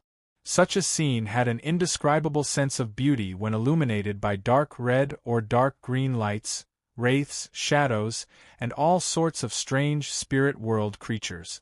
Cool. As expected of the craziest adventurer, Anderson praised from the bottom of his heart before thinking of something else. Before German Sparrow flew over, he seemed to have thrown a charm in front of him. Furthermore, he had specially demonstrated the incantation to activate it. What he means is... Anderson Hood lowered his gaze and discovered the charm made of tin by his feet. On the black tulip, Klein's body was slightly hunched as he locked his gaze onto his enemy. His heart wasn't as cold and calm as he appeared on the surface. Anderson, this fellow, quickly used the charm to fly over. There's a high chance I can't handle him alone. It might even be very dangerous. As his eyes reflected the silver mask and the two pale white flames, Klein suddenly prayed silently. Due to the existence of the mysterious pair of eyes that was watching the deck in him, as well as the fact that Anderson Hood had mentioned the door opener in the depths of the world of dreams, he had carefully given up on immediately praying to himself and using the sea god's scepter above the gray fog to respond. He also warned himself not to expose this problem unless he was in dire straits. He believed that creeping hunger, tinder, the various beyonder powers of magicians, and the different charms of sea god's domain would allow him to have the strength to fight Admiral Hell Ludwell.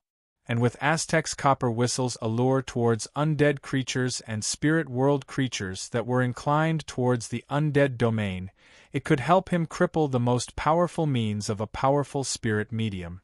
To a sequence 5 of the death pathway, as long as it didn't exceed the necessary limits, they would always have the advantage in numbers when facing a certain number of mid-sequence enemies. However, Klein didn't believe that he would definitely be able to defeat Admiral Hell Ludwell or even kill him in such a situation. Firstly, the main battlefield was on the Black Tulip. With reference to how Admiral of Stars used the future, anyone with a brain would know that the situation wasn't optimistic. Secondly, Admiral Hell Ludwell was currently the most senior pirate admiral. He had the King of the Five Seas and Charismatic Order backing him. The mystical items and sealed artifacts he had on him weren't much inferior to Klein's. In addition, there were many rumors that indicated that he had a ring left behind by an ancient death. Furthermore, his sequence was indeed lower than Admiral Hell's. Not only did Klein not have the excitement of a successful hunt or the excitement of a crazy adventurer, but he also restrained himself. He didn't dare be careless, hoping that the strongest hunter, who was plagued by bad luck, would fly over as soon as possible. With two people of equal strength joining forces, there was a high chance of defeating or resisting Ludwell, who had lost his undead army. This would give Admiral of Stars Catlia and her pirates the time and space to wipe out the monsters that were pieced together. As this thought flashed through his mind, Klein didn't hesitate to launch an attack. He made the toxic fog stolen by tinder rapidly spread outward. No one could tell that he was feeling so conflicted and worried. Wearing the exaggerated triangular hat and silver mask, Admiral Hell Ludwell raised his clenched left fist at the same moment. He spread his fingers and aimed his palm at Klein. In the blink of an eye, the front deck was enveloped by a ghastly yellowish-green fog, and in front of Ludwell, illusory light first erupted. Then, with a point as the center, it rapidly spun and collapsed inwards, forming a slightly blurry pair of bronze doors that opened in half. The surface of the bronze door was covered in all sorts of mysterious patterns. It had an indescribable sense of depth and stillness. With a creak, the door shook and cracked open a crack. Behind the crack was a boundless darkness that couldn't be seen through. It was like the deepest and darkest night sky. Pairs of indescribable eyes were hidden in the deep darkness. They were densely packed and everywhere, but it was impossible to discern their exact appearance. Skinless and bloody arms extended out as bluish-black vines with baby faces protruded out. palms with cracked mouths filled with teeth reached out as they screamed, laughed, cried, and made a ruckus as they scrambled to grab at everything outside. This brought about a terrifying suction force as a cold hurricane that could freeze a person's bone marrow stirred. It pushed one item after another towards the strange objects, towards the crack in the bronze door. The yellowish-green toxic fog was instantly cleared as Klein involuntarily leaned forward as he staggered forward. The glove on his left hand immediately turned pitch black. It had the evilness of the night but also the nobility of the cosmos. Klein's brown eyes turned deep and dark as he spread his left arm to the side, making an inviting gesture. The terrifying suction force that swept the front deck suddenly changed directions as it grabbed the skeletons and rotting zombies that were running to the rear deck and threw them towards the crack in the door. It allowed them to be bound by the bluish-black vines with baby faces as they were grabbed by bloody arms and dragged towards the area behind the bronze door where the countless eyes were. Distortion. It was the Baron of Corruption's distortion. Klein had distorted the mysterious door's target, using the skeletons and zombies on the Black Tulip to replace himself. But even so, he was still affected by the aftermath of the massive suction force. It made it difficult for him to move, preventing him from using his advantage of agility and speed. The cap he wore had already been blown up by the hurricane as it spun in midair and floated towards the undead creatures that had been sucked in. At this moment, Admiral Hell Ludwell, who was wearing the exaggerated triangular hat, raised his right arm again and extended his palm forward. The right side of his upper body rapidly turned incorporeal as though it belonged to a specter or a wraith. His arm and forearm constantly extended, instantly traversing the rather short distance as he grabbed at his enemy with his pale palm. Whoosh! The sound of the hurricane suddenly vanished as a soft sobbing sound entered Klein's ears. It left his body numb as though his blood had frozen. As the pale palm approached, he felt as though he had been possessed by a wraith or evil spirit. It was difficult for him to effectively respond. All he could do was watch helplessly as death approached. In despair, he felt his vitality rapidly drain away. Without putting up any resistance, Ludwell's pale, illusory right palm grabbed Klein and crushed him into a thin paper figurine. The paper figurine was covered in dark green traces of corrosion as it was quickly reduced to powder by the hurricane that didn't stop. In front of the bronze door, Klein's figure instantly appeared. The glove on his left hand was dyed with the color of pure sunlight. He immediately stood up and spread out his arms. A holy pillar of light that swirled with golden flames descended from the sky, striking the bronze door that was covered in mysterious patterns. The sunlight suddenly burst out, blinding Klein so much that he nearly couldn't open his eyes. As for the terrifying door that Admiral Hell Ludwell had created, not only shook and turned blurry, even the exaggerated suction force emitted from within had weakened. More than half the bluish-black vine with a baby's face and the bloody arm had evaporated. However, even more strange arms and distorted creatures had surged to the crack in the door in a bid to squeeze out. Klein was just about to continue using the Priest of Light's holy light to purify the bronze door when Admiral Hell Ludwell's pale white palm reached over in a frenzy. He hurriedly leaped to the side and constantly rolled to dodge the hurricane's aftershocks and soul-devouring palm. Once, twice, thrice. His body suddenly bounced up as he leaped diagonally. At some point in time, creeping hunger seemed to be made of gold. Klein's eyes first reflected Admiral Hell's silver mask and the pale white flames in his eye sockets. Following that, two bright bolts of lightning lit up deep in his eyes. Interrogator, psychic piercing. At this moment, a black, square-shaped ring on Ludwell's left index finger produced a faint glow. A scene immediately appeared in Klein's mind. It was a gigantic throne formed from the rotting heads of humans, elves, giants, dragons, demonic wolves, sea monsters, vampires, and other creatures. Every tiny side had the transparent faces of wraiths, shadows, and evil spirits protruding out. They were filled with hatred, venom, and indignation. Suddenly, Klein felt as though his head had been cleaved by an axe. The terrifying pain filled his thoughts without any delay. Not only had his psychic piercing failed to show its effects, but it had even affected him, multiplying the effects.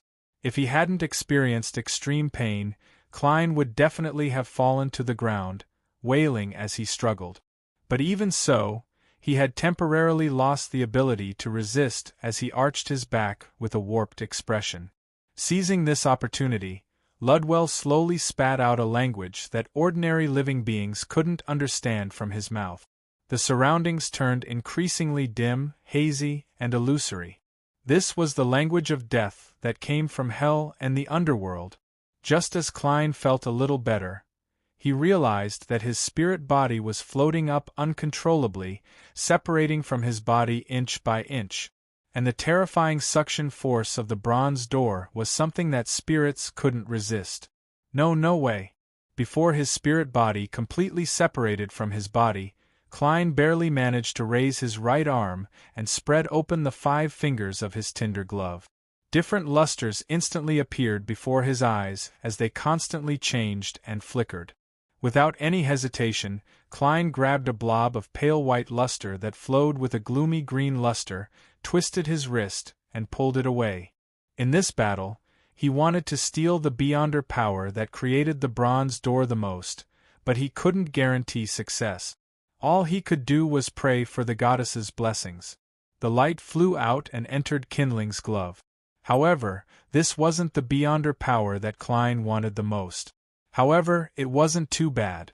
Ludwell's mouth behind his silver mask opened and closed, but he couldn't produce the difficult and awkward-sounding language that no living creature could understand. At the same time, Klein opened his mouth. P.S. Last day and a half in February. Seeking monthly votes. Chapter 672. One awkward, difficult, ear-piercing, and incomprehensible word after another was slowly said by Klein. It caused the hurricane created by the bronze door's terrifying suction force to turn silent. It made the dark surroundings turn darker. Only at this moment did he know that the beyonder power Ludwell had just used was called language of the dead. It could bypass the protection of flesh and blood and target the spirit body. It was an advancement of a spirit medium's powers. It raised the direct connection between spirits to a form of control or even enslavement. The language that living creatures couldn't understand resounded on the deck. Ludwell couldn't help but freeze in his spot as a layer of translucency rapidly surfaced on the surface of his pirate captain attire. His spirit was being tugged at by an illusory force. At this moment, the black square ring on Ludwell's left index finger lit up with a faint glow. The spirit body that had been forcefully pulled out immediately returned to his body as the two fused back into one. Clang! Ludwell pulled out the thin rapier hanging by his waist with his right hand. It was iron-black in color, and its tip absorbed the surrounding light, transforming into a black point. This Admiral Hell suddenly took a step forward, and with a violent gust of wind, he suddenly closed the distance between them. Following that, the rapier in his hand stabbed out like lightning. The bronze door covered in mysterious patterns remained standing where it was. It didn't vanish despite Ludwell retracting his left palm. This was different from the powers that Klein had previously seen from Miss Sharon that relied on mystical items. Pwah! The black rapier pierced through Klein in an unavoidable manner. Klein's figure rapidly shriveled, turning into a thin piece of paper. The paper's surface was a dry yellow, as though it had been weathered for 10,000 years. The hurricane that the bronze door stirred up blew past, pulverizing the paper figurine. In midair, Klein leaped out of the abyss with a large number of charms from the sea god domain in his hand. Storm! Hurried and awkward-sounding ancient Hermes words burst forth as the tin flakes burned, sacrificing themselves to the sea god. This also meant that as long as Klein was willing, he could retrieve most of the materials and repeat the cycle several times until the metal could no longer withstand spirituality. Woo! Azure-colored wind blades shot out as the surrounding sea churned up heavy waves that were as tall as the ship's cabin. As Klein didn't attempt to distinguish the charms, while these attacks inundated Ludwell, there were corresponding supernatural effects that appeared on Admiral Hell. Underwater breathing, freedom of movement, levitation, and resistance to pressure, which were currently useless, stacked upon each other. Ludwell suddenly opened his mouth and let out a silent scream. The waves and countless wind blades that were about to strike him froze in midair. Right on the heels of that, Admiral Hell raised his left hand as the black square ring on his index finger flowed with a sinister and sinister glow as it instantly brightened. Woo! The bronze gate, which gave off an indescribable feeling, swelled and doubled in height and width. With a heavy creaking sound, the crack in the door opened even wider, and the already terrifying suction instantly rose to an unimaginable level. Azure-colored wind blades, pitch-black waves, and the airborne Klein surged towards the door at the same time, seeking refuge from the strange vines and arms that were slowly unfolding. Just as Klein was about to control the priest of light's soul to use light of holiness to slam the bronze gate to gain a breather, he saw a blazing white fireball the size of half a person fly over from another direction. The fireball's speed was augmented by the ridiculous suction force produced by the door. It flew past Klein and smashed into the crack in the mysterious door. Boom! Blazing white flames splattered everywhere as they rained down on the surrounding areas. However, all it did was cause the bronze door to shake a few times and dim a little. Klein seized the opportunity and snapped his fingers. The few matchsticks he had stored separately in his pocket immediately ignited as scarlet flames rapidly enveloped his body and melted it. A blob of flames surged to the side of the bronze door as Klein leaped out. At a glance, he saw Anderson Hood floating awkwardly in midair. In his hand was a blazing white spear. This strongest hunter had finally arrived, but he didn't look accustomed to flying. When Admiral Hell Ludwell looked up and saw this scene, the pale white flames in his silver mask's eye sockets clearly pulsed twice. Clearly, he never expected that on the future, apart from Admiral of Stars Catlia, there were two powerhouses at the pirate admiral level. Furthermore, they had rather impressive mystical items or sealed artifacts on them. At this moment, Ludwell suddenly raised his hand and pressed it against his face, surprisingly taking off the silver mask. A deep, pale white light spewed out from behind the mask, causing the black ring on Ludwell's left index finger to emit an endless silence. The silence surged into the bronze door, pushing it off the deck and into midair. The door covered in mysterious patterns fused with the endless silence as it rapidly expanded to more than 30 meters tall. With the sea as a base, it stood there as though it was connected to another world, one that was different from the present world. Creak! The bronze door suddenly opened as indescribable darkness surged out, enveloping the Black Tulip's deck.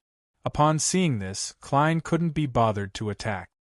He hurriedly took out the correct charm and quickly used it on himself. A strong gust of wind blew over, pushing him out of the Black Tulip's sky. Under the pull of the darkness, the gigantic sailboat sailed through the bronze door 10 meters at a time, heading for another world. Admiral Hell Ludwell stood at the bow of the ship as he looked up into the sky. His face was blanketed by the pale white light, preventing him from seeing what he looked like. His gaze first swept past Klein before landing on Anderson Hood, as though he was memorizing the two hunters. However, he didn't attempt to attack again, as though he was restrained by the surrounding darkness. Anderson was taken aback as he didn't hesitate to throw out the blazing white spear in his hand. The spear went straight for Ludwell, but the moment it entered the region enveloped by darkness and silence, it silently vanished. Ludwell is planning on escaping? How decisive! Klein was first taken aback before he recalled that Aztec's copper whistle was still on the Black Tulip. Seeing that the gigantic sailboat was halfway through the bronze door and entering another world without any means of stopping it, Klein threw out a matchstick and snapped his fingers. On the rear deck, which was 50 meters away from Aztec's copper whistle, the matchstick that was tied to it suddenly lit up and soared into scarlet flames while the undead creatures were tearing at each other. Amidst the flames, Klein's figure appeared as he reached out to grab Aztec's copper whistle. This was his preparation for retrieving the copper whistle. Furthermore, to prevent any accidents from happening, which was the matchstick being ripped off by the undead, he had smeared a layer of flammable sun essence oil on the copper whistle's surface. But, surrounded by countless undead, Klein didn't have the time to retract his hand that was grabbing the copper whistle. He immediately snapped his fingers again. At this moment, transparent, rotting, pale, or illusory palms had already grabbed his body. The matchstick that Klein had previously thrown ignited in midair, producing a stream of flames. His figure quickly appeared in the flames, but his face was blue and his lips had turned white.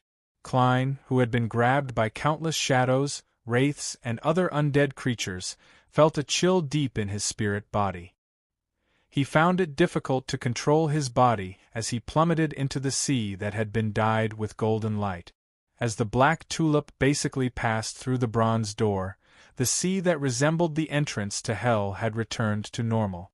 Klein sank a few meters and choked on a mouthful of bitter seawater before he finally recovered. Thankfully, I'm well prepared. As this thought flashed through his mind, he suddenly felt that something was amiss. Wearing the Murloc cufflink, he had 10 minutes of passive underwater breathing. He shouldn't have choked on water. Klein suddenly turned his head and looked at his wrist. At some point in time, the azure blue cufflink had separated from his body. I lost it. I lost it by tinder. I was on the black tulip all this while. Klein flopped a few times and floated to the surface, just in time to see the tail of the gigantic sailboat fuse into the darkness as the bronze door slowly closed. He instinctively swam a few meters forward before finally stopping. He chose one from the remaining charms and augmented himself with the beyonder effects of underwater breathing. Anderson Hood, who was in midair, clicked his tongue when he saw this scene. This fellow is really mad. He's actually trying to pursue me. At this moment, starlight descended from the future, condensing into a long bridge that extended over. Admiral of Stars Catlia had finally finished off the grayish-black monster with tenacious vitality. What a pity. If only Admiral Hell had hesitated a little more and hadn't escaped in time. Anderson sighed silently as he steadily landed on the star bridge. Seeing German Sparrow fly over, he was just about to greet him and praise him when he saw a cold and silent face. Anderson instinctively dodged and chuckled dryly, allowing German Sparrow to pass him. When he returned to the future via the star bridge, Klein had already reined in all his emotions. He saw Frank Lee come over and give him a thumbs up. "You're the craziest fellow I've ever seen in my life. You actually dared to board the Black Tulip alone and challenge Admiral Hell alone. Furthermore, you returned alive. Sorry, in terms of craziness, I'm far inferior to you," Klein silently replied. At this moment, many pirates with long hair or disheveled hair expressed their astonishment and amazement. In such an atmosphere, Klein closed his eyes and felt that the faceless potion had been completely digested. P.S. Thank you, Sovereign of the Universe, for your Silver Alliance memberships. Also, requesting for monthly votes on the last day of February. Chapter 673. Frank Lee noticed German Sparrow's abnormality as he added with a chuckle, "I wanted to provide you with some help just now and throw some seeds over. Unfortunately, I can't throw them that far." Throw some seeds onto the black tulip? These waters have the remnant aura of the Earth Goddess.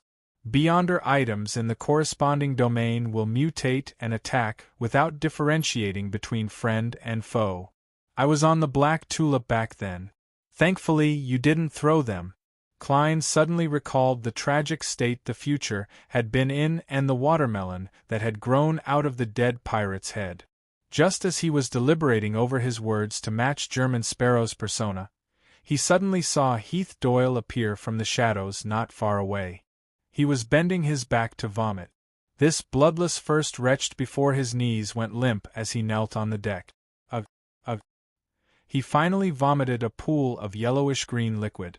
Inside it was a half-corroded piece of grayish-black flesh that was squirming gently. Ugh, ugh, ugh. Heath Doyle continuously vomited out a few similar puddles. Upon seeing this scene, apart from feeling disgusted, Cline felt a lot more at ease. He was originally worried that Rose Bishop Heath Doyle would be corrupted by randomly eating, but from the looks of it, it was likely that Heath Doyle had isolated it and hadn't truly digested it. As expected of a Rose Bishop who isn't crazy. Cline sighed silently. Just as he was about to shift his gaze away from the vomit, a thought suddenly flashed through his mind. Creeping hunger has already been activated. It has to be fed once a day. And there aren't any outsiders here. There aren't any ideal villains. The pirate who died previously can't do it. Although his companions might not think much of the corpse, creeping hunger wants to devour souls. I wonder if these pieces of flesh can be used as food. At the very least, they were corpses with exuberant vitality that had been influenced by the Earth Goddess's aura. With this in mind, Cline took 2 steps forward and came close to Heath Doyle. He couldn't bear to look at the puddles of vomit as he instinctively cast his gaze to the other side, to the magnificent sea that was reflecting the sunlight. Then, he extended his left palm towards the grayish-black flesh. Creeping hunger didn't change at all. It didn't crack open its mouth in the middle of the glove. From the looks of it, it doesn't want to eat. I can only make do with it to deal with potential dangers. If I can't find any suitable food after a day, I'll throw it above the gray fog. Cline helplessly retracted his hand and looked up at the captain's cabin. The golden brooch in front of Admiral of Stars Catlia bloomed with light once again, condensing a sun-wraith that purified the grayish-black flesh Heath Doyle vomited. This pirate admiral's expression didn't change, but he seemed a little tired.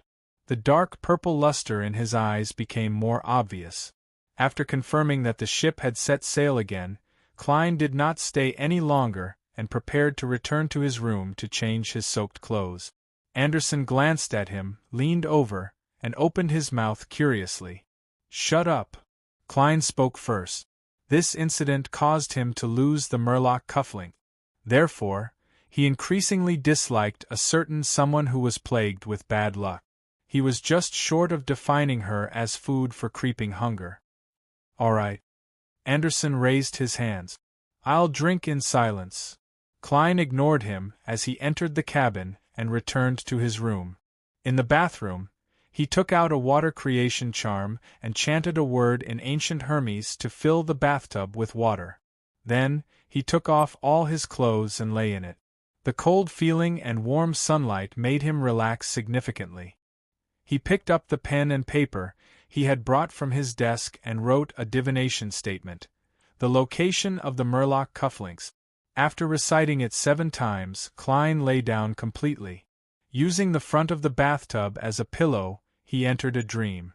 In the gray, fragmented, and illusory world, he saw the deck and a zombie whose body had rotted in several spots.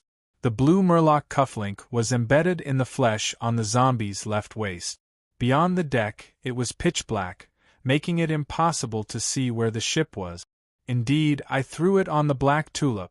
Cline opened his eyes and made a judgment. "I hope Admiral Hell doesn't discover it. This way, I can use the cufflink to lock onto the Black Tulip's location. It doesn't matter even if I discover it. As long as Ludwell didn't throw the cufflink away, and it hasn't been too long since the incident, I can locate him. However, the location of the divination has to be changed from the real world to above the gray fog. Also, I have to interfere with the divination later to prevent Admiral Hell from using the cufflink to locate me or even curse me. That ring of his is really suspected to be an item left behind by an ancient death. Yes, I'll write to Mr. Aztec." Cline quickly washed his body and walked out of the bathtub. After wiping himself clean and changing into the Rouen gentleman's suit, Cline first adjusted his equipment and washed his clothes. Then, he unfolded the letter and took out the Aztec copper whistle.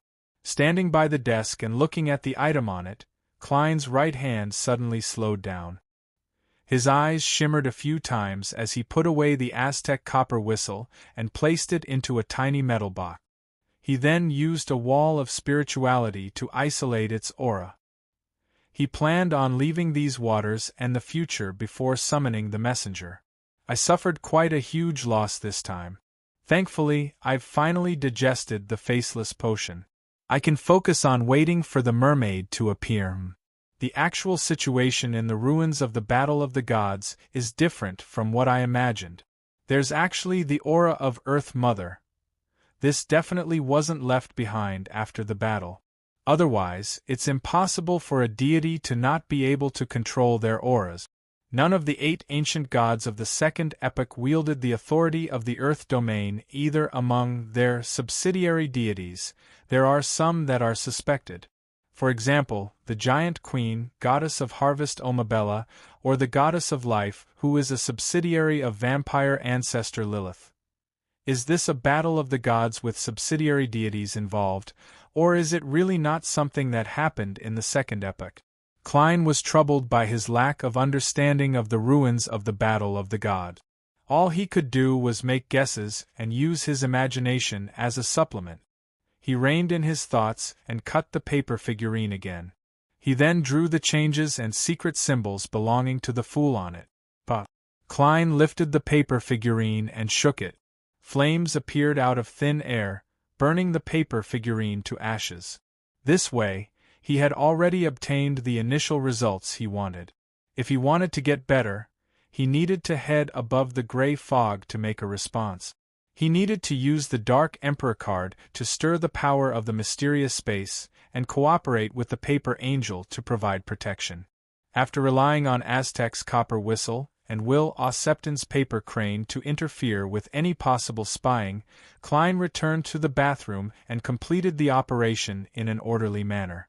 After tidying up the room, he wore creeping hunger and tinder and slowly walked to the deck. He planned on carefully observing his surroundings and not letting go of any clues regarding Mermaid. Just as he left the cabin, he saw Anderson Hood sitting on the ground, leaning against a wooden wine barrel. His expression was calm, and his aura was converged, as though he was thinking and feeling melancholic. Did he really keep his promise and keep drinking in silence? Klein mumbled and walked past Anderson. Anderson slowly raised his head and asked dreamily, "Is there a problem with the wine here?" Klein was taken aback for a moment before he replied seriously. Anderson was speechless. This fellow is too unlucky. His application of Beyonder powers failed, so much so that he didn't realize that there was a problem with the wine. The corners of Klein's mouth twitched as he walked forward. On the front deck, many sailors were gathered together, watching Nina perform the duties of a priest of the Lord of Storms and hold a short funeral for the pirate who had just died. After a simple prayer, Nina looked around and said, "Revere's wish was to be buried on the mountain in his hometown's harbor. It has the most beautiful sunset. He wishes to be cremated so that he won't be disturbed after his death. Holy Lord of Storms, may he rest in peace." Most of the sailors believed in the Lord of Storms as they punched their left chests with their right hands. Upon seeing this scene, Klein didn't approach. He stood a distance away and watched silently. After the funeral was over, Revere's corpse was reduced to ashes with the help of the scroll. Klein sighed as he inwardly drew the crimson moon. For the rest of the day, the sun remained bright and the sky remained midday. The future circled around a few ruins and ruins as it ventured deeper into the sea. At some point in time, Anderson had returned to normal as he came to Klein's side. He looked into the distance and pointed at the submerged buildings in front of him. After passing this ruin, turn left for about 10 nautical miles, and you'll have a chance of encountering Mermaid. Finally, Klein was just about to respond when the sky suddenly turned dark as the sunlight vanished. Another night had arrived. Without another word, he returned to his room and lay in bed. Soon, he woke up from his dream. In front of him was a clean floor-to-ceiling window, a long table, chairs, and bookshelves filled with books. This time, he returned to the spot where he had left the dream, to the library. The light of dusk shone in, covering everything with a layer of pale gold. Klein walked forward in puzzlement and walked to the bookshelf he had browsed previously. As expected, he saw mysticism manuals like the Book of Charms. Just as Klein planned on pulling out a book and quickly flipping through it, his gaze suddenly swept to the bookshelf opposite him. He saw a book with a black cover. Roselle's Notebook 3-inch. The Emperor's Diary? An entire diary? Klein subconsciously reached out his hand. At this moment, the pair of mysterious eyes that looked at him from the deck flashed across his mind. The person who opened the door in the depths of the Hall of Murals that Anderson had mentioned flashed across his mind. He also thought about the abnormal change of location in his dream. Klein retracted his gaze and continued pulling out the Book of Charms. He came to the long table and sat down before quickly browsing through it. Suddenly, he heard a series of footsteps approaching from the depths of the library. Klein instantly tensed up as he slowly raised his head. The first thing that entered his eyes was a pair of black leather boots. P.S. Requesting for a monthly vote. It will expire if you don't vote. Chapter 674. I hope to maintain the pace of updating in March. I will try my best not to take time off to update. However, I can't guarantee anything on the first day. Recently, I've been running around outside. I've only written half a chapter for tomorrow, so I'll have to stay up late to finish it. There's still a meeting at the Writers' Association tomorrow. I'll try my best to write another chapter during my lunch break, but I don't dare to promise anything. Give me some adrenaline. Seeking for a guaranteed monthly ticket. Lord of the Mysteries. Seeking for a guaranteed monthly ticket in March. Currently typing. Please wait a moment. After the content is updated, please refresh the page to receive the latest update. Chapter 675. As his gaze moved up, Klein roughly observed the owner of the footsteps. She was a lady wearing beige trousers that made it easy for her to move about. She wore a pair of black leather boots that weren't too short, but she wore a light brown knee-length skirt. The hem of the skirt was slanted, giving off a sense of uninhibited elegance. Such an outfit instantly made Klein feel like he had returned to Earth. This was because be it Rouen, Intis, or even Fasak, Fanepotter, Lenberg, Mason, East and West Balham, none of them had a similar style. The speed at which Klein raised his head increased, and he finally saw the lady's appearance. She had long chestnut-colored hair that cascaded down naturally.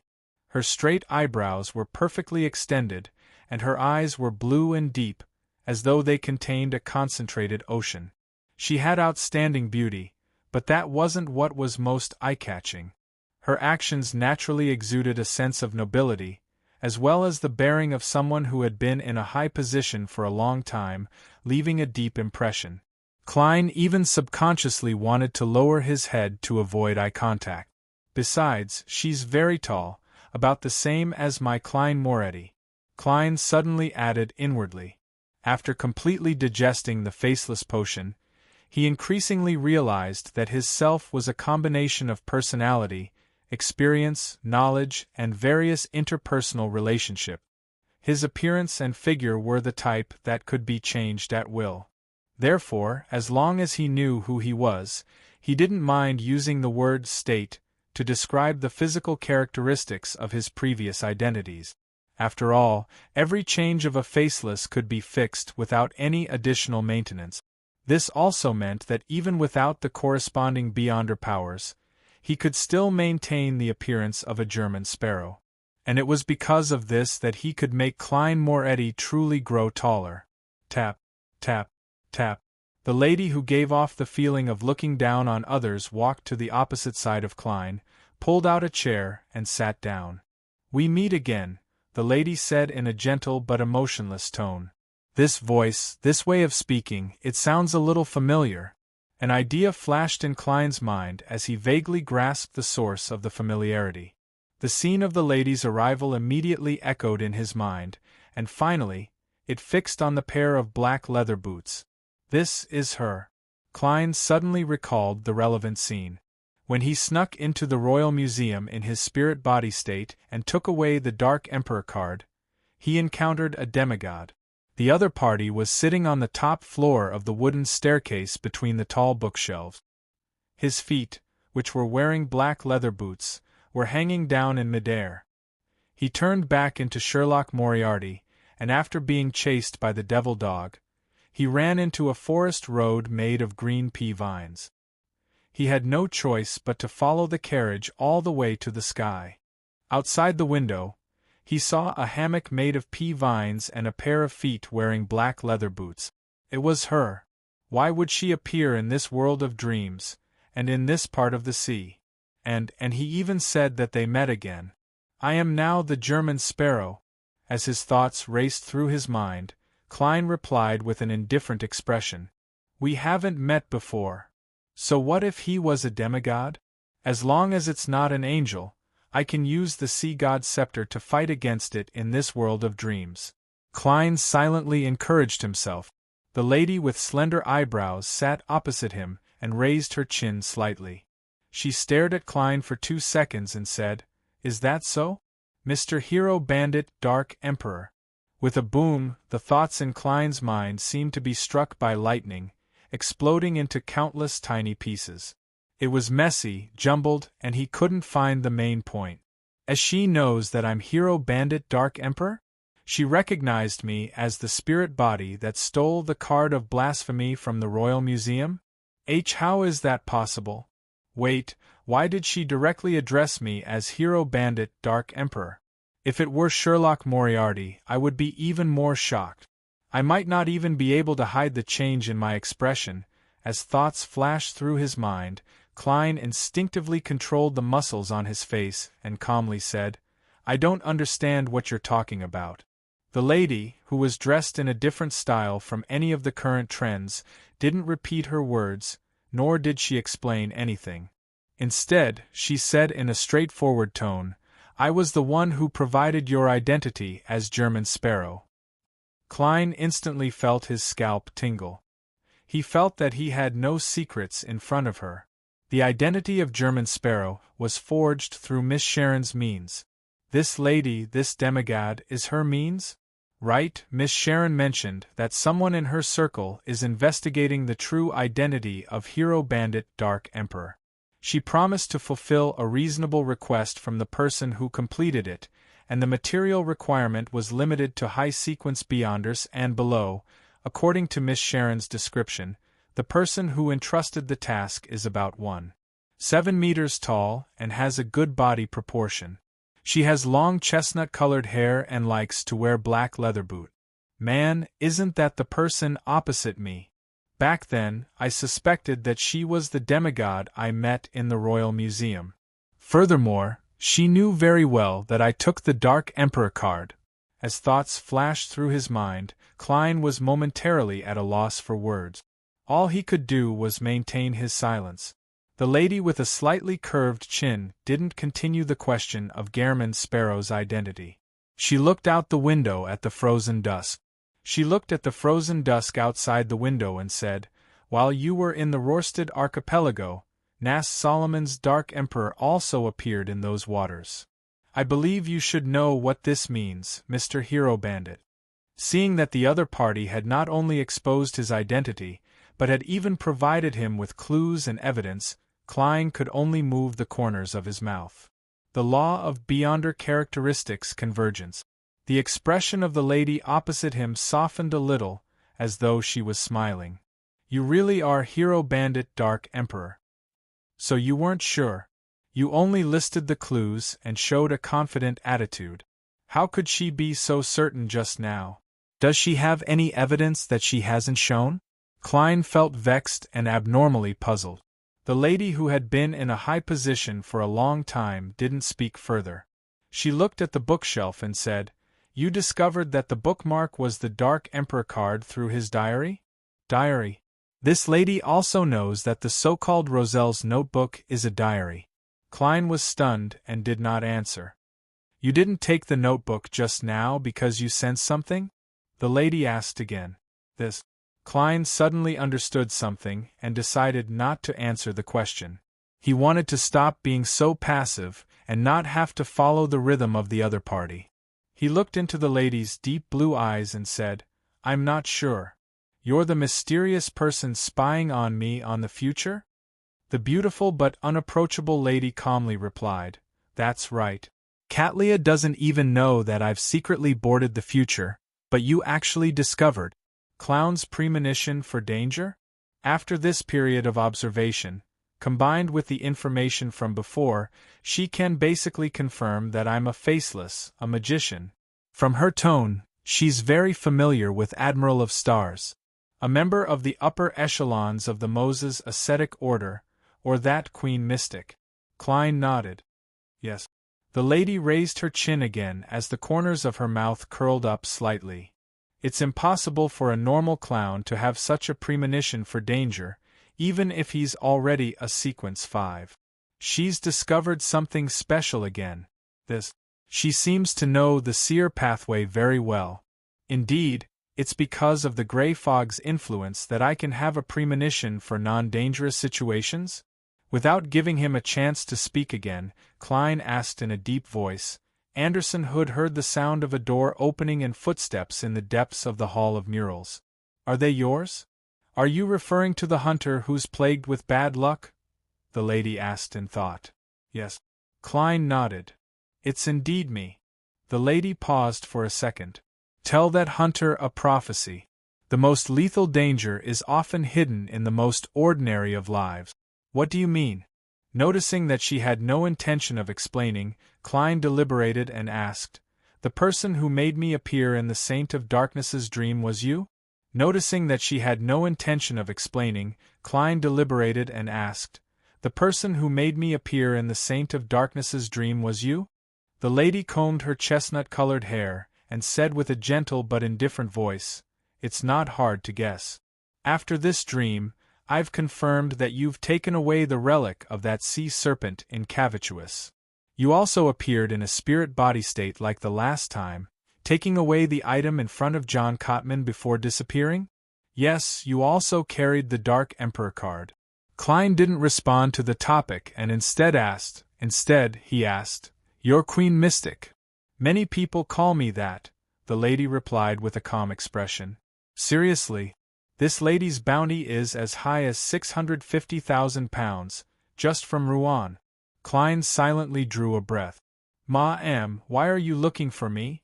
Queen Mystic looked at him with her blue eyes for a few seconds before saying, "I hope that you can share with me the way to interpret the text created by Roselle the Great.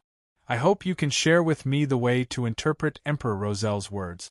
I can satisfy most of your requests." He chuckled and said, "Could it be that you can give me the corresponding high-sequence Beyonder potion formula?" Queen Mystic converged her aura, but her bearing didn't diminish as she looked at him. "Your fate lies at the main peak of the Hornacis mountain range." Klein was shocked for some baffling reason. His eyes darted around slightly as he pondered over the problem. Queen Mystic stood up. "When you need some help or clues to a few cards of blasphemy, tell me the answer." She turned around and walked into the depths of the clean and spacious library. 1 step, 2 steps, her figure turned fainter and soon vanished. The entire library collapsed as Klein fell into a daze. He found himself back in the hall filled with beautiful murals. She turned around and walked deep into the library. 1 step, 2 steps, her figure turned fainter and soon vanished. The entire library collapsed as Klein fell into a daze. He realized that he had returned to the hall filled with beautiful murals. "Where did you come in from? P.S. I'm begging for a guaranteed monthly ticket. Also, I'm begging for Little Kuz's birthday blessings. This is free." In the app discovery page, one is for Starlight points and the other is for blessings. The latter is free, but it requires 25,000 people. Everyone, just click on it. Our Pure Chidien platform has 35,000 people reading for 24 hours, and the average subscription is more than 50,000. We should be able to finish it. Everyone, please help out and let Little Kuz become rich overnight. Chapter 676. Upon hearing his question, Klein was momentarily at a loss for an answer. He couldn't possibly tell him that he had fallen out of a dream suspected to belong to Queen Mystic. He looked at the unlucky strongest hunter indifferently, raised his right hand and pointed upwards. If that's the case. Anderson Hood nodded in understanding. What are you thinking of? I don't even know what I'm trying to express. Klein's lips moved indiscernibly. He changed the topic and recalled. I met someone just now, not someone we know? Not a member of the future? The one who walked out from the depths of this hall? Anderson suddenly became excited. This fellow doesn't have the airs of a strongest hunter at all. He's just like a hot reporter in a newspaper. Klein lampooned silently. She asked me to tell you a prophecy. What prophecy? Anderson was a little surprised. If I were to use my identity as Klein Moretti, I would reply, sorry, I forgot. She only said it once. As Klein imagined the prank that wouldn't happen, he said in a deep voice, I'm sorry. The deadliest danger is often hidden in the most ordinary life. Anderson listened attentively and hissed. This sentence is absolutely right. I nearly drank myself into a retard. Who would have expected that most of the crew on the future would drink problematic alcohol? He pondered for a few seconds and asked worriedly, That's it? Did you forget any details or key words? I think you're provoking me. Klein ignored Anderson Hood and walked to the entrance of the Hall of Murals. He looked at Frank, Nina, and the rest outside. Back at the library, he had first been forced into a passive state by Queen Mystic's sudden accusation that he was Hero Bandit Black Emperor. Following that, he had attempted to disrupt her rhythm and not follow her lead. Therefore, he had been extremely tense.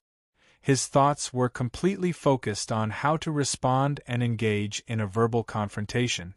He didn't have the time or opportunity to review the entire process and dig out any details that he couldn't figure out. Now, he finally had the time.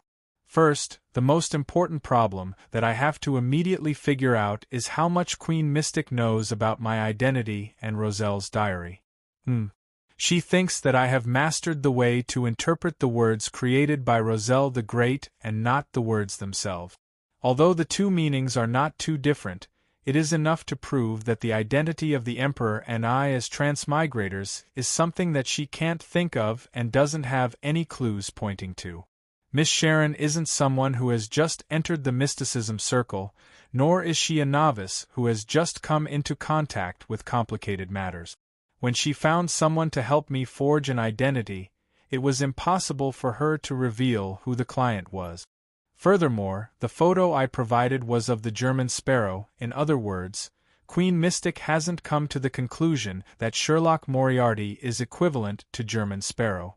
Yes, if she's already aware, just as I thought, it would be better to address him as Mr. Dark Emperor Sherlock Moriarty. The impact on my psychological defenses would be 3 to 5 times greater than directly calling him Hero Bandit Dark Emperor. From her point of view, how did she find any useful information from those scattered clues? She knew that the bookmark was the Dark Emperor card. Hence, she connected the ghost-like Hero Bandit Dark Emperor to the strange spirit body that stole the card of blasphemy from the Royal Museum. Then, due to King of the Five Seas Nast's sudden appearance in the Rorstad archipelago, she guessed that Hero Bandit Dark Emperor might have also appeared in Byam, appearing in the archipelago. After investigations, she discovered the familiar identity of German Sparrow, and from the similarity between his and Hero Bandit Dark Emperor's activities, she made a guess. She then chased after him and infiltrated the future to observe me from a close distance. This is logical, but there are certain coincidences. King of the Five Seas Nast appears wherever he wishes. Perhaps he's just reminiscing about a particular lady in the Red Theater, so he made the ship traverse the spirit world and enter the Rorstad archipelago. Perhaps Byam happens to have high-sequence beyonder ingredients of the Dark Emperor pathway that emit a strong attraction to him. There's no way to directly connect this to Hero Bandit Dark Emperor. Of course, it's not incomprehensible for Queen Mystic to make such a connection. Perhaps she'd rather be wrong about important clues than let them go. This is a good habit, but it's tiring. Also, there's a high chance that she didn't lock onto German Sparrow from the beginning. However, in the Rörsted archipelago, in the city of generosity, Byam, the crazy adventurer German Sparrow, is rather famous. As long as she hears this name and compares it to the time, she can make a basic judgment. Sigh, it's better to keep a low profile. Thankfully, the acting is finally over. I can make the identity of German Sparrow vanish in the future. Klein thought through the entire matter, and felt that he had more or less figured out the problem. However, he had another thought and another guess. It was that when Admiral of Stars Katlia brought German Sparrow on board, she had been too high-profile. It was as though she was afraid that others wouldn't know that the crazy adventurer was cooperating with her. Perhaps she was hinting at something. Then, Queen Mystic came and learned of German Sparrow. She figured out the trajectory of my activities at sea, and with a comparison, she made a judgment. She said that she was tricking me, but she was actually rather certain. With one hand in his pocket, Klein walked out of the Hall of Murals. His target was Admiral of Stars Katlia, who was outside the Black Cloister. He planned on taking advantage of her being half asleep to directly ask for an answer. At this point, he had actually relaxed quite a bit. This was because Queen Mystic clearly only knew that German Sparrow was equivalent to Hero Bandit Black Emperor, a beyonder who worked for some important figure. She didn't know anything more secretive. Even if she connected the incident to the great detective, Sherlock Moriarty, who appeared nearby on the night the Black Emperor card was stolen, it wouldn't be too problematic. From a long time ago, I've been treating Sherlock Moriarty as the world, as well as the blessed of the fool. German Sparrow is an extension of this identity. This is a preparation for such situations. I've always felt that I shouldn't treat others as fools. As long as a person has activities, a trajectory, and interpersonal relationships, there will always be some exposure. Therefore, I've prepared this identity for these smart people ahead of time. Their daily lives also strictly follow the corresponding settings. And for a blessed of an important figure to be able to understand Roselle's diary, it's completely understandable and acceptable. It's a normal gift from a specific existence. You didn't expect it, right? There's still a mask beneath the mask. Amidst his thoughts, Klein also felt that the gray fog's help and his cautiousness had played quite a role. If he hadn't sensed someone watching him ahead of time and instinctively followed his heart's will, he might have summoned the messenger under Queen Mystic's gaze. The messenger itself won't expose anything. I'm just afraid that Queen Mystic has the means to track it and find Mr. Aztec. From his recent whereabouts, she can dig out my identity as Klein Moretti. Klein passed through the square that was pierced with many giant arrows and walked out of the Black Cloister. He saw Admiral of Stars Katlia still hugging her knees as she stared at the beautiful scenery under the dusk. Klein leaped onto the boulder and came to the side of the withered tree. He looked at the magnificent buildings on the opposite mountain peak and asked casually, "In Nas, you displayed the Star Bridge and paved the way to board the ship. Did you have other motives?" Katlia leaned her head a little and said, "I'm not telling you." Klein was momentarily at a loss as to how to respond. He originally believed that the Admiral of Stars in the world of dreams would be very honest, but he never expected such a situation. Of course, this was also a form of honesty, but it was a character that was honest. After 2 seconds of silence, Klein decided to bluff her. "You wish to use this method to inform someone that I'm worth paying attention to?" Katlia exhaled as she sat hugging her knees without changing her posture. "Something like that. It's mainly to tell others that if I encounter a rather serious problem or show any obvious abnormalities, you are a clue." Indeed. Klein sighed inwardly. He could understand that Admiral of Stars had done something to protect herself, but as the fool, this was an act that needed to be dealt with. "However, I can't directly use this matter to flare up. It will appear as though the fool is too protective of his blessed, making him look like he doesn't have a high enough stance.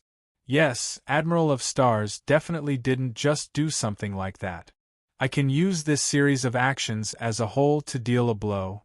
Klein quickly came up with an idea. He no longer felt too flustered about his encounter in the world of dreams. As for Queen Mystic's suggestion, he didn't even consider it. Roselle the Great's diary had records of transmigration and Earth. If he were to teach Queen Mystic the deciphering method, and she discovered this point, she would be able to come up with even more fatal guesses. She's wary of the important figure behind me who can easily lend out the sea god's scepter, so she won't do anything too forceful. If I really need her help with something, or if she has grasped hold of something crucial, I can promise to translate a few pages of key diary entries for her, but I'll definitely not teach her Chinese. Yes, even if I translate, I'll have to mix in some words and words that are similar. I'll only ensure that the main point is correct. This way, she won't be able to reverse engineer it. Klein retracted his gaze and casually asked Admiral of Stars Katlia, "Rumor has it that you've fallen out with Queen Mystic, but according to my observations, that's not the case." Katlia's perplexed expression suddenly changed. She pursed her lips and said, "Yes. What right do I have to fall out with her? I'm only an exiled person." Exiled? Klein was just about to ask again when blinding sunlight shone in, causing him to wake up naturally. Looking at the resplendent sky outside, he wiped his forehead and muttered silently, "What a terrifying dream." Putting away his wistful thoughts, Klein got out of bed and came to the deck.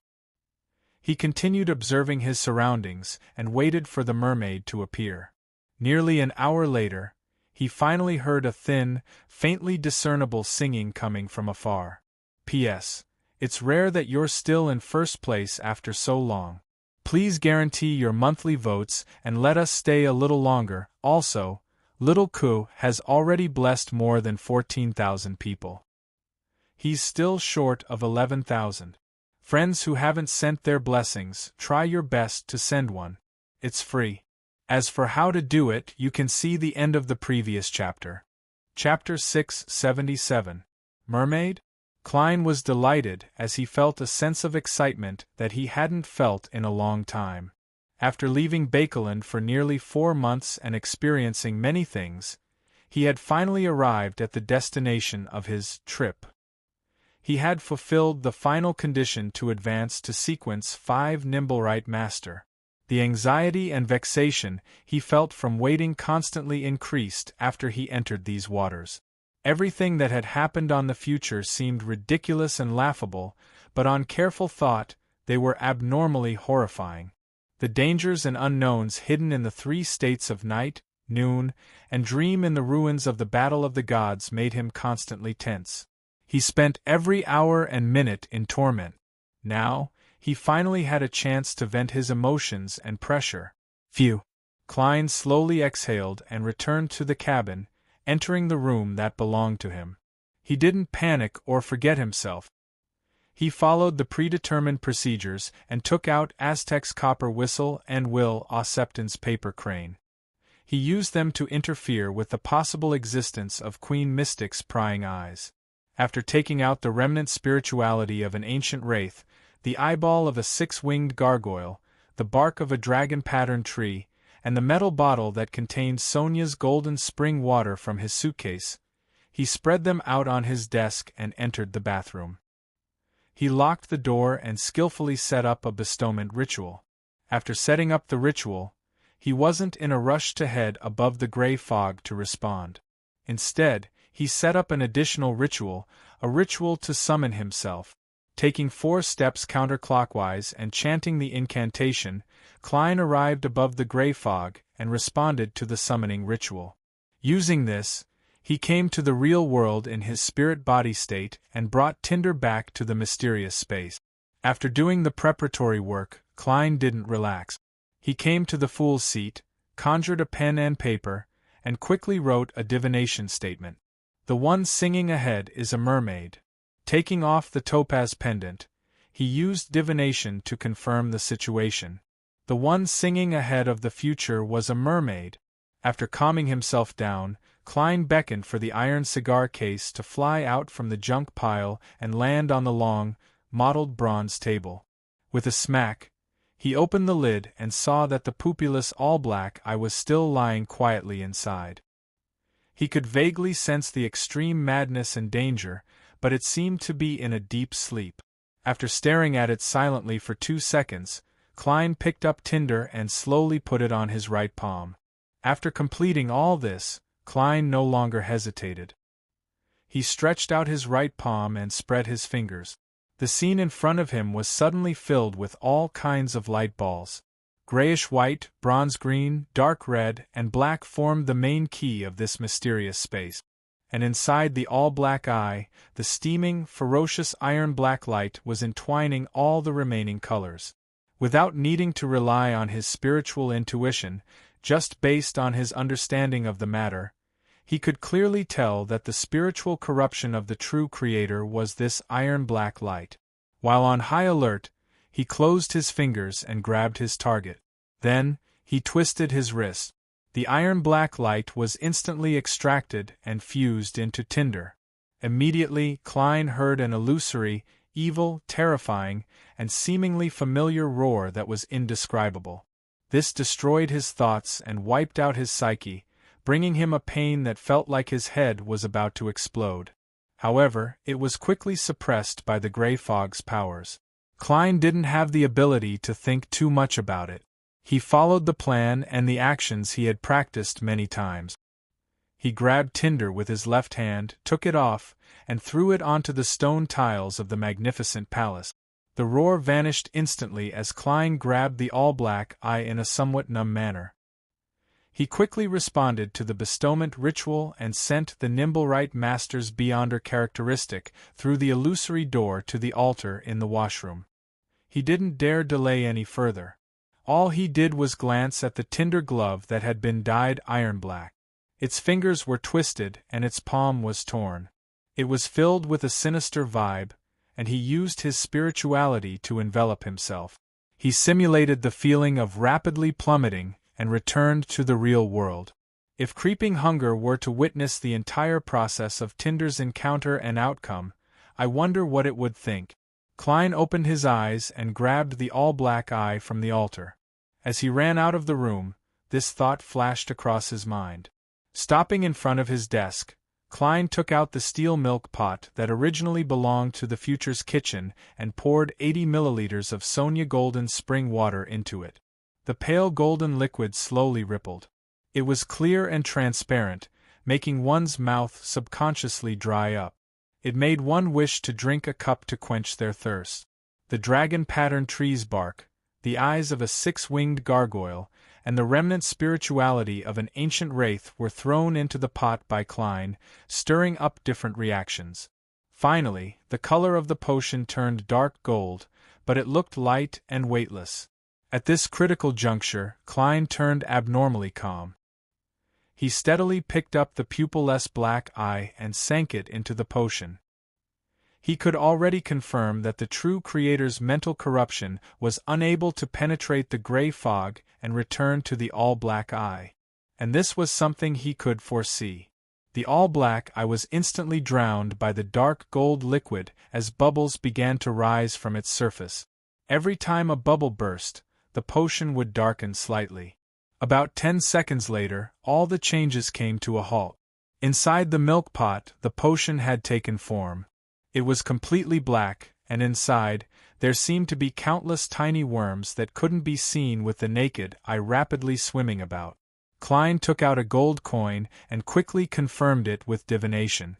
After receiving the revelation of success, he heaved a sigh of relief, poured the Nimblewright Master Potion into a metal bottle he had prepared ahead of time, and stuffed it into his pocket. He wasn't in a rush, nor did he panic. According to the predetermined procedures, he quickly dealt with the altar in the washroom and retrieved Aztec's copper whistle and Will Ausepton's paper crane. Only at this moment did he leave the cabin with slightly faster footsteps and come to the deck. At this moment, the symbols, magic labels, and strange patterns on the future had clearly lit up, forming a resplendent sea of stars that greatly weakened the mermaids' singing. Rumor had it that the singing of mermaids could make humans lose their minds and turn crazy. They would then jump off the ship and become the mermaids' food. Klein subconsciously looked up at the window of the captain's cabin. Admiral of Stars stood there, her body swirling with starlight as she looked back with mixed emotions. Is she recalling what she said and the attitude she showed in her dream? Klein lampooned as he said with an indifferent expression, "I want a boat." "It's ready." Catlia pointed to the shipboard without any surprise. "It's ready." Catlia pointed to the side of the ship without any surprise. Back when German Sparrow hired the Future, he had already mentioned that his goal was to find mermaids. Soon, Klein left the Future and the protection of the resplendent sea of stars. He stepped onto the tiny boat and found himself in the middle of the ocean. The singing drifted over as though it had drilled into his spirit body, leaving him numb. He couldn't help but want to hear more. This was far from enough for Klein. Furthermore, his spiritual intuition told him that he needed to get closer to make the singing clearer to satisfy the requirements of the ritual. Storm. Klein took out a charm made of tin and summoned a controllable gale to propel the boat forward. After an unknown period of time, the mermaid's singing suddenly turned louder. It was as though she was singing softly in Klein's ears. Every note could stir his spirit body, and every melody left him intoxicated and yearning. Klein fell into a daze as he nearly jumped into the sea and swam towards the source of the beautiful singing. He tried his best to control himself and discovered that there were many reefs not far ahead of him. Figures were sitting by the edge as they sang softly. These creatures had human heads, and their eyes exuded a sense of beauty amidst their innocence.